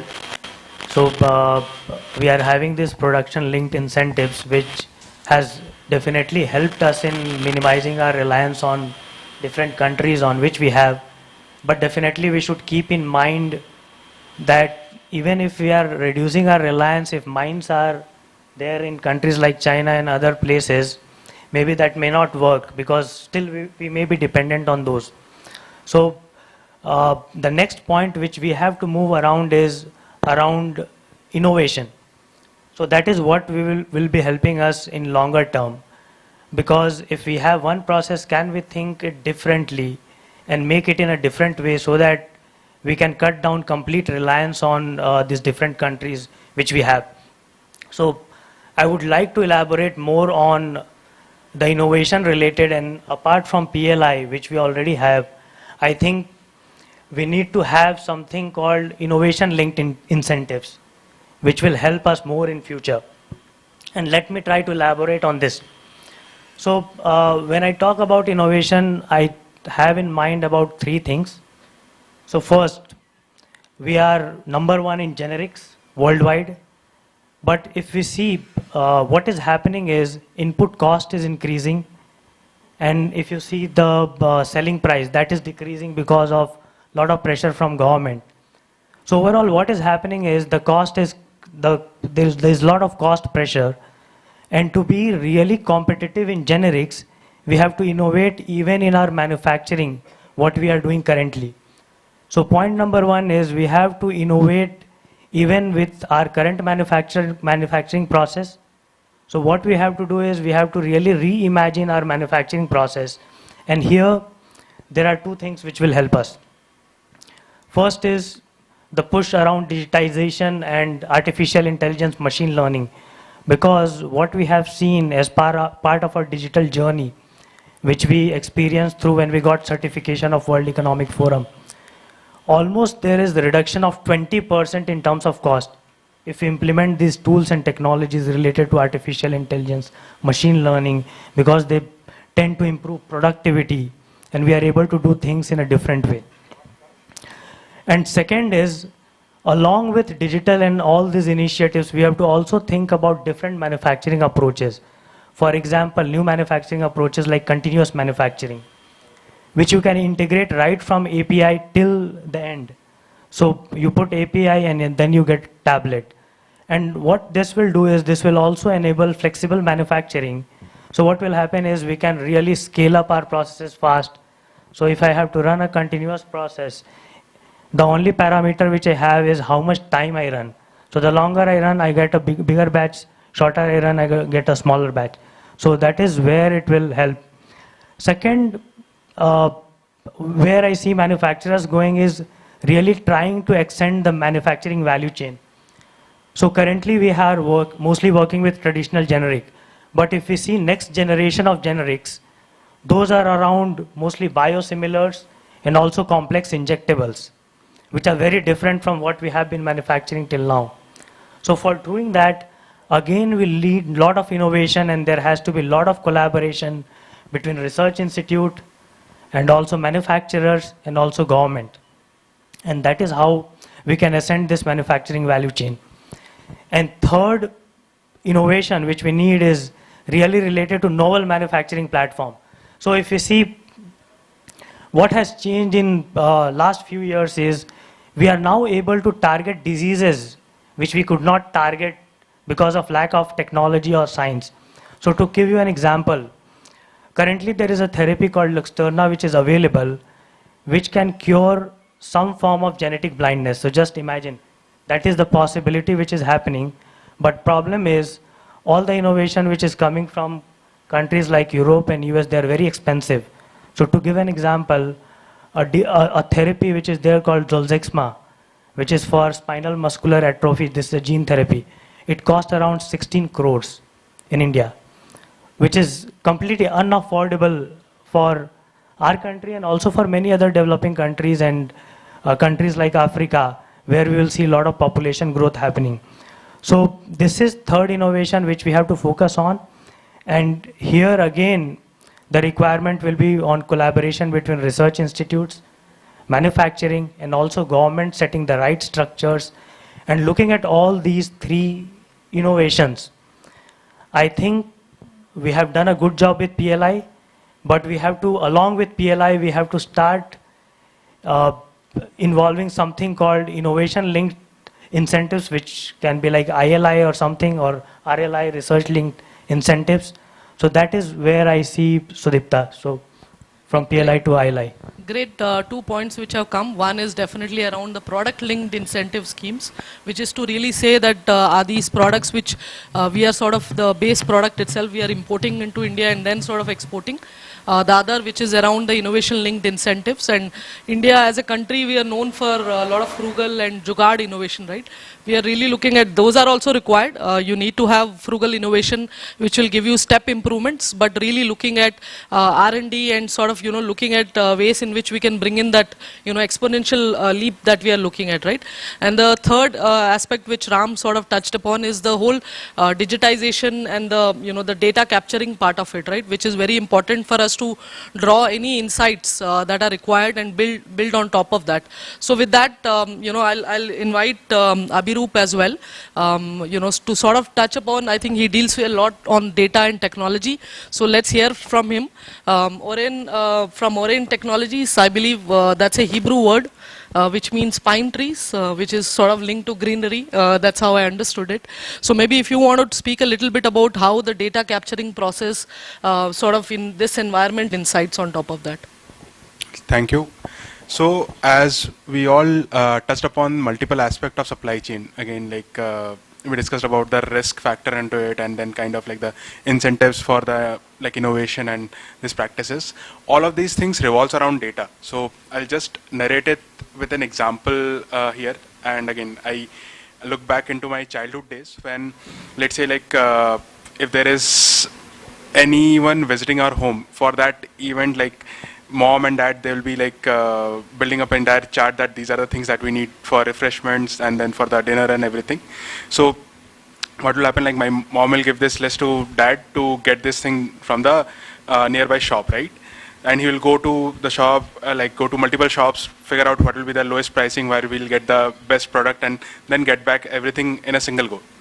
Now today, when we have Swiggies and the Zeptos of the world, where everything is getting delivered in 10 minutes, and where they are being able to deliver the product which we need as per the quality that we need, and with that kind of an accuracy. This is based on the data itself.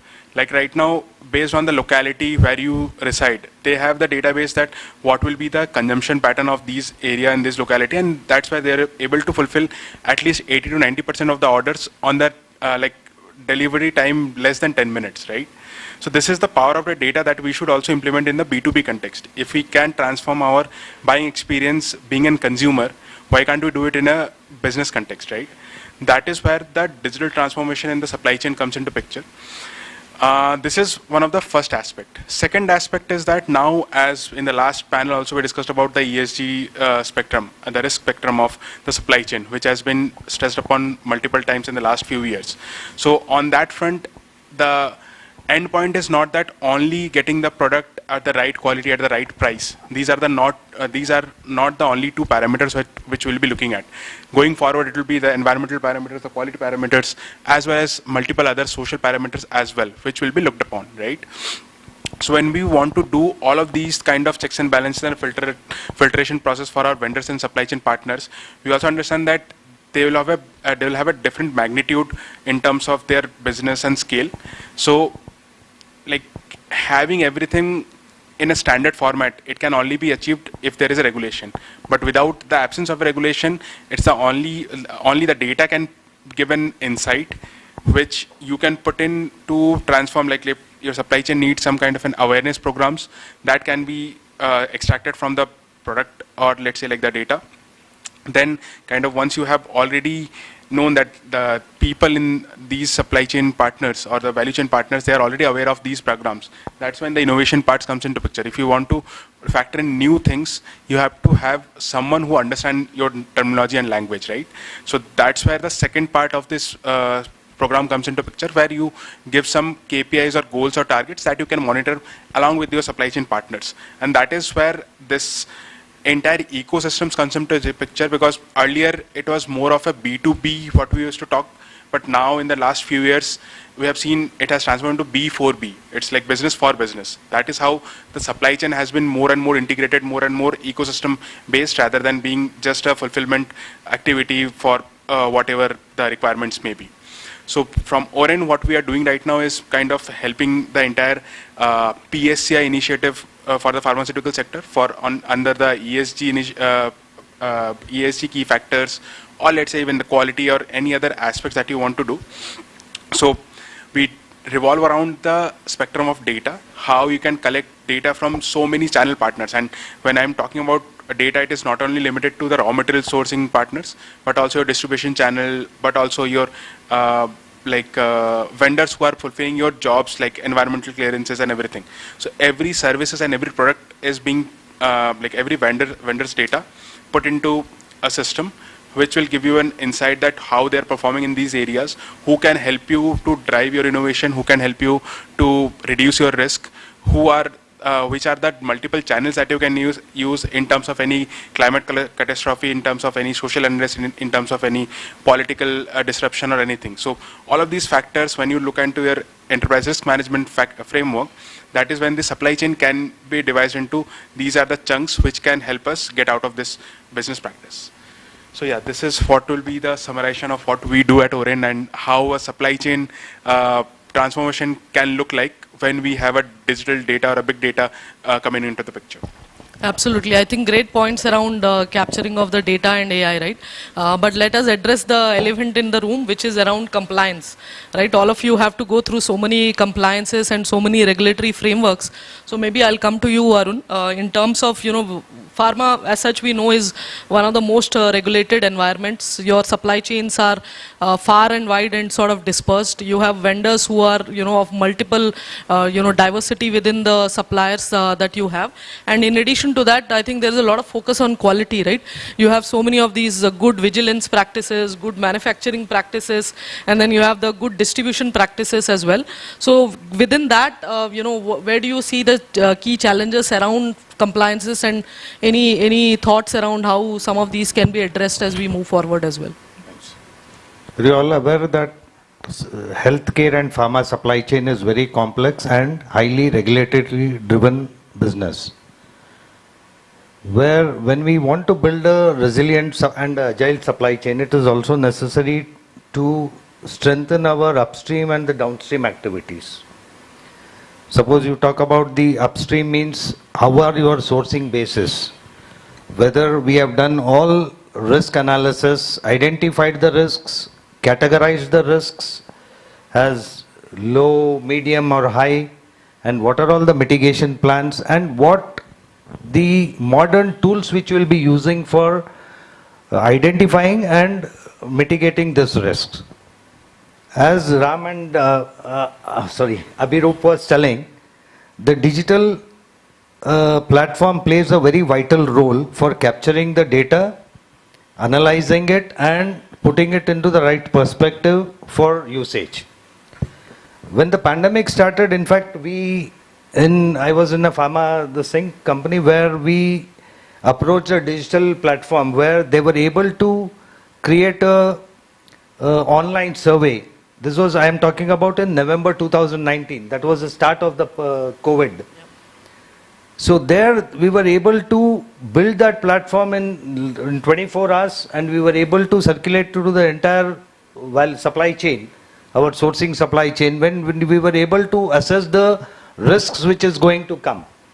And of course, that was a very late activity which we did. There was an impact on the supply chain. However, that was a learning for us, where we brought in very good tools like competency profiling or power profiling, and you talk about even tools like failure mode effect analysis for each of the risks. So we were able to address that, and today that's the backbone of the supply chain. And today we also look at the requirements from customers to supplier. So the entire value chain risks associated in the value chains are addressed. As far as the PLI, whatever the government initiatives are concerned, today still Indian pharma industries are not well connected with the academic institutes. Whereas if you talk about China or in the US, the big pharma majors are very well associated with the academic institute for their research activities. So that will bring a burden, that will lessen the burden on the capital investments, where definitely you cannot expect revenues in the R&D investments. Wherein if the government encourages this type of reputed academic institutes in India to collaborate with the industries, definitely the speed can be brought in the innovation, as well as it will result in getting the better products to the humankind. That's what I feel. No, absolutely. And one of the points I want to highlight from what he said is that companies who sort of invested way before in digital, before the pandemic, right? Those are the companies which were able to tackle this in a very timely fashion. On a lighter note, I'll give you an example. He said November 2019. I was traveling in February 2020. I was coming back from Tel Aviv. I was completely unaware that what was going to hit us after, in the next few days, two Israeli young kids who were coming along with me. And they were frenetically cleaning the seats using the hand sanitizers and everything. And I was thinking, what is going on? And then I came back, and I think within 10 days we knew what was going on. So that is the power of data. If you have the data which is required for you to make such analysis, that becomes very, very critical. The other aspect I want to just touch upon, I think, because you have done a lot of work around digital and some of these areas, how do we drive compliance and quality through data and some of these technologies? Maybe if you can touch upon that as well, Ram. Hello, yeah. So regarding compliance, so that is one of the major issues which we face as a pharma industry, which all of you would agree. So let us first try to understand what is compliance. So what we have is generally there are guidelines which are published by let's say US FDA or European Union. So what we have to do is, based on those guidelines, we have to understand, and then we have to create our own SOPs, procedures, using which operators will be operating our processes, and that is how we will be producing our medicines and taking it to patients. So that is what the procedure is. Now, if we analyze the observations which we get from US FDA especially, there are two kinds of observation which they give. Observation number one is, you have not understood what we are telling you. So what happens is, US FDA is asking for something which we don't understand, and then we form the wrong SOPs and procedures. That is the first observation which we get. So which simply said, you don't understand what we say. So that is the first observation. Second observation is, you have understood what we have said, but you have not implemented it. So that is regarding problems in, it is written, but somehow we are not implementing it. Now if we see percentage of these observations, around 70% of observations are around the first part, which says that the way we understand regulation is very poor, and that is mostly because the regulations are at a very high level. So they would say it needs to be followed. Now to bring it to reality, we have to understand what needs to be followed, how we have to make it to really low level. And that is where the power of data will come, because data is really low level thing. So everything is digitized, everything can be captured, and that can happen. Now that's being said, done, but we cannot skip one most important thing, which is about creating subject matter expertise in our organizations.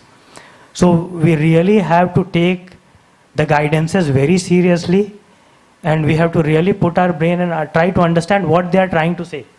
That is the first thing, and which will require building a lot of subject matter capability. And data can really help in the second part. Once we know what is right, then implementing those. That is where data and digital tool analytics, all these things can help. And another thing which I would like to point out is we have only scratched the surface of what we can do with data and analytics. So currently, if I see, we are using most of our analytics in manufacturing. But of pharma business, there are many other aspects apart from manufacturing.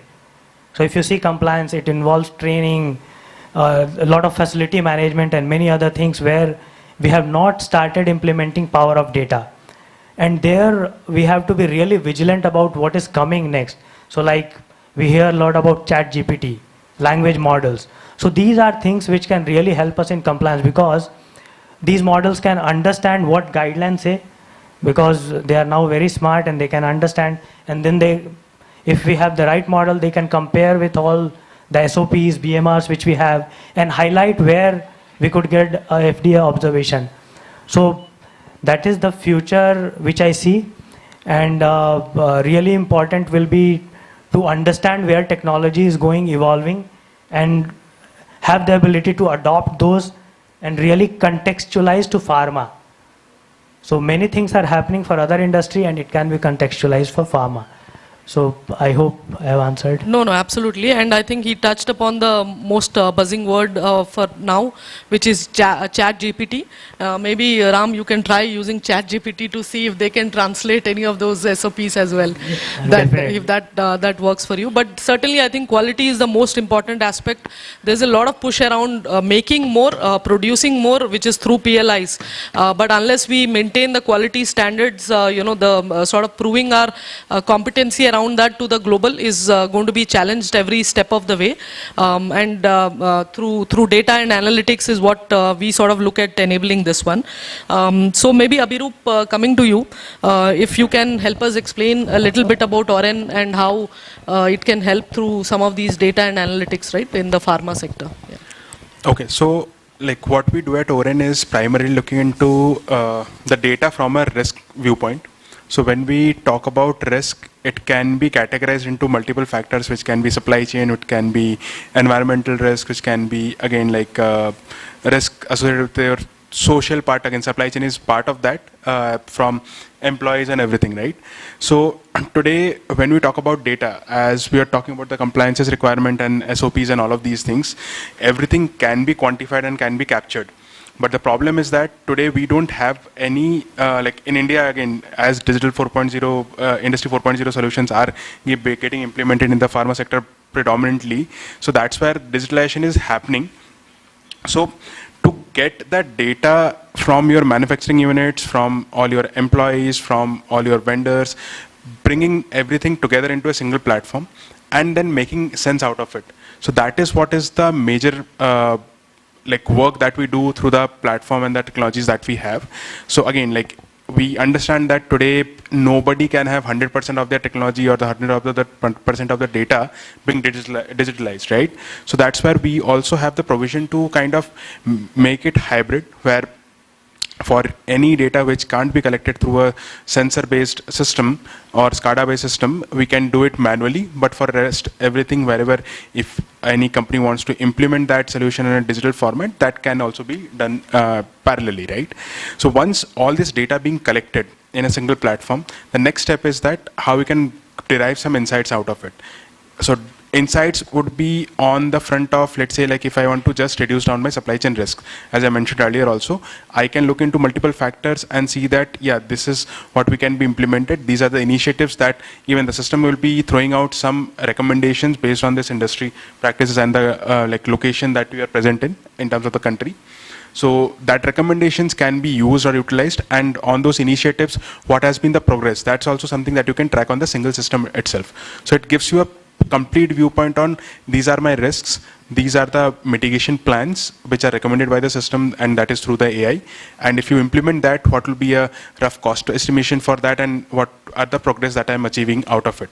So this is the entire viewpoint of the system. Apart from this, again, like as we are looking into compliance, compliance is nothing but kind of creating a report which is mandatory either on an annual basis or a quarterly basis or for the one time for one of the approvals, right? So rather than someone doing it manually without, like, again, we can't phase out this problem of not interpreting the requirement rightly. But if you have interpreted the requirement of the compliance, then definitely the system can put it out in a format of a report or any compliance form, which can be generated from the system directly. So you don't have to put in a person to this problem of go figure it out what they need and how to collect that data and get these clearances done. That can be directly automated through the platform, and that's what we are doing at Oren. And along with that, we also have our advisory practices who are like people from the industry helping companies into manage on this ESG risks or like global risks, and risk compliance is something that I'll be looking at. Wonderful. So enough, I mean, we have talked about in terms of the data and the requirement around data. I'll just switch gears a little bit, and Mr. P.V. Raju, I'll come to you. Is in terms of the vast supply chain that we have in pharma, which is extending to a diverse set of suppliers as well. So any thoughts around how do we sort of look at supplier onboarding process, some of the areas that we should probably put focus on? Your thoughts on that? Yeah. Sudipta, actually, we are looking in that now. Supplier onboarding, a usual process is like that. The basically involved by more first technical people, and interact with the vendor, get the samples tested, and then quality control guy can go and visit plant audit and certify that everything is nice, subject to commercials. Commercials is fine. Then they're onboarding the suppliers. Usually, most of the time, 90% every material is having a alternative option, alternative vendor. But so 72% of these suppliers only audited by due to the cost factors of other many reasons. Most of the time, only 70% of the 72% approximately based on the industry information, only plants are audited. This is a usual process in the pharma. The missing piece in this is that financial analysis. So most of the time, the finance team is never involved in this supply onboarding. So they're missing this piece. So it's very important, the financial stability of the company, apart from that your quality, material, price, and all things. Apart from these three areas, they have to focus on the financial analysis, onboard the supplier. If you not do that, it's really you burn that. You supply, look like a plant is very good, product is very good, audit also, so physical audit, everything is good. But the person who set up the company, brought the money, borrowed, he not able to manage. You qualified the supplier, submitted your NDA and everything with the US FDA. So when the product you want to manufacture and supply, the manufacturer will disappear, or he cannot able to manufacture. Or your competitor acquired those companies because of financial instability. So taking into all these factors, apart from the internal audit and other assessment, need a financial analysis, take their help. Maybe it's not a big cost actually. Maybe we are also using sometimes DNB for our assessment of our vendors, financial analysis. Get that financial stability apart from all these factors, and which will help a lot. And we also faced a similar kind of challenges during the pandemic, but we realized this piece is a compulsory the way forward to address your challenges. No, absolutely touched upon the right points. I think where you source from is also very, very important. And now there are tools and technologies which are available to you to sort of get a very comprehensive view of your suppliers, of your customers, your entire value chain. So great. I think we have done very good job in terms of the time. We have about 3 minutes. If there are any questions from the audience, we can take them now. For the panelists, we can take them now if there are any.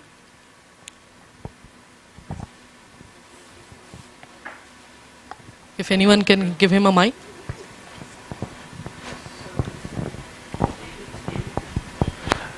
Hi.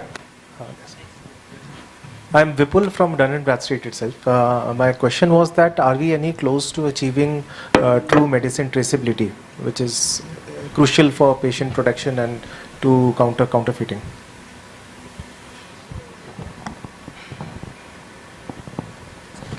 Hello.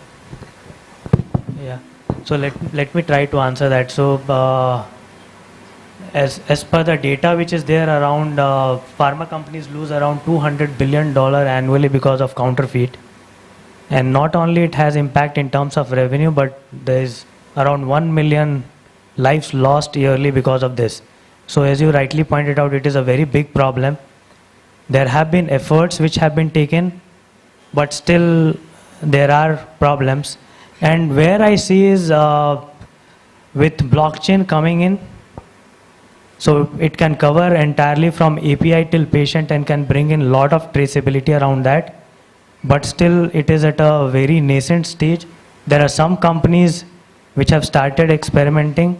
I think Novartis and Merck are the two companies which have started experimenting with that. And as an Indian pharma company, we should pick it up. And apart from blockchain, there are some other technologies which are coming up, especially related to silicon wafers. So the idea is you can have silicon wafers which can be etched, and then they can be put inside the manufacturing process itself. So we will have tablets which will be etched with those silicon wafers. And if you put your mobile app, they can list out it is from Cipla or whatever is the manufacturer. So those are some efforts which are going on, but they are really at a nascent stage. I'll just add to that, considering some of these innovations that are happening around, you mentioned about the nanomaterials and also the blockchain, right? One of the things that we are facing now is most of these are at a pilot stage, right? Because they are still evolving. So the real benefit that we will see is only when we sort of scale this. When we sort of take it to the scale that is required is only when you'll see actually how digital data and some of these will be, giving you the real value out of that. Thank you. Maybe we can take another question if time is there. Okay, we are at just about time, but if there are any questions, we can take those. Okay. Great. I think I'll thank the panelists, Mr. Arun, Mr. P.V. Raju and Ram as well as Arup. I think it was a great panel discussion. Hope the audience also enjoyed. Some of the key points that I sort of recall from the discussion was definitely around the product linked incentives, the innovation linked incentives, focus on data, focus on your quality aspects, the compliance that needs to be put in place. These are the critical areas, especially around supply chain, and to be able to really make our supply chain resilient, agile, and whatever other terminologies you want to add to it, but really putting the focus around this. So thank you so much.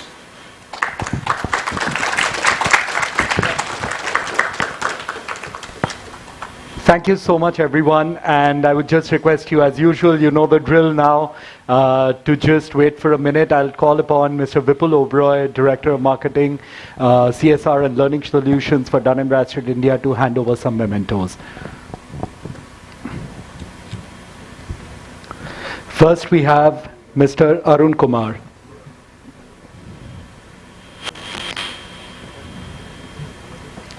Can we have a round of applause?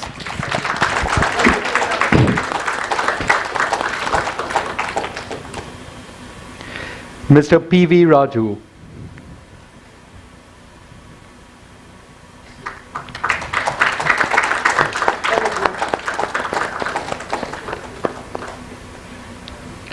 Mr. Ram Kumar.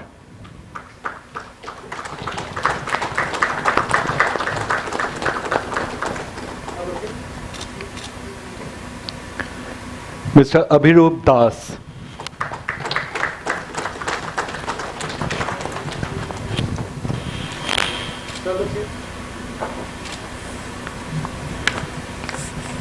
And finally, our moderator, Ms. Sudipta Veerapaneni.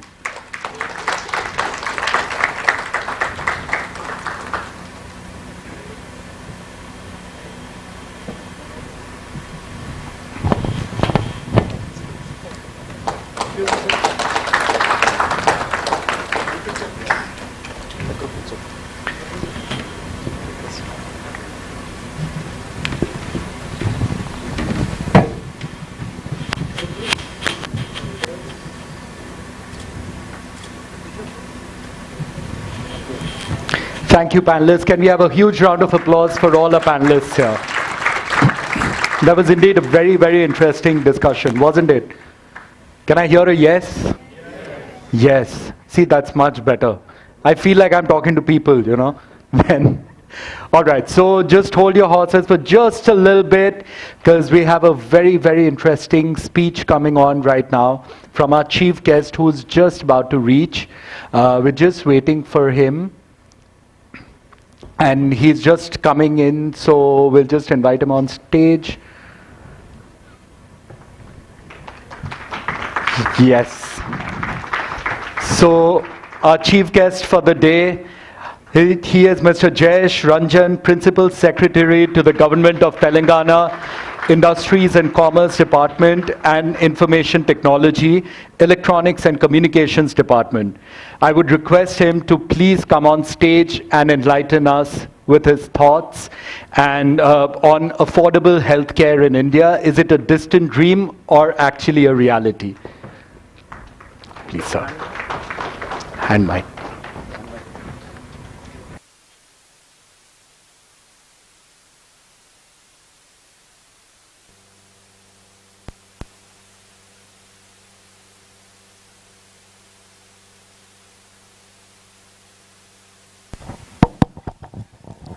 Thank you.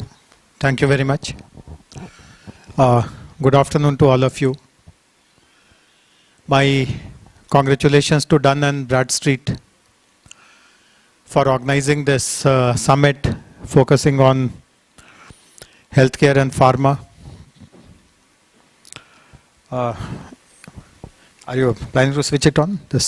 There's a timer. It is showing 45 minutes. I won't be speaking for 45 minutes.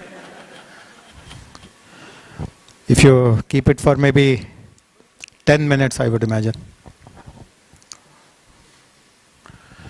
Okay. So, so as I said, congratulations to Dun & Bradstreet for organizing this event and putting it here in Hyderabad. I'm happy to interact with all of you. The session plan also is very relevant. I saw the themes which are getting covered through panel sessions, panel discussions. You are discussing about the usage of technology. You are discussing about supply chain. You are discussing about ESG. Again, these are themes which are very, very important, very relevant from a government point of view also. And I'm happy that industry is sitting together and discussing all these ideas. I'll also share a few brief thoughts on some of these topics which you have already discussed in one of these panels, or you will be covering in one of the subsequent panels. So to start with about technology, now this is again something which is becoming a very important global trend. In fact, I'll just give you a few examples. Some of you may have seen this, that when you drive around Cyberabad, you will come across a large building of Novartis. Now, almost 9,000 people work out of that building. It's a pretty large facility. And when I speak about it outside, typically we go for promotion events. As some of you will be aware, we are setting a new mega industrial park for the pharma industry called the Pharma City, Hyderabad Pharma City. So when we go to other cities to talk about this industrial park, Hyderabad Pharma City, one of the things which I mention is that Novartis employs 9,000 people in Hyderabad. And one automatic question which comes is that what do they manufacture? What drugs, what products are Novartis manufacturing in Hyderabad? And when I tell them that they don't manufacture anything, then that surprises. Then what are these 9,000 people there for? So the answer is that all those 9,000 people are assisting, of course, Novartis's manufacturing, R&D, etc., using digital. Enormous amount of technology application for digital drug discovery, for doing their clinical trials, for managing their CROs. all kinds of bioinformatics, biostatistics, everything which is possible using data, using digital is happening here. Very recently, I mean not that recently, it happened before pandemic. They have now included in that office a innovation facility which is called Biome. There are just 3 or 4 of those innovation facilities for Novartis anywhere in the world. The last one they opened also in Asia, incidentally, was in Shanghai, and the 4th one is in Hyderabad in India. So that is the way world is going to move forward. In fact, looking at Novartis's success, there are many other life sciences giants who have set up their digital centers in Hyderabad. Some of you may be aware that few months ago, just about a couple of months ago, BMS, which is again a large American company, Bristol Myers Squibb, they have also set up their digital development center here. Sanofi has a presence here, Roche has a presence here, and there are a few others also with whom they are in active discussions, because they have found the advantage of Hyderabad is that they see a very nice confluence of biology and technology. Because of the decade-old prowess of life sciences here, many of you will know that pharma industry started in this city in 60s. When the then Prime Minister of our country, Prime Minister Nehru, he decided, see, many of you will recall that Prime Minister Nehru's philosophy was that the industrial development should be led by the government. He was enamored with the Soviet model of state-led enterprises, and therefore he replicated that model by setting up large public sector undertakings in different parts of the country. And the pharma sector was located in Hyderabad. There was a company called, I mean there was, meaning it is still there, not at that scale, but in those days in the 60s, that was the pioneer, called IDPL, Indian Drug and Pharmaceuticals Limited. And then they kind of promoted many other entrepreneurs, some of them who were the staff members in IDPL, to set up their own enterprises and take up their own companies, and some of them have become world beaters today. I don't need to name them, we all know who they are.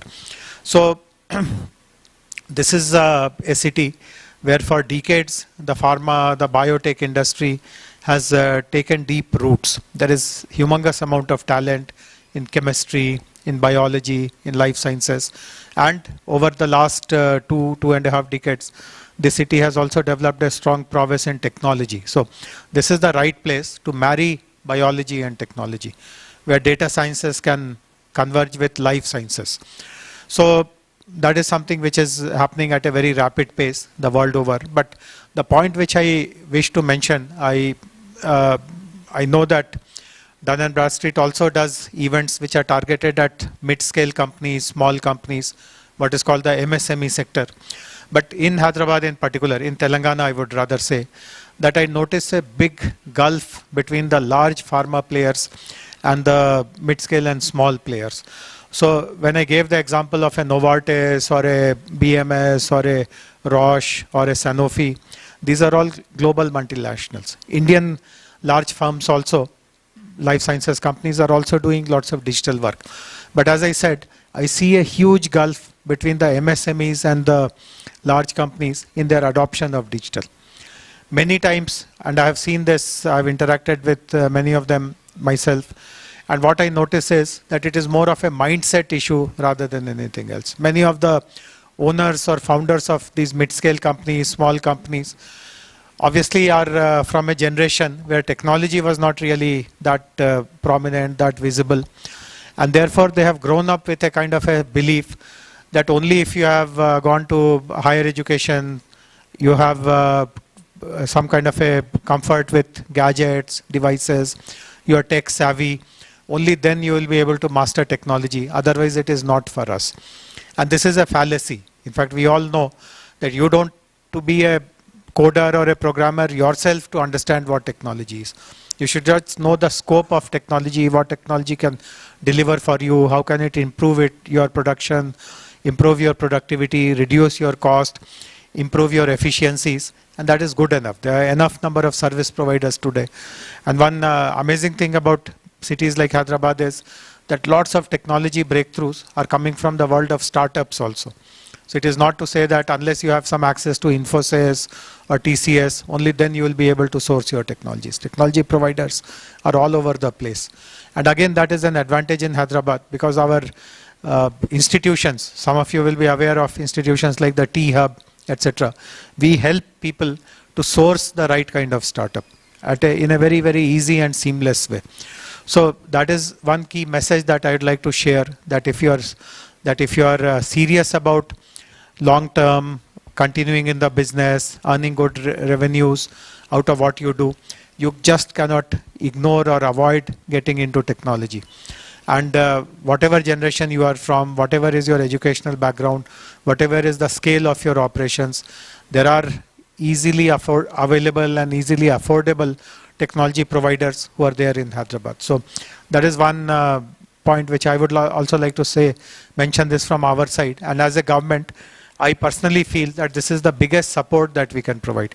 See, there are a large number of MSMEs who keep interacting with us as a government with the demand or request or expectation of this subsidy, that grant, this financial benefit, which is all fine. I mean, I'm happy to provide those grants and all that. But a bigger thing to get from the government would be get access to good technology which will advance your business in a long-term way. So I have spoken on other occasions also, and I have mentioned this very clearly, that let us shed this mindset of subsidies, grants, etc., and focus more whether we can get the best possible technology at an affordable and accessible way which can advance our business. So I'll be happy to interact with anyone on this point at any point in time also. The other theme which you are again discussing is equally important, which is ESG.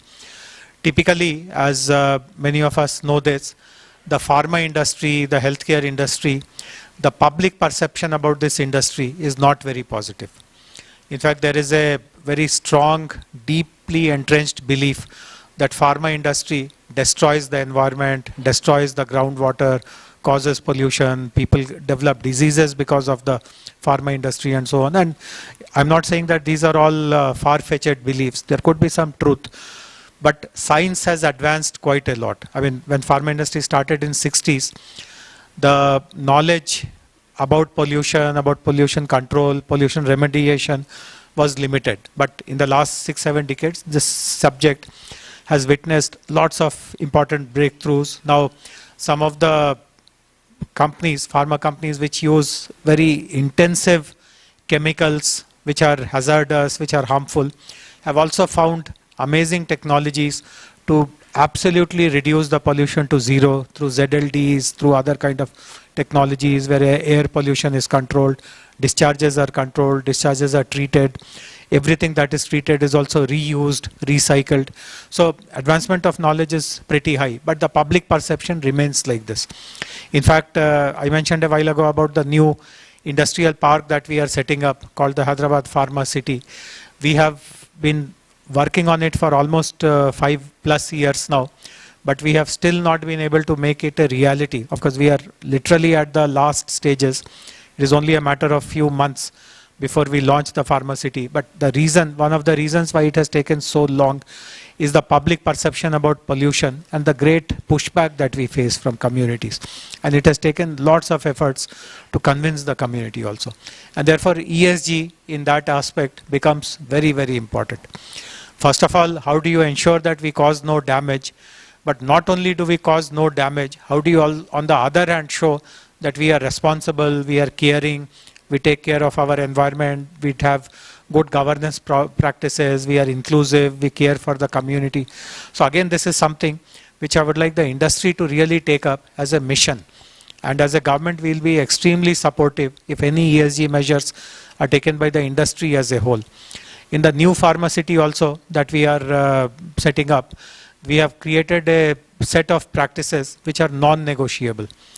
So for example, in terms of usage of energy, we are very clear that even if it is going to cost more, only clean energy sources will be allowed. That is gas and steam. There will be no coal-fired boilers at all. So everything will be run either on gas or on steam. About discharges and all, I already told that the state-of-the-art pollution control, effluent treatment technologies will be used which the government will put. I don't want to leave it to chance whether you will do it or you will evade it. So therefore we will put everything by ourselves. And various other things, the green belt, the pollution monitoring equipment, and so on and so forth. So best in the class equipment will be put there. But we also want individual units there to take responsibility. So as some of you would know who are from the industry, one of the important challenges the industry faces is about this AMR, antimicrobial resistance. And how do you ensure that our production processes are such that these kind of AMR phenomena is not witnessed at all? How do you ensure that these kind of infections, these kind of bacterial, microbial resistances don't develop as a part of our manufacturing process itself? So we are collaborating with a few global partners also who will be working with us in providing these kind of things. But regardless of it, ESG is a very important component, and we want industry to take the lead. And the government, if you take one step forward, we will be willing to take you 4 steps further. So that is the commitment we want to give to ESG. And another panel that you are speaking about is again something which is very important, which is on supply chain. And particularly during COVID times, we saw how challenging this can be. As you know, Hyderabad is a very important manufacturing hub for the pharmaceutical and the biotechnology industries. 40% of countries' pharma products are manufactured here. 1/3 of world's vaccines are manufactured here. And lots of components do come from outside. We don't have self-sufficiency in many of these the key components, the key chemicals, APIs, and so on and so forth. And during COVID times, you will recall COVID started in China, particularly very close to the location where the industrial belt for key chemicals and APIs, etc. are located, very close to Wuhan, from where this pandemic began.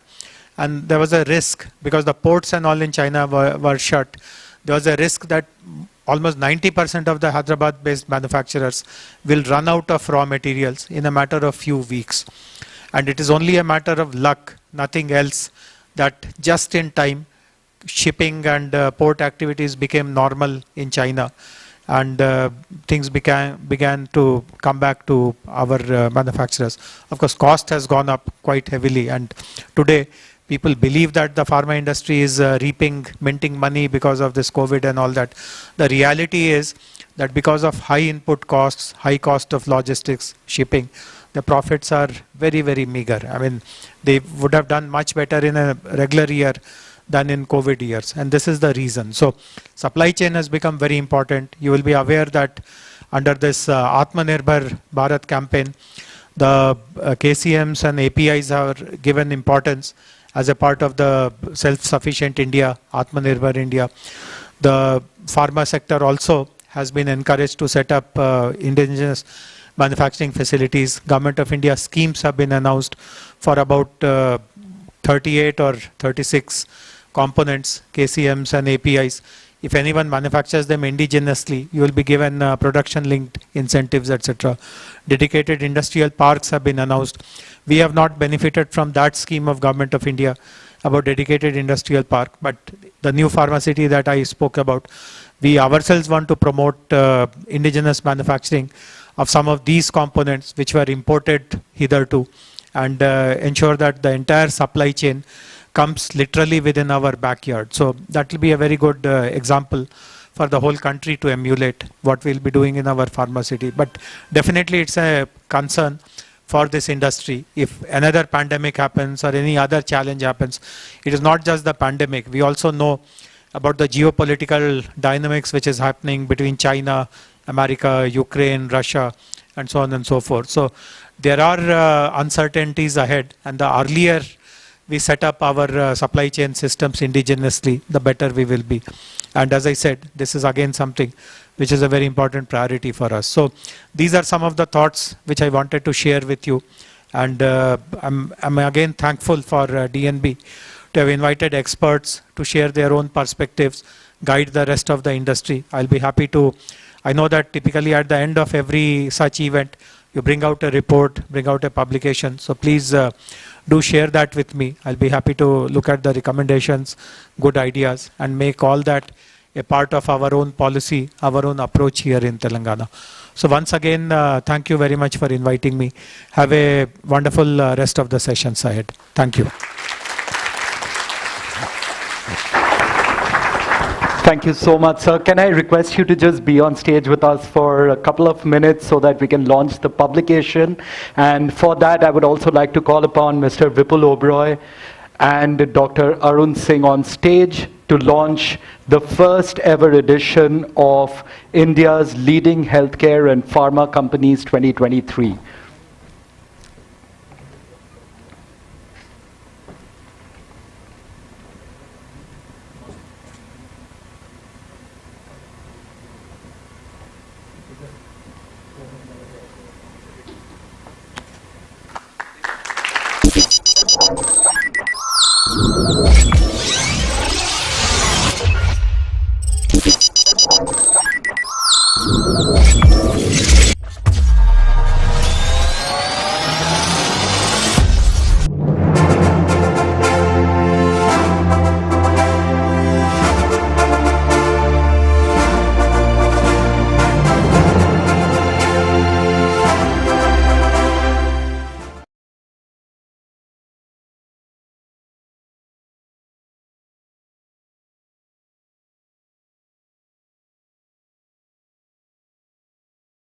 Mr. Vipul Oberoi to hand over the memento to him.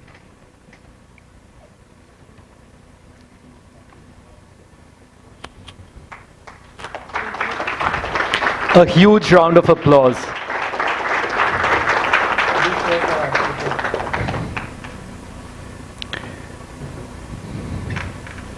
Mr. Oberoi, I think I can keep you on stage for another minute to give out the closing remarks. So for the closing remarks, I have Mr. Vipul Oberoi, Director of Marketing, CSR and Learning Solutions.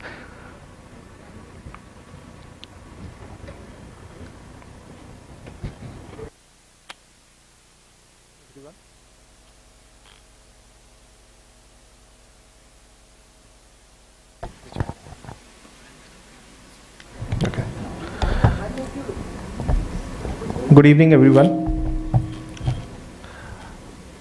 Thank you. I hope all of you have had an enriching learning experience today. All the learnings of the day would surely come in handy in setting smart goals and formulating futuristic strategies. And I would like to thank everyone in the audience. I would like to thank Mr. Jayesh Ranjan, our chief guest, who was here, and he gave a very detailed and a very enlightening views on how the Andhra Pradesh, how the government is actually doing a lot of initiatives for promoting the healthcare and pharma sector. So I would like to express a sincere gratitude also to our summit partners, digital transformation partner Iron Mountain, co-partner Maroon Oak Technologies Private Limited, and co-partner Cloud 4C Services Private Limited, NTT India, and Fortinet. Of course, the summit is incomplete without you, our lovely audience. Special thanks to each one of you. It was such a wonderful experience. Without you, without your support, without you sharing your views with even our panelists, the summit could not have been this much of a success. Cheers to all of you, and signing off there. Thank you. All right, so here we come to an end now. Did we have a very insightful day? Can I have a last cheer for the Dun & Bradstreet Healthcare and Pharma Summit 2023? Thank you so much. You have been an absolutely lovely audience. And this is me, Kaustav Bhattacharya, signing off. Thank you.